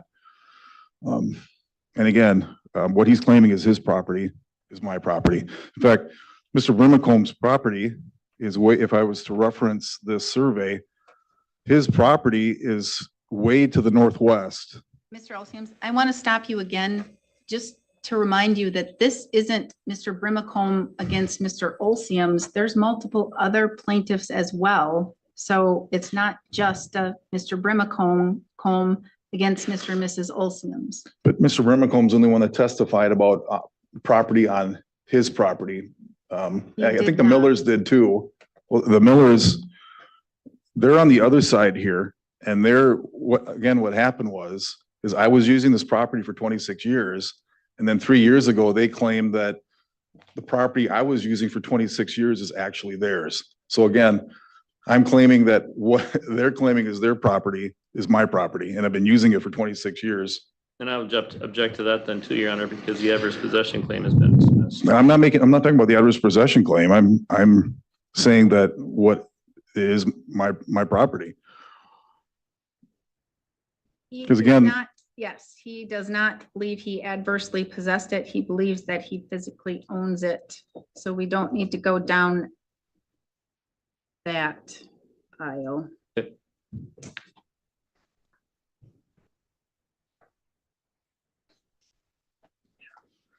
just for reference, Your Honor, the Miller's property is north of the lot 3 line.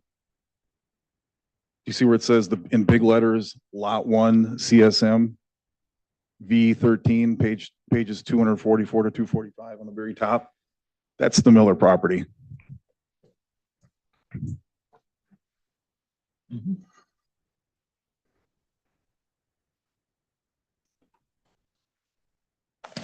So real quick reference to Exhibit 7. I'm claiming that these cars next to the big tree is my property.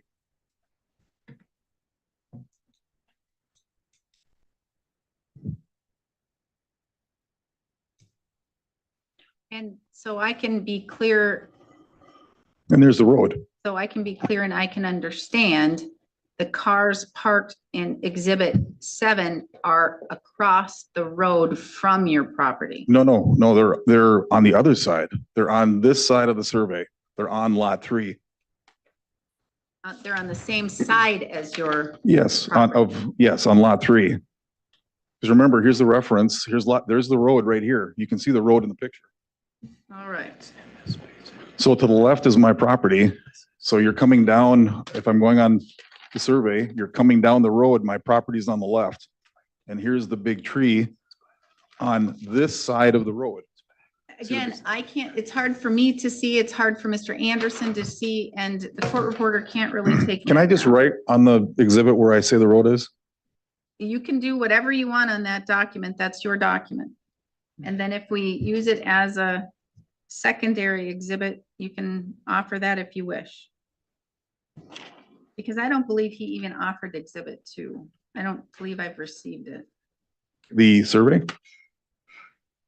Yes, I don't believe I've received any exhibits from you. I may have physically have them in my hand, but I don't believe you've offered them, and I don't believe. Well, these are the 2 exhibits I've offered, are the survey and the picture. Are you asking the court? I'd like to record to receive these 2 exhibits. I will receive them. So I've written on my exhibit where I say the road is. Can I show Your Honor where the road is? Why don't you draw with a purple marker? Oh, no, I have a purple marker. Okay. On my exhibit or yours? Yours. Because yours is gonna be the pretty one that you're gonna offer as your own exhibit.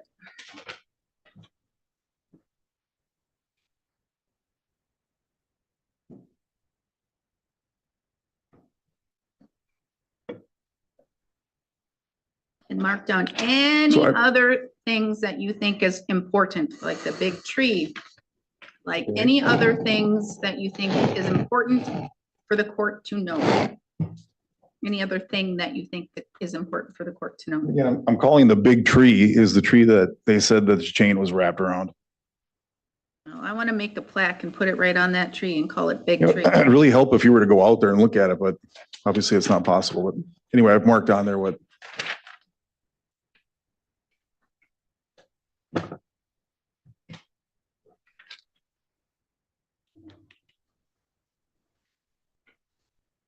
So you see how that matches up with their exhibit, Exhibit 7. You can see the tire tracks on the road.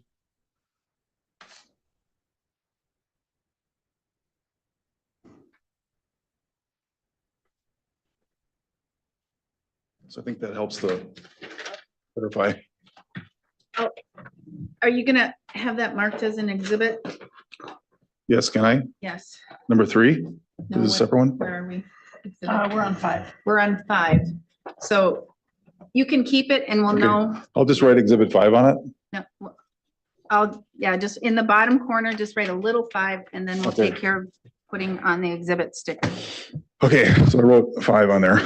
I'm sorry, Your Honor, 5 was on the marked up Yes. Yeah, survey. yep. And he is offering it and the court is receiving. So basically, I'm trying to give the court a picture out here of what it is. It's not possible to have 16 cars out there. There's huge trees everywhere. This big tree.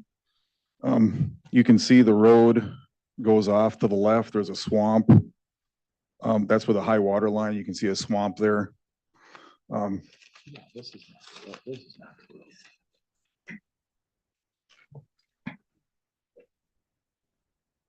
Well, to be honest, I tried to not create conflict with Mr. Brimacombe. I've never tried to purposely park anything on his property.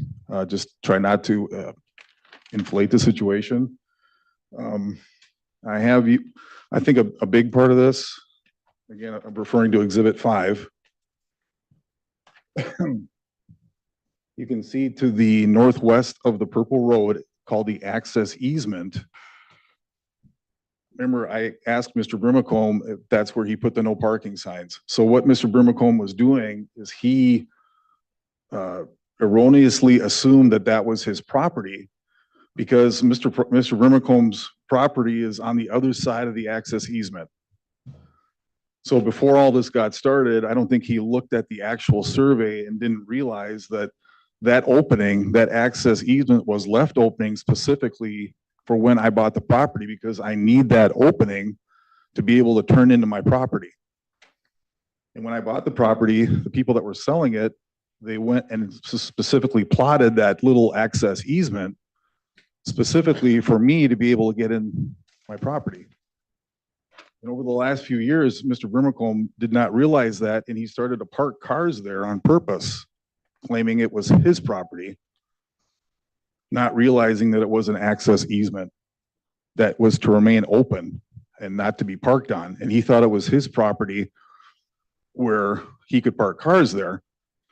So I think a lot of the comments from Mr. Brimacombe about parking stuff on his property is this access easement.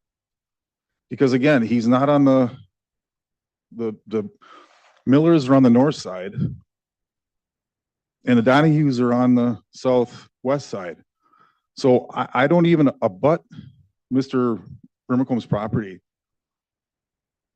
So he erroneously thought that that access easement was his, but it wasn't. It was, as you can see, it was specifically plotted so that I have an open area to get in and out of my property. I think he was saying that's where the majority of what his claims were, that I was parking stuff on his property was this access easement. And is the access easement, if we look at Exhibit 7, on the other side from the parked vehicles? No, because you're looking at it, the road curves to the right. So I'm gonna go to number 2, the access easement is over here where this car is parked. That's the access easement. So if you can kind of look at the survey, you see where the road is. Now here is the Donahue's property over here. So you can see just across that is the access easement. And again, Mr. Brimacombe thought it was his. You can see a vehicle's parked on that access easement.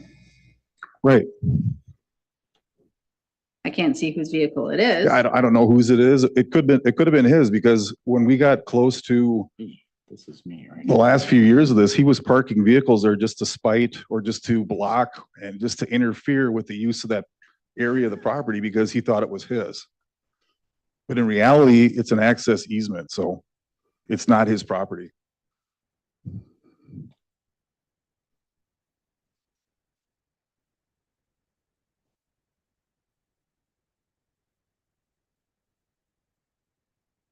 I think this general concept of him thinking that it's his property and is not. Objection, Your Honor, as to the, again, I've let him go quite a bit on speculation here, and I'm gonna enter objection now. It's sustained. That access easement's not his property, and he's claimed in his testimony that that was his property, and that's the source of a lot of this trespass and a lot of this real putting my stuff on his property is that access easement. And again, I don't have any property that abuts his. So why would I want to or need to park anything on his property? It's away from my lot.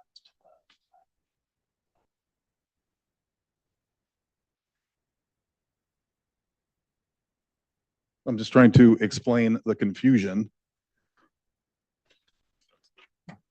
But again, the survey shows exactly what that access easement is for. It's not his property.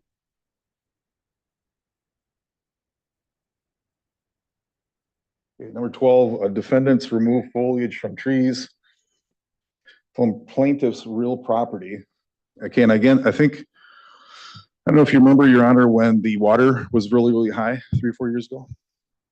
Well, what happened was it was so high on this lake that it actually covered the roots of big oak trees. So the water level came up so high that it killed the trees. So from the point, the high water mark, it went past that. It was probably a 500-year watermark, and it killed the trees. And what I did was I just simply cut trees down that were in the, basically where it says against lot 3, Birch Island Lake. And if you were to rotate around again where the Miller's property is, you can see where it says high water line on the north side of the survey. Those trees were below the 100-year high water line, and they all died. So I cut those trees down that were in the high water line so they don't rot and fall on my property. And sure enough, what happened is one of the trees that did die fell on my snowmobile trailer and destroyed the trailer this past summer because the tree was rotten. It had died and fell on my snowmobile trailer. So I didn't cut any trees down that were above the high water line. It's simply below all the trees that were rotten that needed to come down just for safety reasons.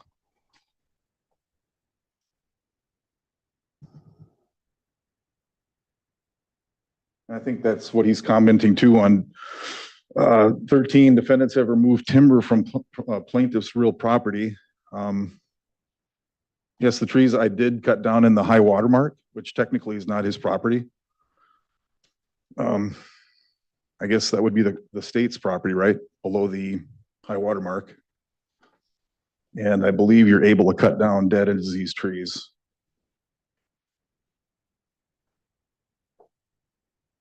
So that timber was not on his property. It was below the high water mark.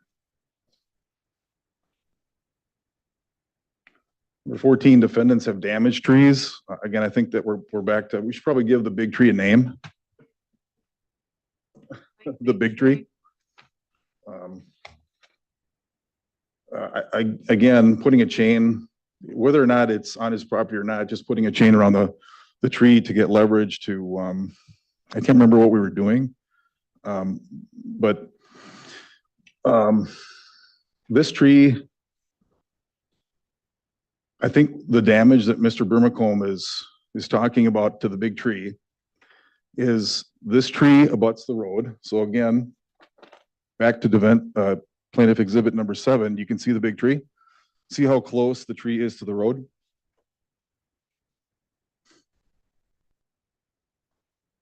So what has happened over the years, various people, trucks coming out there, it's so close that the tires of the truck end up hitting. I don't know if you know how a tree kind of spreads out when it gets to the ground, but the big truck tires have knocked the bark off kind of the leg of that tree. Me putting a chain around it to use it as leverage on my ATV to winch something is not going to damage and didn't damage any tree, even if it was on his property, which is not. So I think he's, again, let's gang up on the Alseams with this affidavit. Let's put everything possible that we can possibly say they're doing wrong and put it in this affidavit. But again, that damage was by all the trucks, 26 years. The legs are coming out on the tree.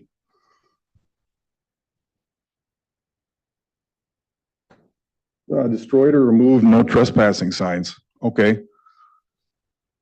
So the last couple of years, what the Brimacombes and I think the Millers were doing is, as this started to get going, they wanted to try to declare and say that this property is theirs. So what they did is they No speculation, Your Honor. Oh, it's past the speculation. He already got it out, and now he's going to testify as to actions that were actually Talk done about and the actions, performed. that's fine. So overruled. You can testify. So as this conflict started to bubble, they started to put these no trespassing signs that you get at Home Depot. Very skinny and thin, you know, like even smaller than a pencil, the metal, very flimsy. And they would, you know, it's the kind of sign you push in with your feet. It's got two legs and then a cross piece that you can buy at Home Depot for $5. They started to go and push all of those signs. And again, back to the survey, exhibit number 5, they started to put these signs in this access easement.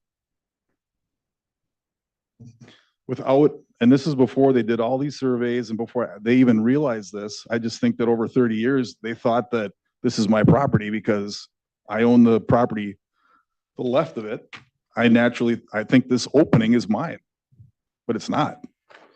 So they started to put all these Home Depot no trespassing signs through this access easement. And again, I'm supposed to use this property to get in and out of my property. So I'm turning a big heavy diesel truck, Bobcat trailers, or I'm shoveling snow. Again, I have the right to maintain the road and this easement. I'm pushing my ATV with a snowplow. I'm knocking over, you know, a $5 no trespassing sign on the ground in this access easement section. And then same thing on the Miller side, north of lot 3, they were placing those same flimsy Home Depot no trespassing signs on the ground.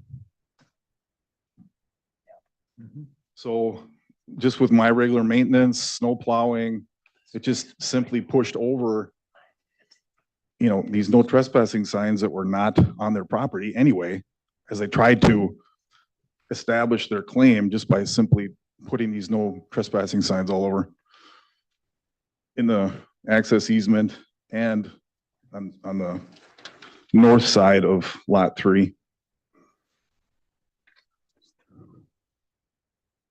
Again, overall, Your Honor, I don't want to have, I mean, nothing, I don't want anything to do with these guys. I'm trying to have no problems, no conflict. I'm not parking my stuff on, I know that they're getting contentious. I'm flipping you because we don't have much time. It's Okay. 3:09. We Yep, have less than an hour, so let's keep moving down. Plus 3 minutes. Plus 3 minutes. You were on 16. Okay, defendants have removed the stakes showing the property lines as they relate to the survey the plaintiffs completed. I checked into this also, and I called a surveyor. Basically, the markers that are important are the ones that are set by the surveyor in the ground. If I take a wooden stake and put a red ribbon on it, tie it, and pound it in with a hammer, that's not considered a legal monument. If it interferes with the use of the property, you don't leave. What you don't interfere with is what is pounded in the ground. So to be able to access my property or manage or maintain it, I have every right to remove a temporary wooden stake that marks in the ground where the marker is. And that's what I did. I haven't moved any legally placed monuments or pipes or anything of that matter. Because again, when he goes and in the access easement puts up pounds in some wooden stake with a ribbon on it, and it's preventing me from accessing my property, this access easement, I have the right to take down that stake. What's important is I don't remove the monument, what's pounded in the ground.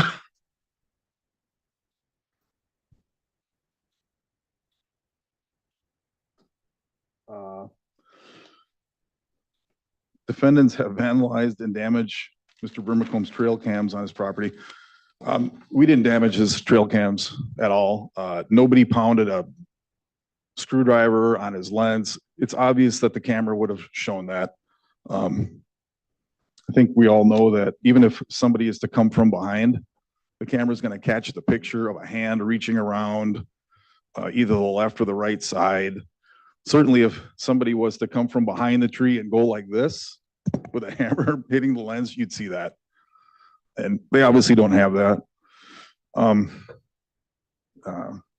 So again, he offers no evidence. We haven't done any, vandalized anything of his, any trail cams, anything of that matter.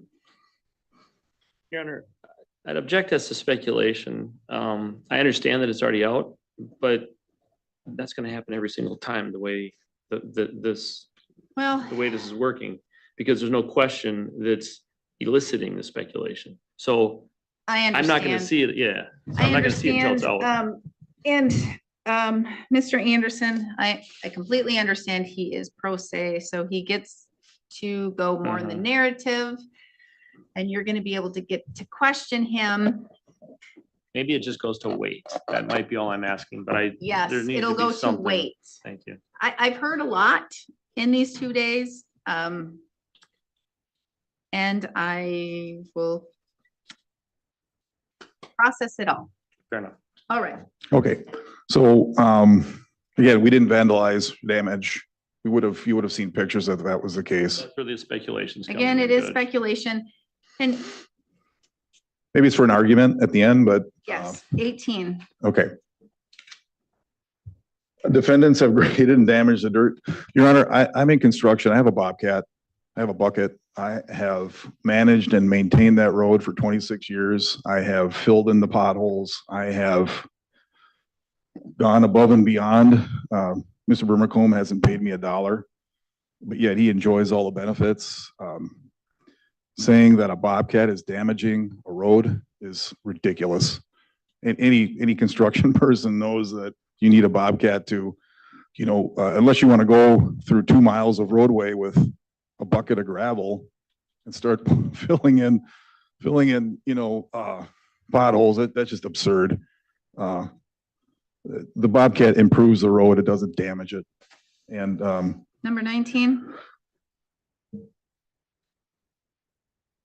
I don't know what discarded waste, again, on his real property, we're back to, are we in the access easement? I don't know what waste he's talking about, discarded waste. Again, my philosophy is to steer clear of Mr. Brimacombe and the Millers. I don't want to have any conflict. Certainly don't want to park any of my put waste on his property. Maybe he's talking about ash. I don't know. But I haven't discarded any waste. I haven't put any garbage or anything like that on his property. We have fully talked about number 20, the urination. We can move on to number 21, discarded leaves and snow. Okay, so just last comment on 20 is that, again, that's not on his property. That's in the access easement. Again, I said I fully heard all I Okay. needed to know on the urination. Okay. And defendants discarded leaves and snow. Well, what I do is every fall, I use a leaf blower and I blow the leaves off the driveway. So again, back to where Mr. Brimacombe thinks he owns the property and it's not his. Those leaves are being blown onto this open area, the access easement part, and he thinks it's his property.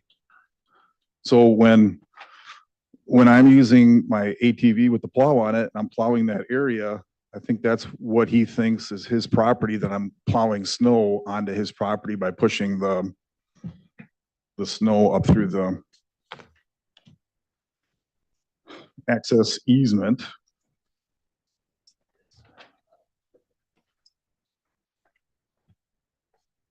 All right, any final words that you would like me to know, or any final testimony you would like for me to have as it relates to the contempt and or damages? I haven't heard you make any argument or testimony as it relates to the contempt only damages.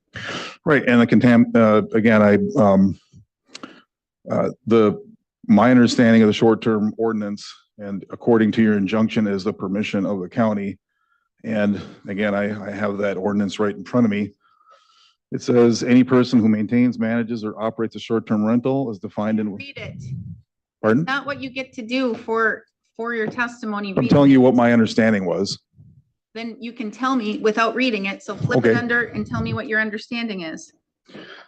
Well, basically, if you're gonna rent it for 10 nights or less, or the intention thereof, you don't have to go get a permit from the county. It's not enough activity to be considered that.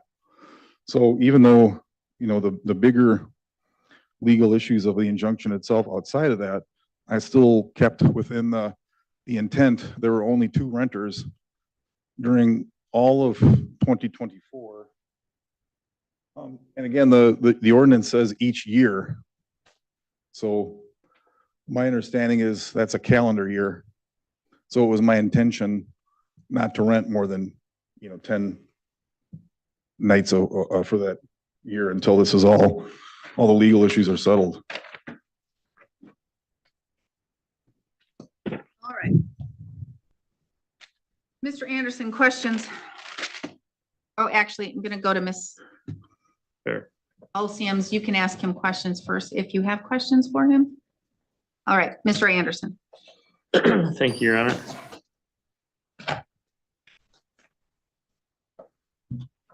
Mr. Olson, it's my understanding then, based on your testimony under oath, that you admit and agree that you rented the property in 2024. True? Yes, Yeah, you also agree and admit that you rented the property in years prior to that. True? yes, Not all years maybe prior to that, because that goes back to the history of time, but I'm talking 2017, 18 and forward to 2023. Fair statement? yes, in general, but I don't recall any of the specifics. Now, it's my understanding, Mr. Elsiams, that in your pleadings, and I understand they've been dismissed, but in your pleadings, you claimed that there was $7,000 a week, which was the market rental rate. Is that a fair statement? That's including the home and the pontoon boat, Okay, the pontoon was $295 a day or something like that. something like that, but it all depends. So somewhere between $6,500 and $7,000 for a week. Can be, yeah, it depends on the week and the time of the year. What's your address, sir? Your home address?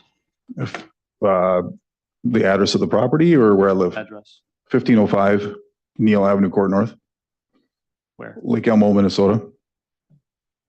How long did it take you to get up here today? Hour and a half, 90 miles, maybe 100 miles, something like that. or 70 miles. When you rent your property in Wisconsin, you generally don't stay at the property. Is that true? Correct. Okay. You're either at home in, would you say Lake Elmo? Yeah. Lake Elmo or Wherever. somewhere else or on vacation or something? Mm-hmm. Yes, Yes. for the court recorder, that's all. Okay.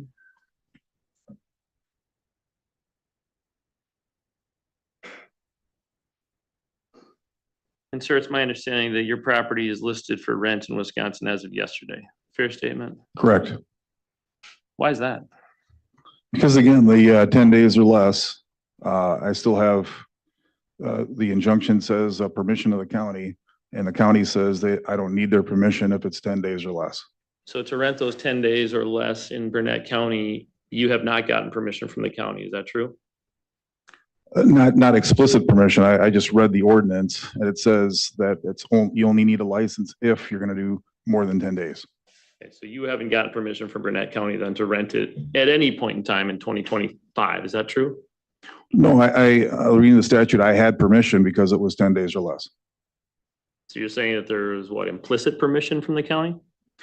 Well, that's what the ordinance says. I mean, if the ordinance says, So let me ask you this, a question a different way. Have you gone to Burnett County zoning office or anywhere else and asked for permission to rent your property in 2025?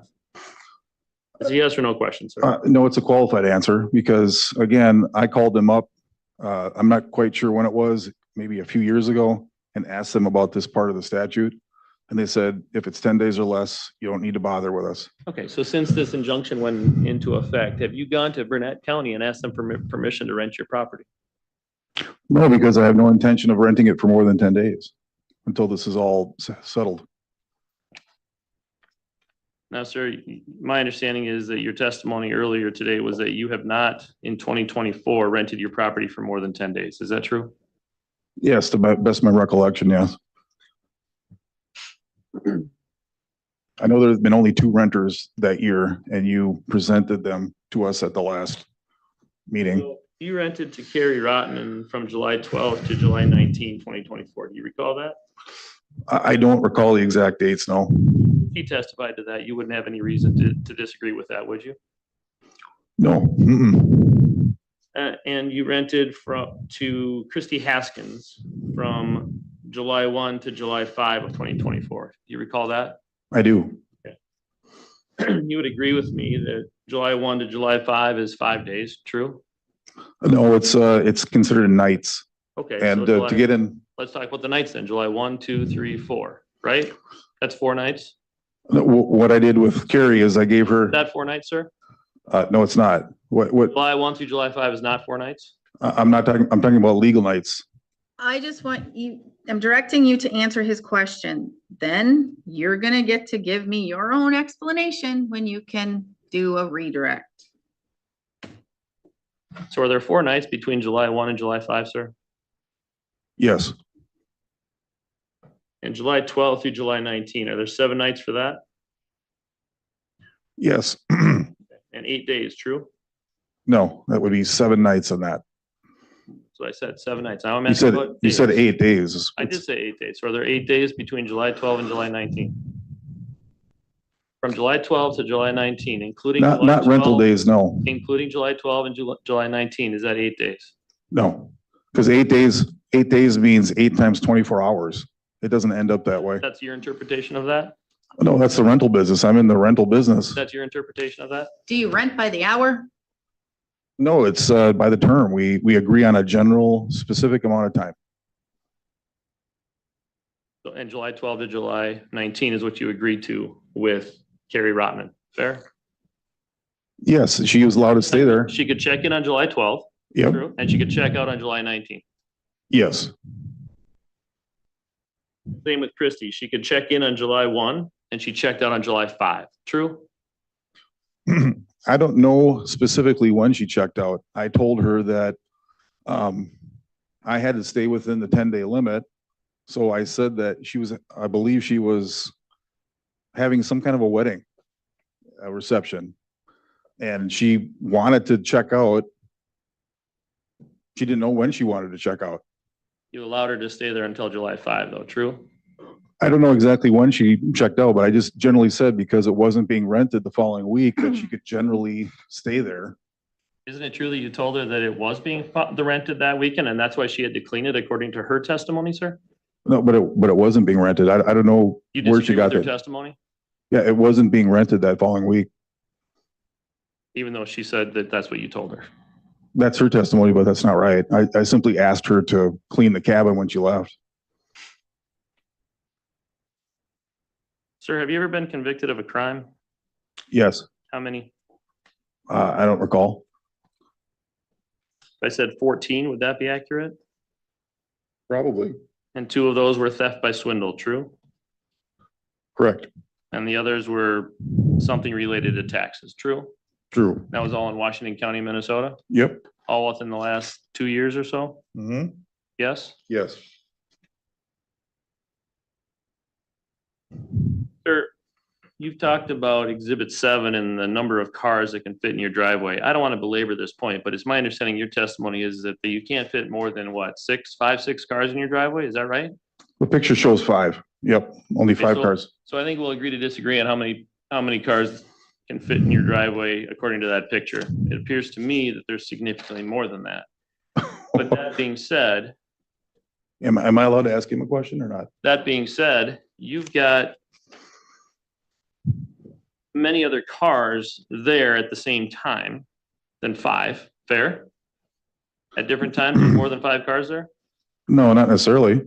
Okay, so Exhibit 7 doesn't show more than 5 cars that Well, are at obviously- your property? No, obviously, if the garage door is closed, Mr. Rimmelcomb's not gonna be able to judge. He's only be able to judge what's on the outside of the property. So there might be more cars in your driveway and in your garage than on this date, if the garage door is closed. No, there may be some more cars in the garage. Yes. Okay, so if the garage door is closed and there's more cars in the garage, and you've got 6, 7, 8 cars in the driveway and all these others on the side, you're getting 16 and maybe more cars. No, you've got 5 cars here, 5 cars, the picture shows 5. And I store my snowmobiles and ATVs and whatnot, UTVs in the garage, and there's not room for more than 2 cars in there. So even under your theory, The 2 cars in the let me garage? finish my answer. The two, Let me- Can I finish my answer? Can I finish? Can I say? Please. How about one person talk at a time? Can I finish my answer? How about, let's keep this simple. We have, okay, 33 minutes, 33 minutes to go. Thank you, Your Honor. So we'll agree to disagree on the number of cars in the driveway, but what you're saying is there could fit another 2 cars in the garage, true? Potentially, yes. My understanding is you talked about this access easement, Yes. right? Yep. This access easement is for access, true? Yes. Not supposed to be parking cars there. Well, I guess the definition is I can Well, still, no, is it excuse me, your that's the understanding- question. is it your What's the understanding- question? What's the question? Again. What's the Stop question? Talking over each other. Okay, What's the question? question. Thank you, Your Honor. Is it your understanding that you can park cars in the access easement? You know, let me answer the question. Yes or no answer? It's a yes or Accessing- no. Answer yes. Yes, and under certain circumstances, yes. And I'll give you an example. I don't need He an doesn't example. I want didn't an ask. example. He wants a Okay. yes or no. Okay. You get to provide your information after, if we have time. So you testified that 75% of the time, your property is not rented. Is that a fair statement by me? No, I said 75% of the time, nobody is at the property. Okay. I stand corrected. So then you had mentioned though that the time that it is either full or there's people there was during the summer months. Fair? Yes, that's when people are typically there. Yes, So that's when the bulk of the use happens, all within about a 90-day, 100-day Yes. period. Fair? yes. And this is about 10 to 15 times of use per year. Is that accurate? Not lately, no, not the last couple of years. When the kid- injunction's been in place, you haven't done that, but prior to that it was, right? I don't recall the specifics of those years. And again, you're not up there when the renters are renting this property, generally, true. True, right. Now, you testified earlier that the septic system is not designed to handle 25 people for 365 days per year. Fair? Fair, yep. You testified about this chain around the tree. You can't remember what you were doing for some sort of leverage piece, but isn't it true that you were just trying to damage a tree so it would die and it would come down? No, not at all. So you I could love that park- tree. So you could park more vehicles there? No, I love that tree. That's the biggest tree on the property. That tree is probably over 100 years old. And that's on the Miller property, true? No, it's on my property as marked on exhibit number 5 with You're an X. you're marking on exhibit 5, true? Yes. Nobody else's. No, they haven't. No. You have a contact person for your rental property, or is that just you? It's just me. Nobody else? No. Right now, but Has it ever been anybody else? yes. Who? Her name was Debbie. I don't remember her last name. Years and years ago, I think she left the county or moved away. You say years ago, like 10, 15, 20, Like 5 years ago, 5 years ago? 5, 6, 7, something like that. Mr. Alstins, have you ever gotten a survey done on the property? I haven't commissioned one, no. So the document that you have that's marked as exhibit 1, where did you get that document? When I bought the property, I was given this by the people I bought the property from because originally lots 2 and 3 were one contiguous lot. So in order to sell me number 3, they basically took this lot and divided it into 2 so they could sell 2 lots and not 1. So this was the result of that survey and plotting to split up the original lot. This is what I was given at closing. So that's the only survey you've ever seen. Is that fair? Yes.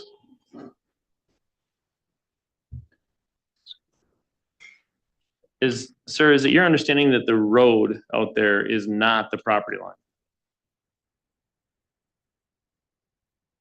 It's my understanding that the lot number 3, the northwest edge, is the road. Because the reason why I say that, Let me ask you a clarifying question. Lot number 3, is that, whose lot is that? that's my lot. Your lot, right? Okay. Yeah. Okay, so And it- lot number 3, say that again, is what? The north, say it again. Well, like all the pictures say, you know, the tree is on the southeast side of the road. There has to be a road somewhere to access the lot, even for Mr. Donahue's lot. So if you look at the access easement, the road is not northwest of the access easement. It's got to be between the access easement and lot 2 somewhere.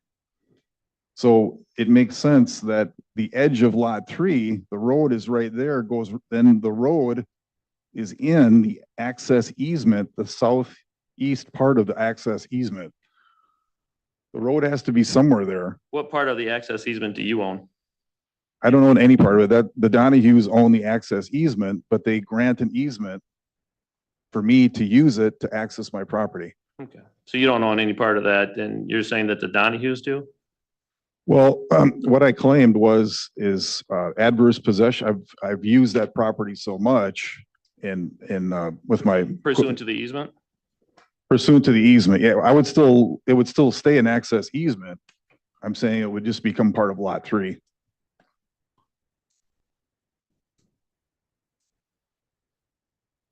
Is there any other part of the access road? Is there any part of the access road that's owned by the Millers? Of course, they own north of lot 3. And again, my purple marker, you can see the road turns, it goes right through the Miller's property. The Millers own north of lot 3. And I told the judge where it says lot 1, the big numbers, pages 244 to 245. That's a lot that's owned by the Millers. Can we take a 30-second break, 90-second break? Because I just asked one of my clients to go get copies of a better survey, if you will, to assist the court with figuring out where everybody's property lines lie. Well, that would help. We can have 2 minutes. Thank you. Can I get some water? Yes, go fill up. Everybody get water, go to the bathroom. We'll be back in 2 minutes. Back on the record, same appearances as previously noted. Mr. Anderson, you are questioning Mr. Olsiums. Mr. Olsiams, I'm showing you, or I've handed you what's been marked as exhibit number 6 for today. Appears to be a map of the peninsula out there with the lots marked with the names and also numbers. Do you see that? Yes. Okay, do you see your lot there marked Olsiums? Yes. Okay, would you agree that that's your lot? Well, if that's what it says it is, I don't know where this came from. I assume that Your Honor, it says lot 3. It's my lot. Your Honor, can I approach the bench with this document? You may. So I'm gonna hand this to the court. This is the entire certified survey map, but we couldn't make it was too big of a piece of paper for the clerk's office to shrink it all onto one piece of paper. So there it says the certified survey map, but I don't have that on this. Why don't you just make a copy of the top then, and we can just have half of each? I can do that. I mean, that makes more sense to me. I will have one. Your Honor, I'm going to object to the foundation of this. Well, I'm sure we'll get there. I don't even have the full thing yet, so. Are you able to? Are we ask- still on the record or not? We're still on the record, yes. Okay. Are you able to ask questions outside of this yet? Outside of this, or? Yes. Well, I don't object to its foundation, so if you want to argue about that, or You don't object to its. I object to the foundation of this, and I can tell you why. The foundation, so. I don't know. You gotta wait. They're not the same. They don't. The document that he gave doesn't have the access easement on it.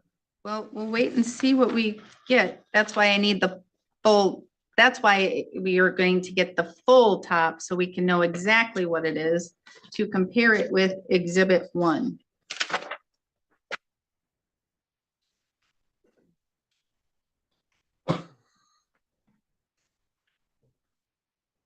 Well, maybe I can get a couple housekeeping things done on this then. Mr. Alciums, do you agree that to the slightly left of your lot, the Donahue's, are they your direct neighbors to the southwest?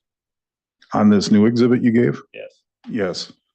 And then the Millers are to the north of you, is that accurate? Yes. Okay, and Mr. Brimacombe's property is across to the left side of you, is that correct? Yes.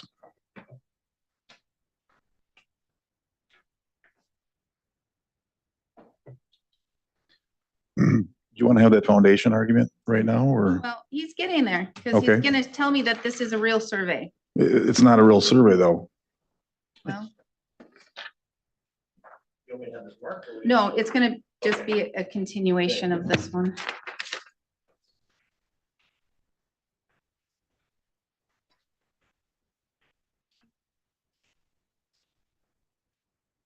Your Honor, this is a certified survey map, as you can tell from the top of the document now. That's been recorded in Burnett County as of, it looks like April 25th of 1991. The court sees that it is a document, therefore the court will take judicial notice of this document as it is a business document and has been filed in the proper form. Okay, can I tell you why I object? You did object and I overruled your objection because that's what I noted and that's why I overruled it. I just want to tell you why though. It's not, It's a proper document. Continue. Thank you, Your Honor. Mr. Alciums, you see the edge of the gravel language in the middle of the map on the Miller's property? yes, Okay, and that edge of gravel is supposedly the road. Was that be your understanding? yes, And then there's some handwriting on there that says big tree. Do you see that?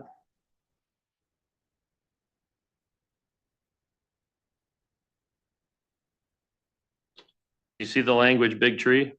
yeah, but I see language big Asking if tree. you see it. Do you see Yes, the yes, word I big do. tree? Okay. Yes, And I'm going to assume that you disagree with where that's placed. I have a big circle here. It doesn't tell me where exactly it is. There's just big, there's two words that say big tree and it doesn't say where the big tree is. And I'll get to that, sir, but you see where it says big tree. And you disagree with that it's not on your property. Fair? No, because I don't know what it's referencing as big tree. So you're saying you don't disagree that it's not on your property? It's a double negative, Your Honor. I apologize. Is the big tree on your property? I'm saying I can't tell with this document. I just have a big circle and it says big tree. And I know the tree is not equal to that big circle. I'm asking in real life, do you believe that the tree is yours? Not in the mythical life. Based on the document he gave me, he's asking me to judge based on this new survey. I can't judge that. Oh, Lord, have mercy on me. He's just asked you a question. If you personally think in the world of all worlds and your life as you're living it here today, not looking at the survey, do you think that tree is yours? Yeah, yes. For 26 years, I've always thought that tree is on my property. And you understand that the Millers for more than that have thought the tree is on their property. Fair? Fair.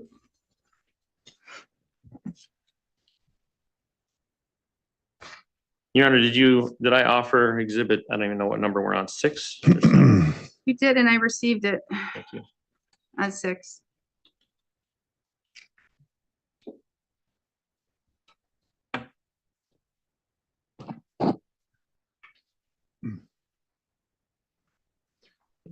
Yeah.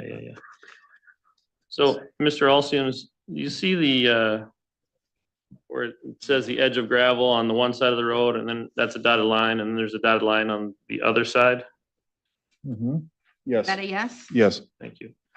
So it's my understanding that that's demarcating the road. Is that your understanding? yes, Okay. And you would agree with me that that road does not follow the property line, true? On this survey that you gave? No, that's true. It does not follow.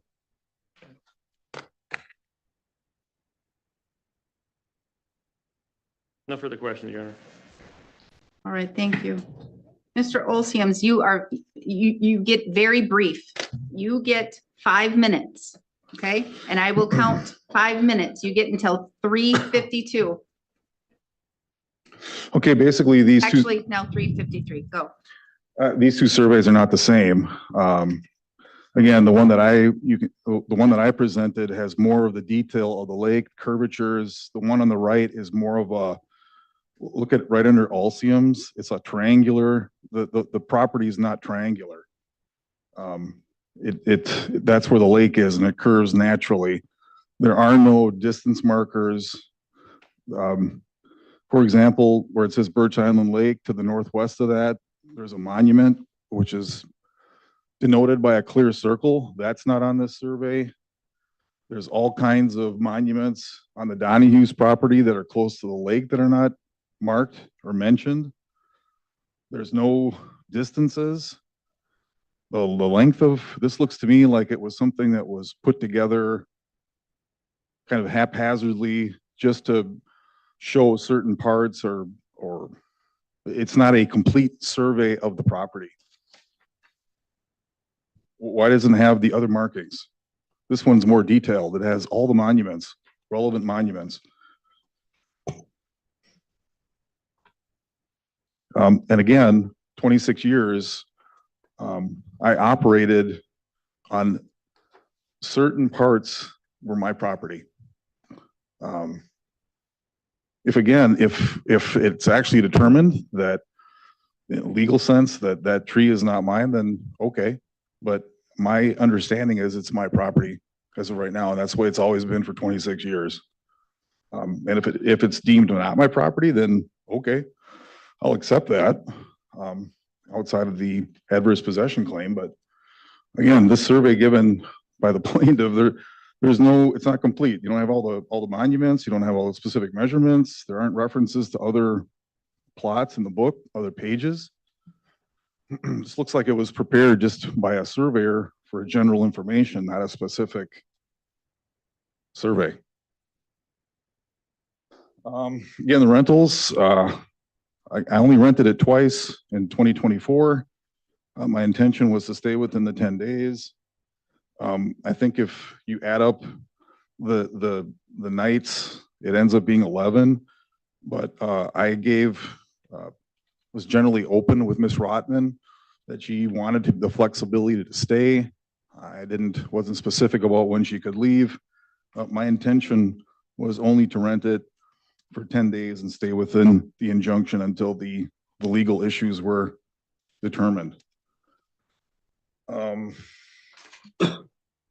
Parking and an access easement, again, when you're accessing it, you park the car sometimes for a while, maybe 5 minutes, 10 minutes. If I'm getting my Bobcat in or getting it off, the truck's parked.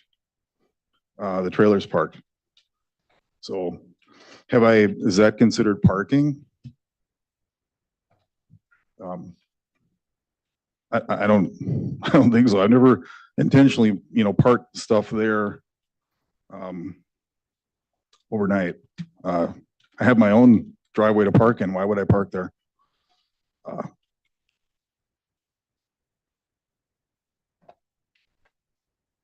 Then finally, I guess it's with humbleness and humility to talk about my convictions. In a nutshell, I feel like I was unfairly treated in that whole process. Government says I underreported by $300,000 in income, and the truth is I'm actually owed a refund. The government says that holding a deposit when it's in the contract that I'm able to do that is theft by swindle. I don't know how many landlords there are here, but holding a deposit, you can argue whether or not I could hold it, not hold it, but it's not tricking somebody. They got to rent the property. I didn't trick anybody. And all these issues are before the Minnesota Court of Appeals. Hurts me to say that when he brings that up, but I know in my heart, I did not intend to do anything wrong. And we'll let the appeals court hammer out all that. All I know is I feel like my constitutional rights were violated throughout this. And again, we'll let the federal court hammer all that out. But it's pretty tough to be convicted of a tax crime when you're owed a refund.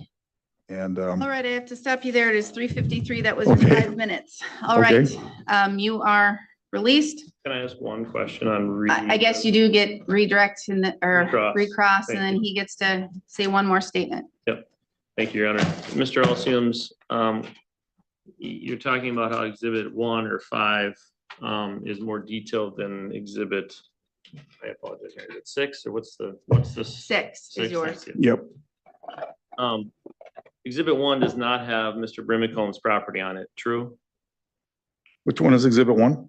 Exhibit 5, exhibit 1, there's your survey that you presented. Right. That yeah. doesn't have Mr. Brimacombe's property on it, right? No, And it doesn't have the Miller's property on it, true? well, not explicitly, but it's to the north of my property. To the north of your property, but it doesn't outline the boundaries, true? Well, no, it does. You can see where that's the line. There's N to the north of the lot. There's an actual north to east line there. That is the property line. And that's it. That was your question. Now you can go have a seat. Fair enough. Ms. Olsiams, do you wish to provide any testimony? You can briefly do so. You're released. I sworn her in. I can't remember. Swear her in right now. I can't remember either. Want this purple back? You affirm that the testimony you're about to provide in this matter should be the truth, the whole truth, and nothing but the truth? This is going to be very, very brief. Because it is now 3:55 and I still need closing. Well, maybe we'll see. All right, Ms. Olsiams, you are not represented by an attorney, therefore you can provide more of a narrative. You can let me know what you want me to know about this case as it relates to you and as it relates to either contempt or damages. All right? Okay, so I'm involved as a defendant on both. So I want to give my testimony. My testimony first for the damages is that I was not involved in any of the damages, nor did I partake in it. And I think it's evidence of testimony given today that proves that my uninvolvement in any of what was listed for damages. So that's my testimony, that I was not involved in it. And then for contempt, I also presented today that I am not involved in any of the cabin rental other than knowing that the cabin is listed to be rented and people rent it, other than during the injunction when it wasn't supposed to be. So that is my involvement in the rental, as it was talked about today. No evidence of my involvement in any of the rentals. As far as the injunction, Well, we're not here for the injunction, but oh, for when you're not, the contempt of court. So when I found that the cabin potentially was rented, I tried to curtail the rental. It was presented today that we were in a similar situation of this happening in our house back in Lake Elmo, that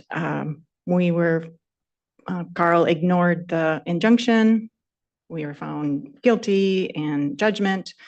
We spent a night in jail because of it. I have a judgment primarily against me. My paycheck is garnished every month because of that judgment and felony charges resulted of it. So as you can imagine, when I found out that Carl was ignoring the injunction, I became very upset and tried to stop him, but he ignored. And as it was saying, you found out he rented it 2 times. So, but I did not have any involvement of that, did not consent of that rental.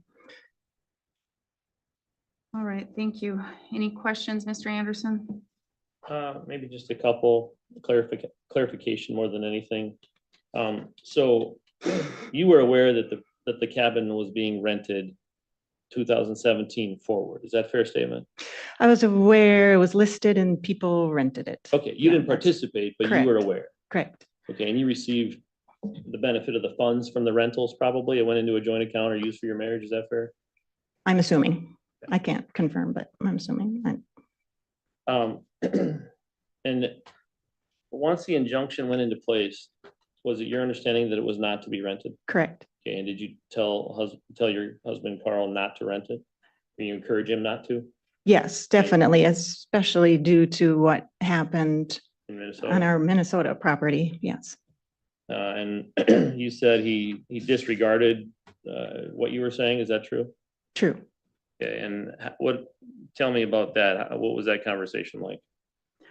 I was very emotional, as you can imagine, because of I'm gonna tell you, I'm keeping, you have a very small line here.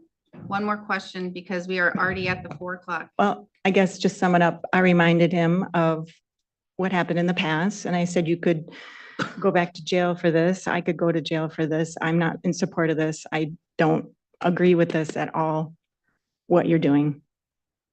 Did he do it anyway? Well, he testimony he rented 2 times. No further questions. All right, Just have one question. you're the defendant, and she didn't ask you questions. Do you have anything else you want to let me know? Well, curtailing it, I mean, it's probably known. I filed for a divorce to separate from All right, this. you may step down. It is now 4 o'clock. And so, May I make a suggestion, Your Honor? what is your suggestion? I'm thinking that it is 4 o'clock. I'm thinking that maybe written argument might make sense. Well, that's what I was going to say, and I'm going to put limitations on it. I like good. Also, I had exhibit 8. I think I gave it to you. Could I get that back, please? Let's make sure we have all the exhibits. Which one And is are you exhibit going to offer the This? computer stick? I have exhibit 6. I have 1, 4, 1, Which is exhibit 2, 3, 4.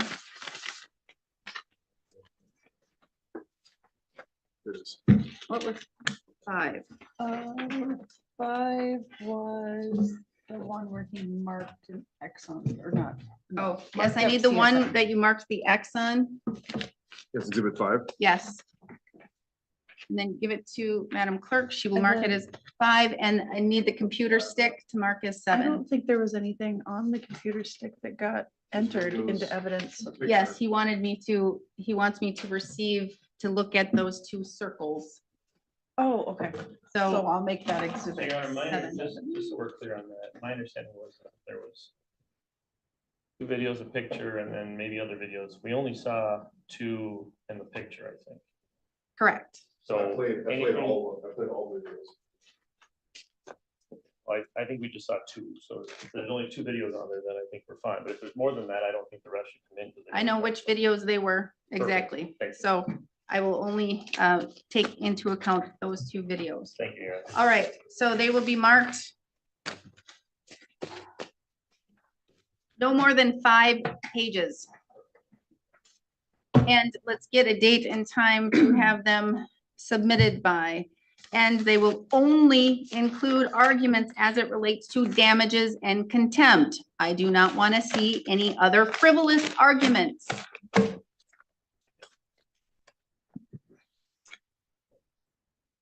Do you think that you can have it both submitted simultaneously by February 25th. That gives you 3 weeks.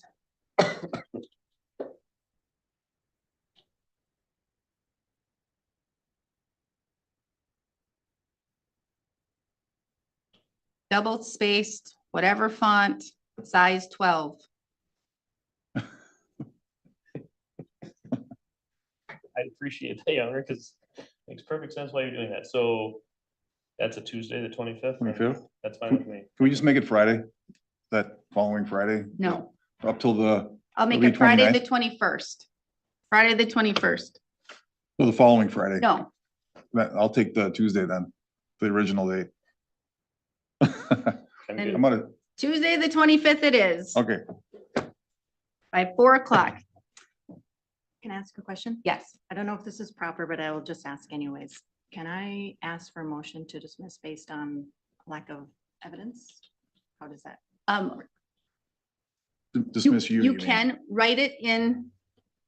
You've written things before and you filed it with the court. Do just thing. like that Is there a time limit? or by the time? 25th.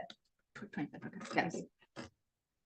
Okay, and then what about responses? Because if there's gonna be a motion, then obviously I There's not going to be To the any motion. motions. Why don't we just remove her? would. She just, Your Honor, can we just make a motion just to remove her right now? She's not really relevant to this Well, anyway. No, we're moving forward just as we are.